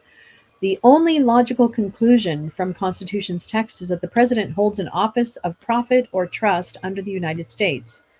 Vacated as moot, I don't know what all of this means. See also Trump v. Mazars, his accountant, noting that the foreign emolument clause applies to all federal offices, including the president. So what they just said is Trump already said he's an officer. Trump already said he's an officer of the court. He already said he's an officer. He made his own counter argument. He wrote, oh my God. Historical evidence confirms that the presidency is an office under the United States. Framing debates. The congressional debates over Section 3 likewise reveal a clear... I'm not going to go over all this stuff because when they got into the debates in Congress about this, it was like, whatever. My God, snooze fest. Sorry, not sorry. You're an officer, sign Trump. Oh shit, I'm an officer, sign Trump. That's good. Let me entertain you. Okay. In the Senate debate, this is the old one, Senator Johnson of Maryland asked why former rebels, quote, may be elected president and vice president of the United States, and why did you omit to exclude them? End quote. Senator Lot Morrill of Maine responded, quote, let me call the senator's attention to the words, or hold any office, civil or military, under the United States, end quote. Senator Johnson replied, quote, perhaps I am wrong as to the exclusion from the presidency. No doubt I am, end quote. Exhibit 1, 1866. In other words, Congress questioned whether the presidency was an office under the United States and determined the answer was yes. Period. Nobody in the debates later suggested that this reading was wrong. Hello, Exhibit D, bitch. In reaching a contrary conclusion, the district court relied on an early draft of Section 3 that expressly referred to the office of president. But it is, quote, it is always perilous to derive the meaning of an adopted provision from another provision deleted in the drafting process, end quote. DC v. Heller, 2008. At any rate, this history further confirms Section 3 applies to the presidency. The earlier draft that provided that those who engaged in rebellion would be ineligible to hold the office of president or vice president of the United States, senator, representative, national Congress, or any office now held under appointment from the president of the United States and requiring the confirmation of Senate. So this is a draft. This is a draft of Section 3, I think. Is that what I'm... Okay. There are a few notable features of this draft. First, it confirms the presidency was understood to be an office. Period. Second, it highlights Congress's desire to exclude rebels from the presidency. Period. Third, the draft catch-all any office clause was considerably narrower than the final version of Section 3, applying only to offices requiring presidential appointment and Senate confirmation. Period. This general language would not cover the presidency, and so that office needed to be specifically enumerated. There's no evidence that by later broadening this catch-all to include any office under the United States, Congress actually intended to exclude the presidency. There's no evidence of that. The most reasonable inference is that they dropped the specific reference to the presidency once the broad and catch-all made it redundant. They're just wordsmiths. What does the word "is" mean? Oh, I don't know what self-acting means. Oh, that's interesting. I like that. Amnesty debates. Contemporaneous debates also reveal a consensus at the time that Section 3 disqualified Confederate leaders like Jefferson Davis from the presidency unless Congress removed that disability by a 2/3 vote. During the ratification debates, supporters defended the proposed amendment precisely because it would exclude Davis from the presidency. See Exhibit J. 1867. Rejecting Section 3 would, quote, render Jefferson Davis Rejecting Section 3 would, quote, render Jefferson Davis, I can't speak today, eligible to the presidency of the United States. And there is something revolting in the very thought, close quote. Exhibit K. Shall we have a Southern Ireland? Huh? Okay. Defending proposed Section 3 is modest because, quote, even Jefferson Davis, unless by some miracle of justice he should first expiate his atrocious crimes upon the gallows, may be rendered eligible to the presidency by a 2/3 vote of Congress, end quote. Yeah, put it to a 2/3 vote. Go ahead. As Reconstruction wore on, Congress began considering whether to enact blanket legislation removing Section 3 disabilities from former Confederates. That's the amnesty. Both supporters and proponents acknowledged that blanket amnesty would remove Davis's existing disqualification to be president. Opponents of amnesty thought this result was preposterous and cited it as a reason to vote against amnesty legislation. Those who backed amnesty likewise acknowledged that it would make even Jeff Davis eligible to the presidency, end quote. Exhibit L. When Congress passed general amnesty legislation in May of 1872, it excluded those who had previously held certain high offices, including Davis. Exhibit D.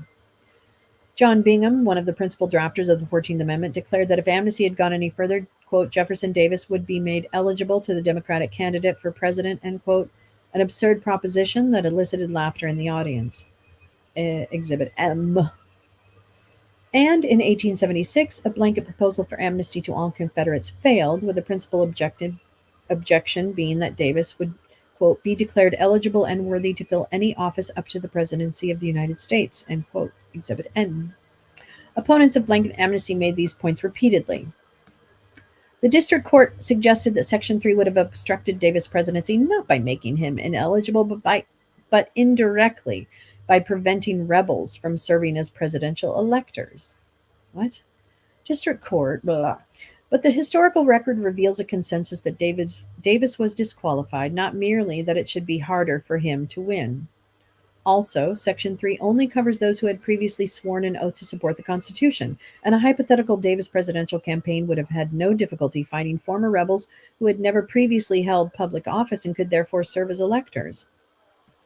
The history thus confirms what the Constitution's text already says. The presidency is an office under the United States from which oath-breaking insurrectionists are disqualified. Boop, boop. Yeah, he's not going to run. Yeah, you're right, Jim. It's so dumb. It's so dumb. It's so dumb.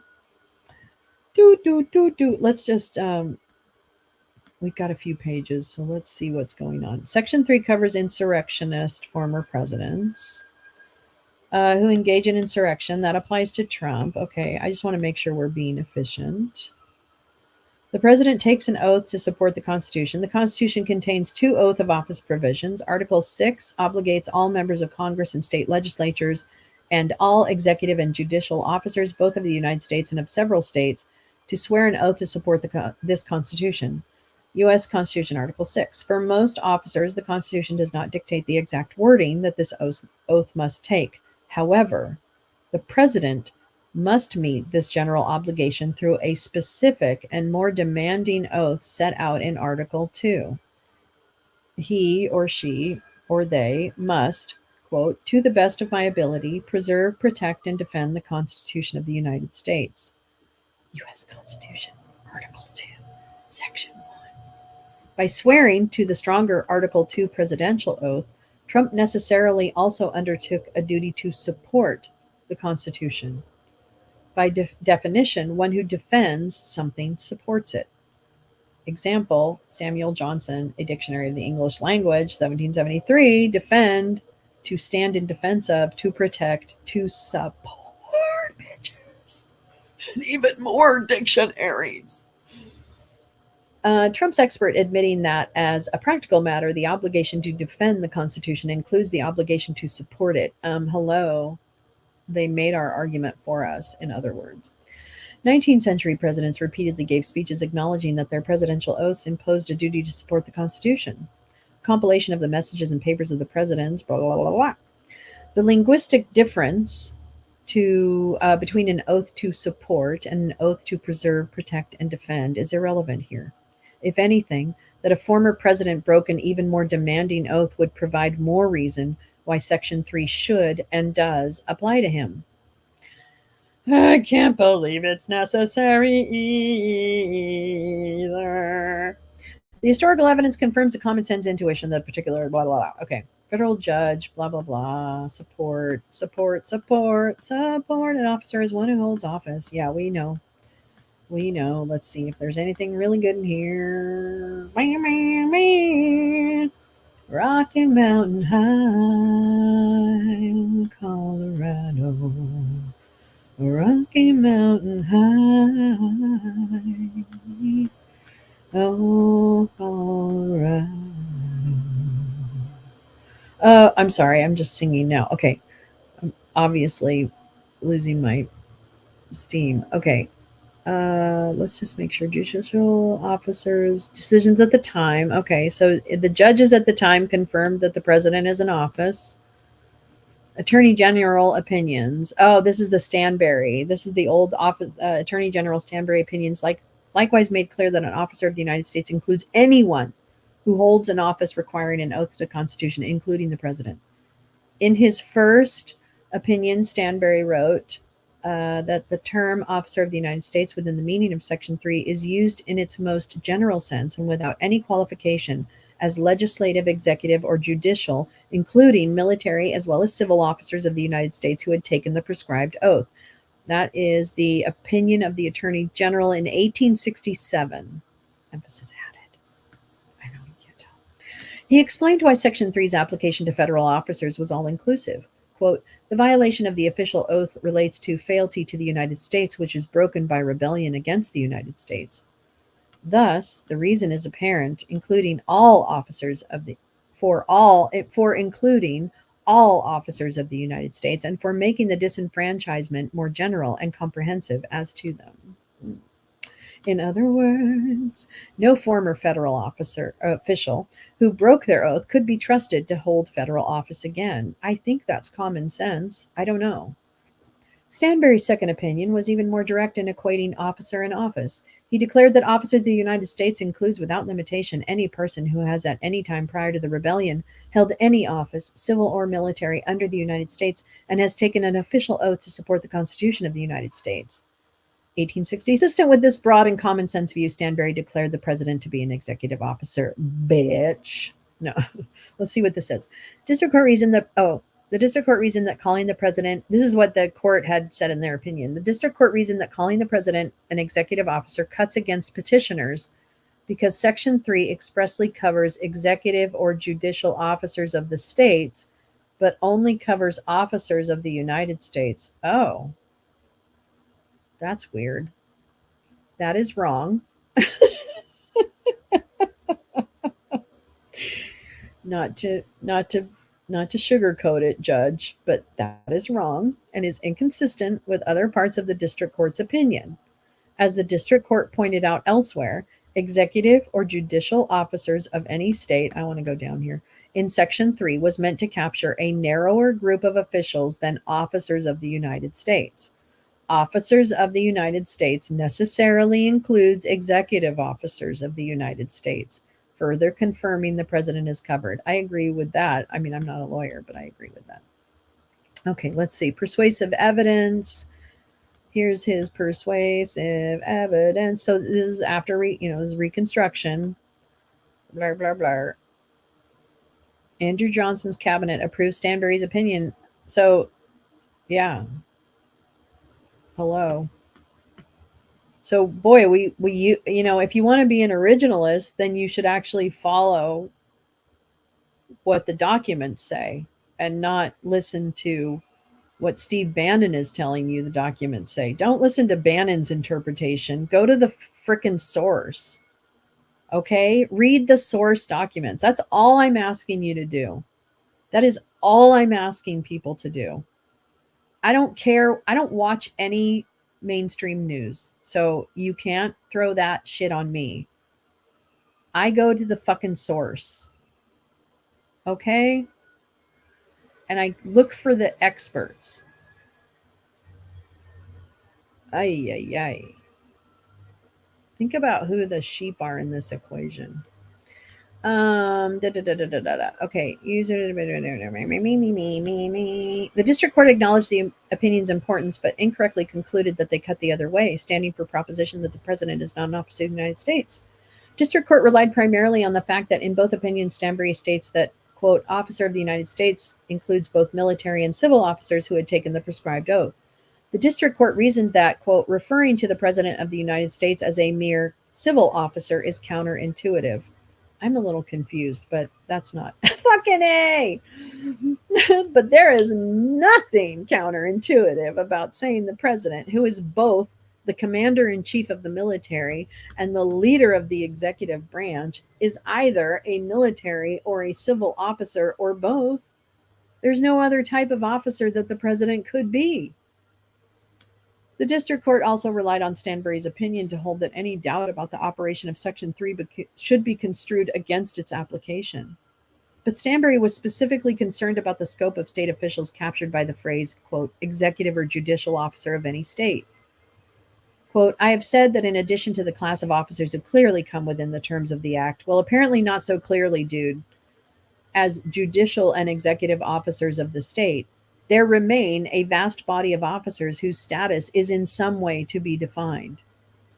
He had no such qualms about officer of the United States, which uses the term officer in its most general sense and without any qualification. The president is not some fringe, low-level state officer who the framers of the 14th Amendment may have had good reason for exempting and for whom the language of Section 3 is not clear. The president either is or is not included. There is no maybe that could warrant resort to a rule of leniency. Lenity. Well,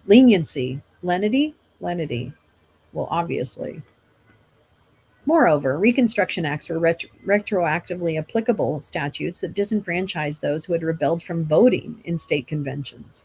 In that context, Stanbury concluded that the law was retrospective, penal, and punitive, and therefore should be construed cautiously.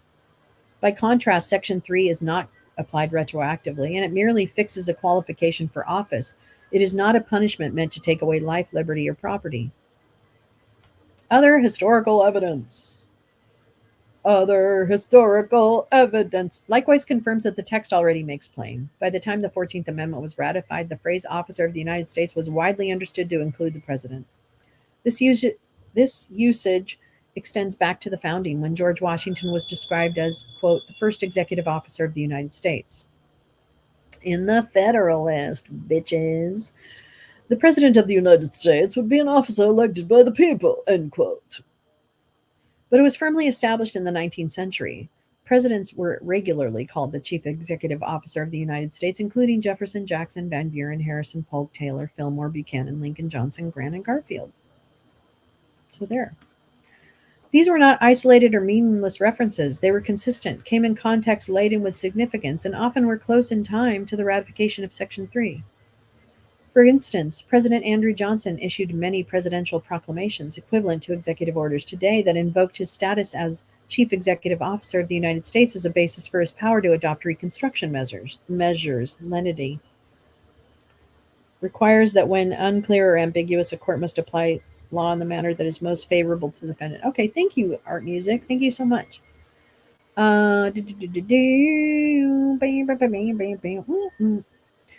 During Andrew Johnson's impeachment in 1868, the year the 14th Amendment was ratified, members of the Congress repeatedly referred to him the same way, again in a context where the president's status as an officer actually mattered. Exhibit D. Members of the 39th Congress who enacted the 14th Amendment also reportedly referred to the president as an officer. The president is a mere executive officer. I said it. I said it. This high officer of the government. Those are all quotes. A congressional globe. That's the congressional record. That's not somebody's interpretation of what happened. I know. I think I need some. Let me just take a drink. Oh, I'm out of coffee. That's okay. There was one little water in there. Okay, we're getting there.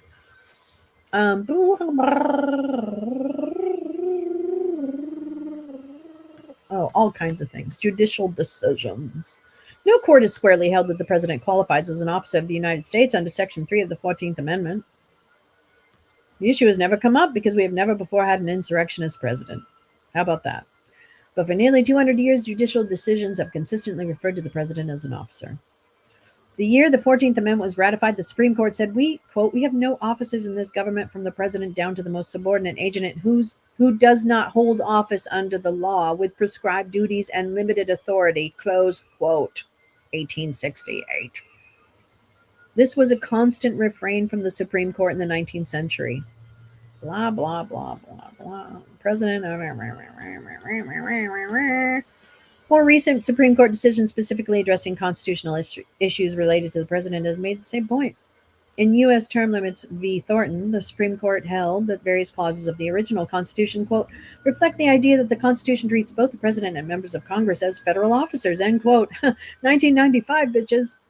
And in Nixon v. Fitzgerald, the court discussed the president's, quote, unique position in the constitutional scheme, quote, end quote, whose vesting of executive power, quote, establishes the president as the chief constitutional officer of the executive branch, 1982.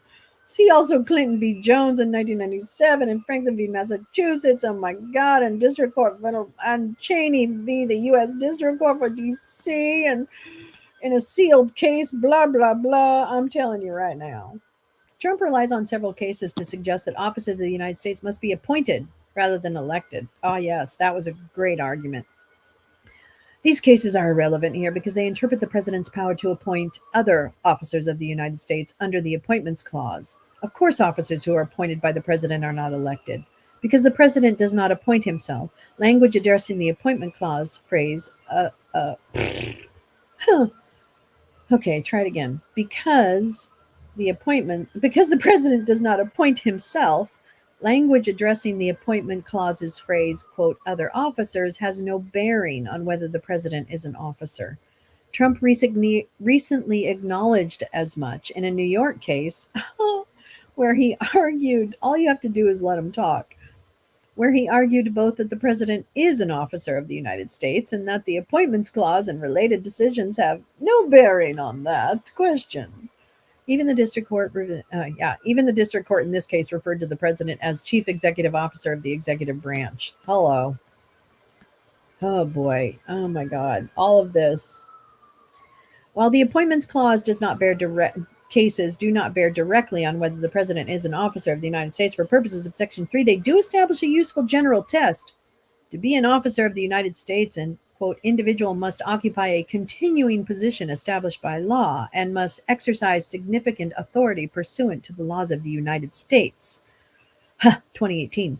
The president satisfies both those requirements.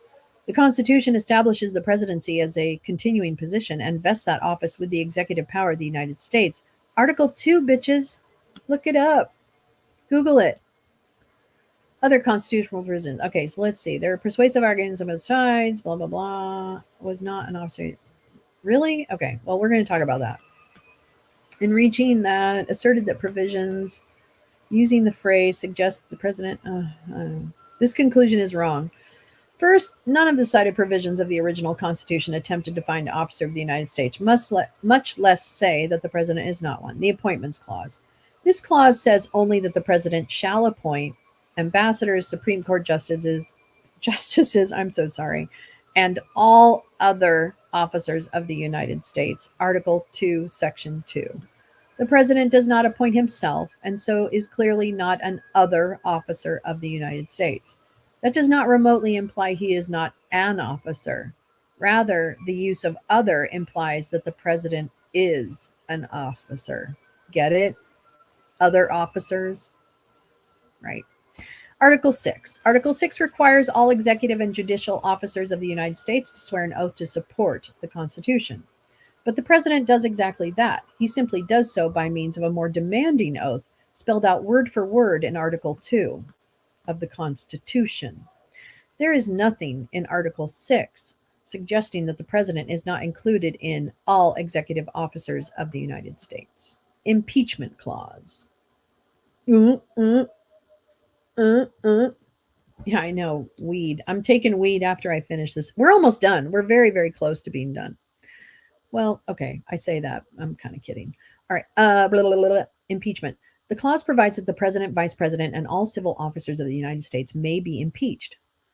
Article 2, Section 4. The key word here is civil, because the president is both the chief executive officer and the commander-in-chief. He is both military and civil officer. Article 2, Section 2, bitches. Because military officers are not subject to impeachment, to avoid confusion, the impeachment clause needed to specifically identify the president.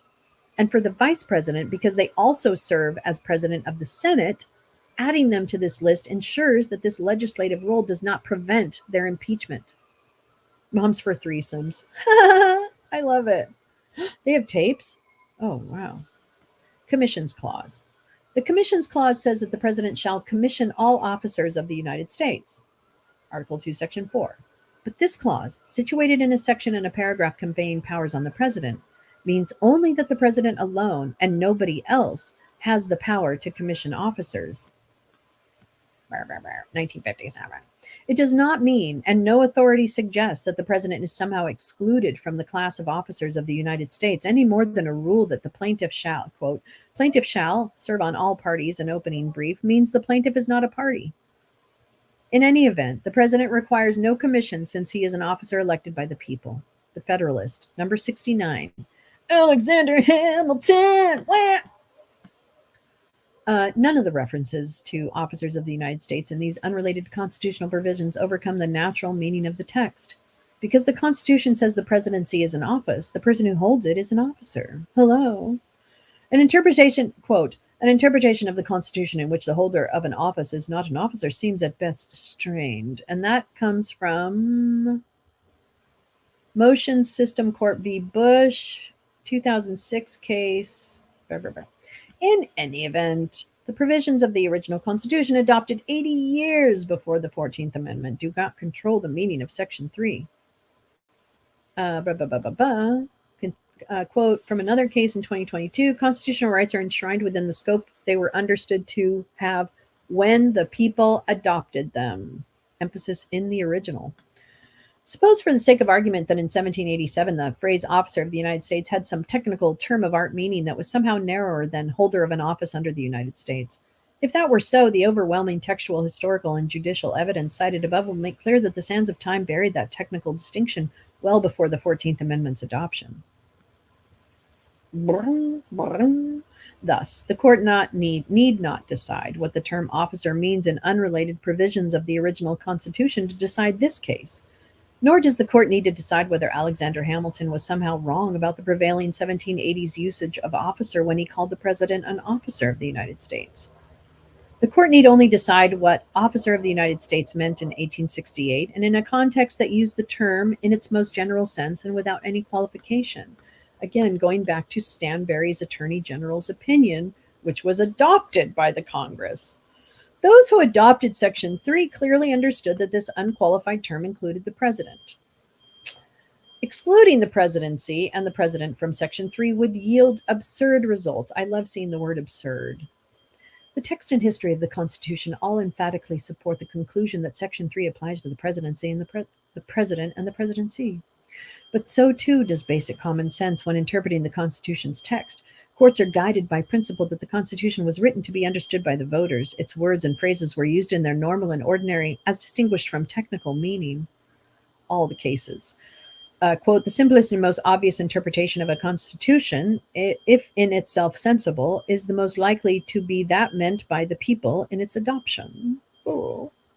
Applying straightforward interpretation rather than hyper-technical lawyering and secret code hermeneutics reveals the implausibility of the claim that Section 3 excludes the president and the presidency. The contrary argument must be that even though the Constitution repeatedly says the president holds a federal office, that office is somehow not an office under the United States. What else could it be under? Or that even though the president holds an office, he is not an officer. And presumably the presidency is therefore an officer-less office? Or that Section 3 was intended to cover only weaker and not stronger oaths to the Constitution, but why on earth would that be? Wow, they're really getting snarky in this one. I'm gonna be honest. Nor would such a reading be consistent with the purpose of Section 3. Section 3 is a measure of self-defense. It gives the Constitution a steel-clad armor to shield it and the people from assaults of faithless domestic foes in all time to come. That's a quote.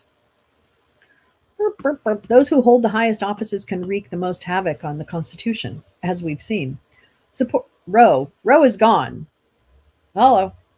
Supporters of the 14th Amendment would have been aghast at the notion that it prohibited a Confederate leader like Jefferson Davis from serving as a county sheriff, seaworthy, or as a mere elector for president, but allowed him to serve as commander-in-chief of the very union that he had so violently betrayed. And Section 3 was intended to strike at those who have heretofore held high official position and who therefore may be presumed to have acted intelligently.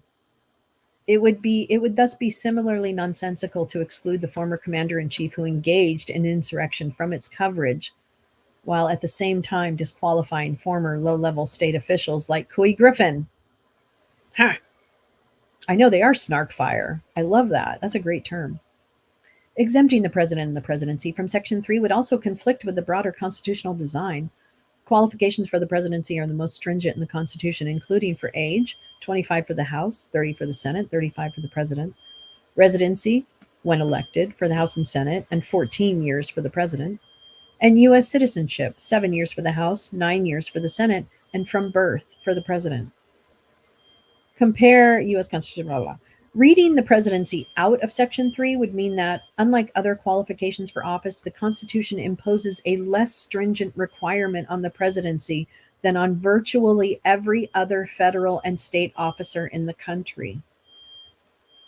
No court should adopt an interpretation of the Constitution that has such absurd results, unless strictly compelled by unambiguous text. Fortunately, in this case, the text and the history all comport with the common sense outcome. Section 3 does not disqualify oath-breaking insurrectionists from nearly all public offices except the highest one, nor does it give a unique free pass to insurrectionist presidents. Conclusion. For these reasons, the court should reverse the district court's determination that Section 3 does not apply to the president or to the office of the presidency. It should therefore order the secretary to exclude Trump from the Colorado presidential primary ballot and from any future Colorado ballot for federal office, unless Congress removes Trump's disability by a 2/3 vote. And that is what it is. Yeah. And then this is all the other. We did it. We did it. We really, really did it. Who's the best? We're the best. Who's the best? We're the best. Oh my gosh. Okay, here we go. Here we go now. Here we go now. Oh my God. Thank you so much for sharing that. That was a great read. And it was an important, and so I hadn't read that. My theory on the judge in this case was that she knew that if she had kept him off of the ballot, that it would be challenged, overturned. Thank you. It would be challenged, overturned. And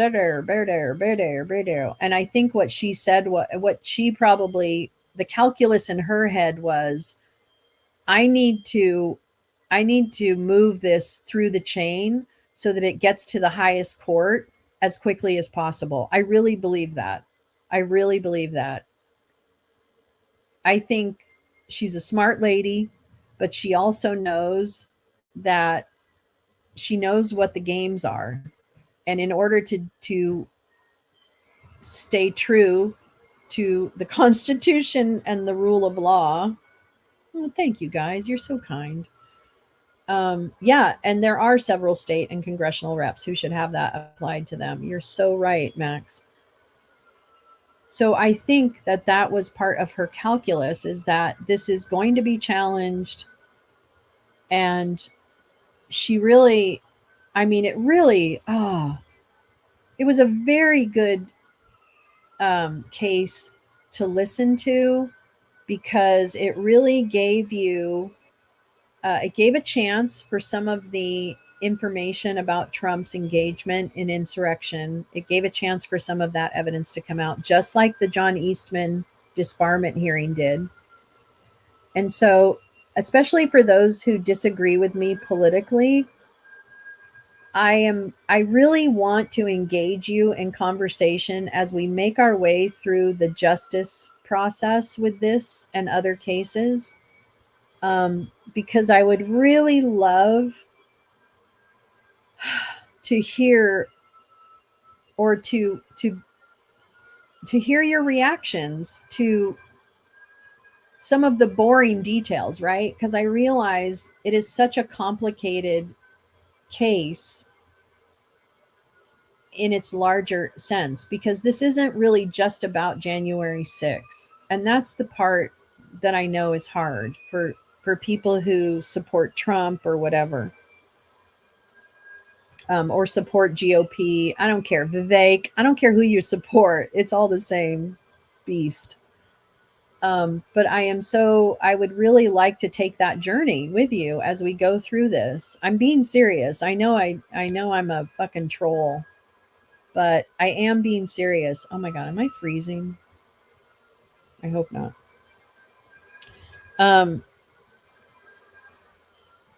I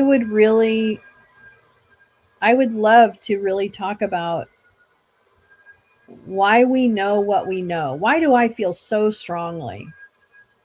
You know, I got accused yesterday of, I hate Trump.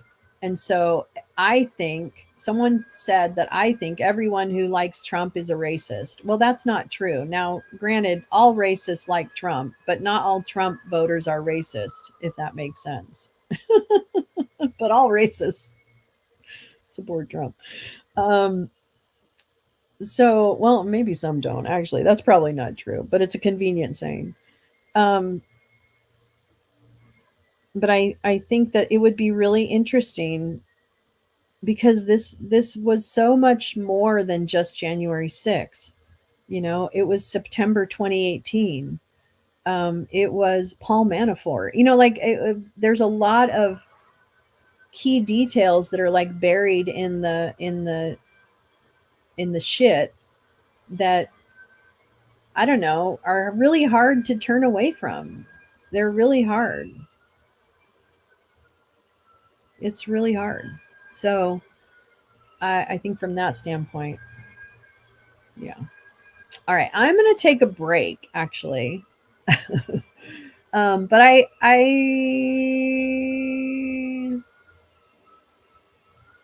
going to take a break. I might come back. I got to think about what the rest of the day holds. I have so much to read. We have so much to read, but maybe I should break it up because I don't want to bore you guys. That's the last thing I want to do, is bore you. So maybe I'll stop with this, and then I have Greg's beautiful sub snack to read, sub smack, and also I have, what do I have? I have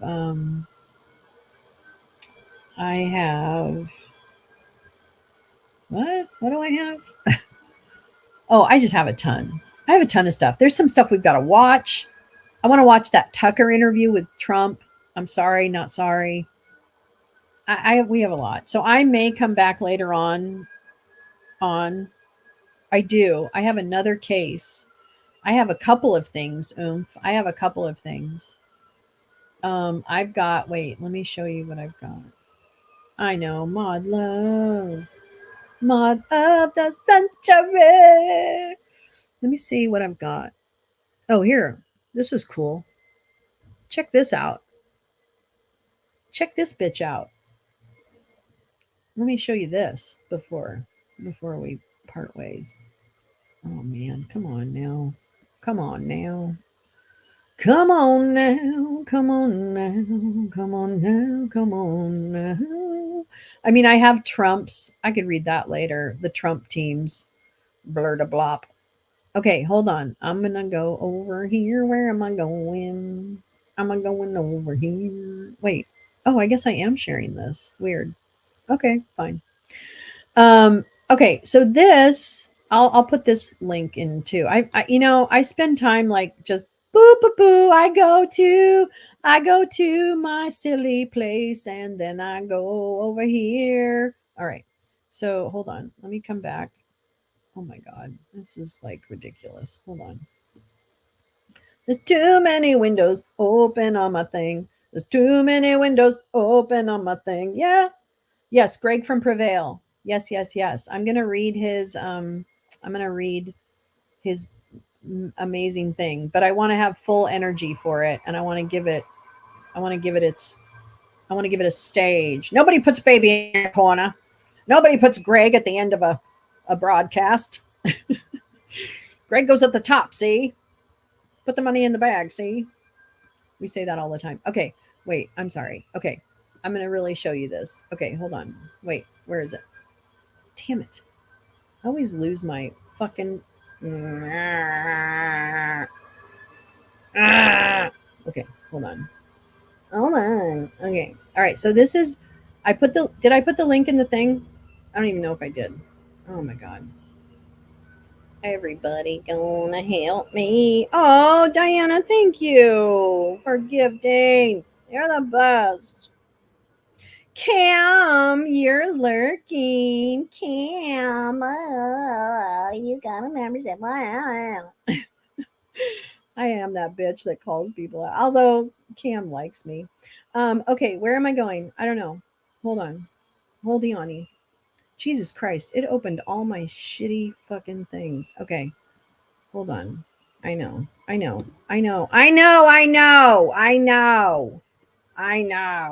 Probably so stupid. Okay.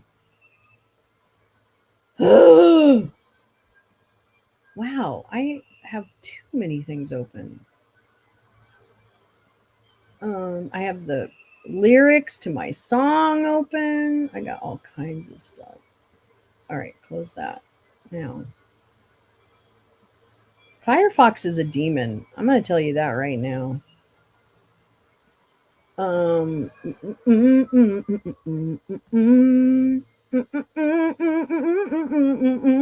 Well, I'm grateful to you, Diana, for those gifts, for the many gifts you give us, and all the love you bring to the chat. I'm going to tell you right now, my computer is about to shit the bed. I took it in. It shit the bed on Sunday, and then I took it in Monday afternoon, and they tried to they fired it up and looked around, had it for a day, and called me and was like,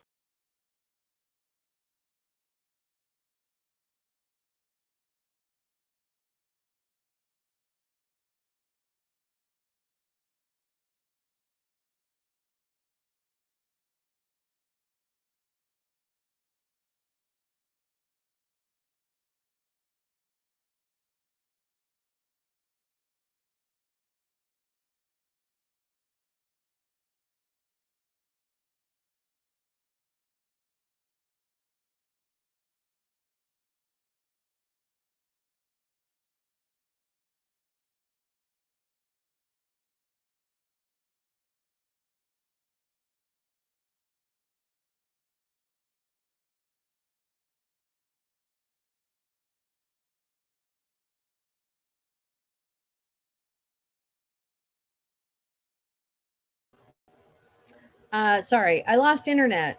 I think I'm about to lose either my computer, my internet, or both. So, I know. It's true. This is the link to the Trump Trials Clearinghouse. Oops. I'm here.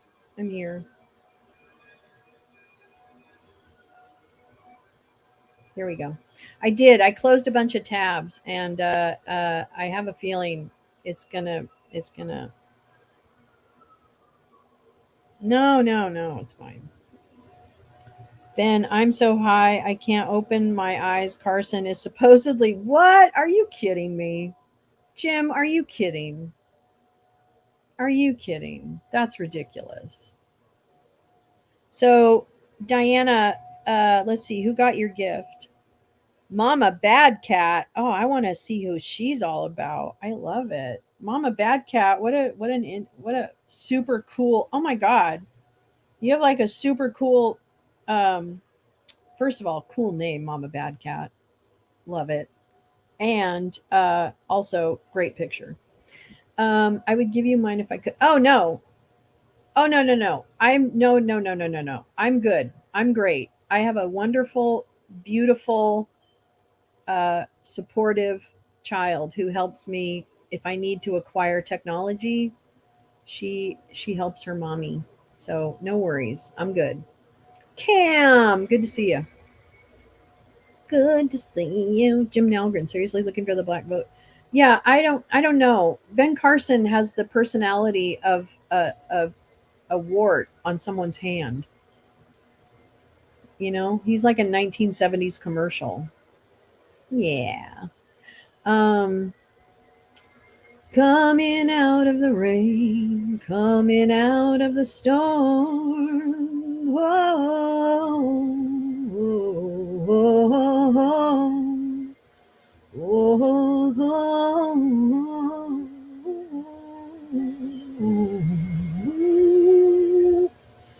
Yeah.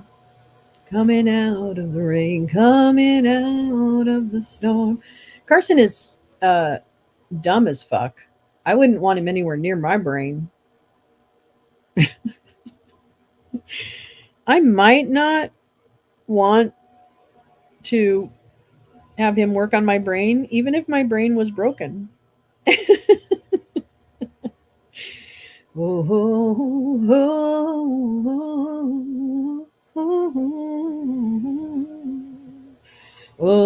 You both are incredibly beautiful, beautifully generous people, Diana, and you both gifted around the same time. So I don't know who gave Cam his and who gave the other one to Bad Mama Cat, but welcome both. Thank you for your generosity. I think what I'm going to do is I am going to go ahead and end it here. And it's 4:20, 4 hours and 20 minutes. That's prophetic. And I will be back. I will be back to see you soon, either this afternoon, maybe. Who knows? Because you know what? I get a little bored at night. So maybe we'll do some more stuff tonight. I'm definitely going to be on tomorrow morning because we've got, oh my God, we've got, well, first of all, Congress is meeting tomorrow morning, and I think they're going to vote on, hey there, Georgie girl. Ooh. And so there's Santos tomorrow morning, and then there's also another weaponization meeting, I think. There's some, oh, fuck me. No, tomorrow, god damn it, tomorrow we're going to Georgia. Well, the devil went down to Georgia and he said, we're going to go off then. And there, and Trump ain't going to win. Okay, anyway, 11:11. Okay, point is tomorrow morning, very early. No, I think at 10:30 in the morning Pacific, so 1:30 in the afternoon Eastern, all the times in between and outside of that, I'll be live. Then tomorrow night, Lolo's Lounge, we're going to do trivia. Saturday morning, I am dressing as, I'm going to remind you. Wait, let me find it. Georgie, I have no problem. I have a big problem with people's politics. I have no problem with their personal lives. I support and love. But I do have a problem with people lying and being assholes. That, no, sorry, can't do it. No, sorry, I can't do it. Yeah, exactly. A neurologist from low income housing that led HUD and wanted to cut funding. Ben Carson is a waste of a human. He is. Period. I'm sorry. He is. Okay. Reminder, Saturday morning, I am going to be, hold on, let me come back. I wonder if I can do this. I don't think I can share this one. Moms for Lick My Ass? Are we talking about Moms for Lick My Ass? Is that what we're talking about? What am I doing here? No.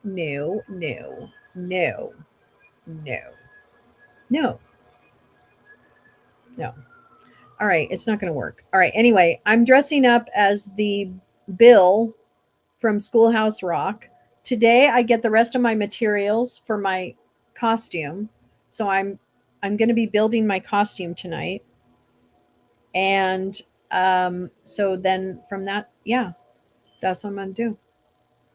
That's what I'm going to do.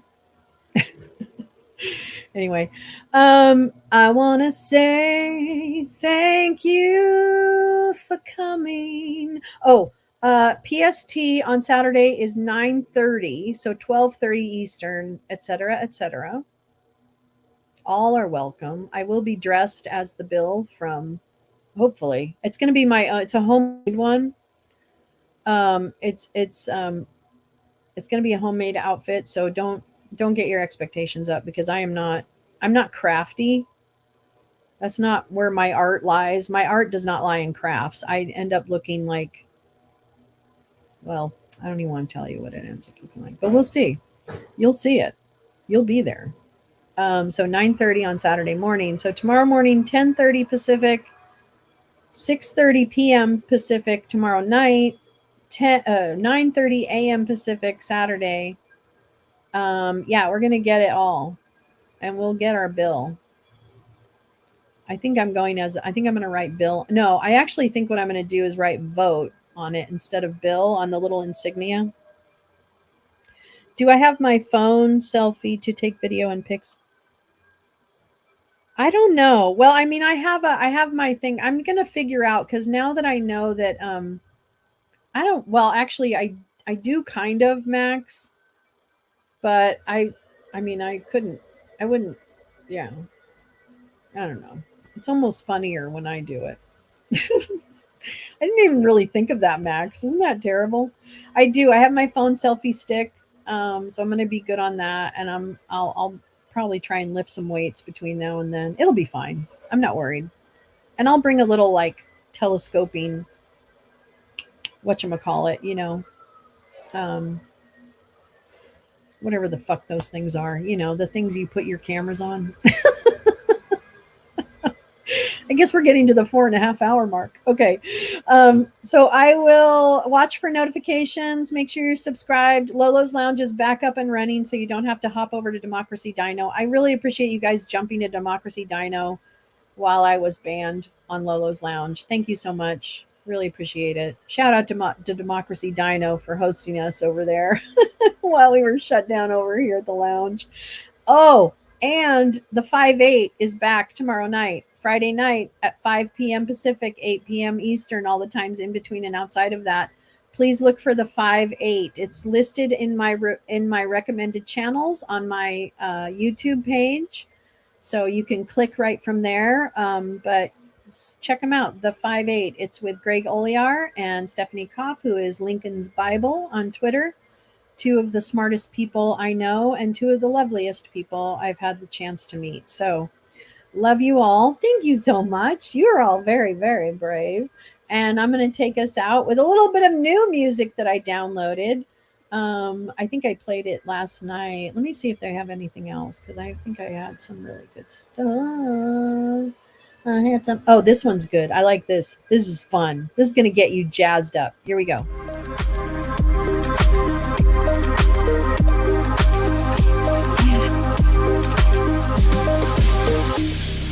Go out there and make Thursday your bitch.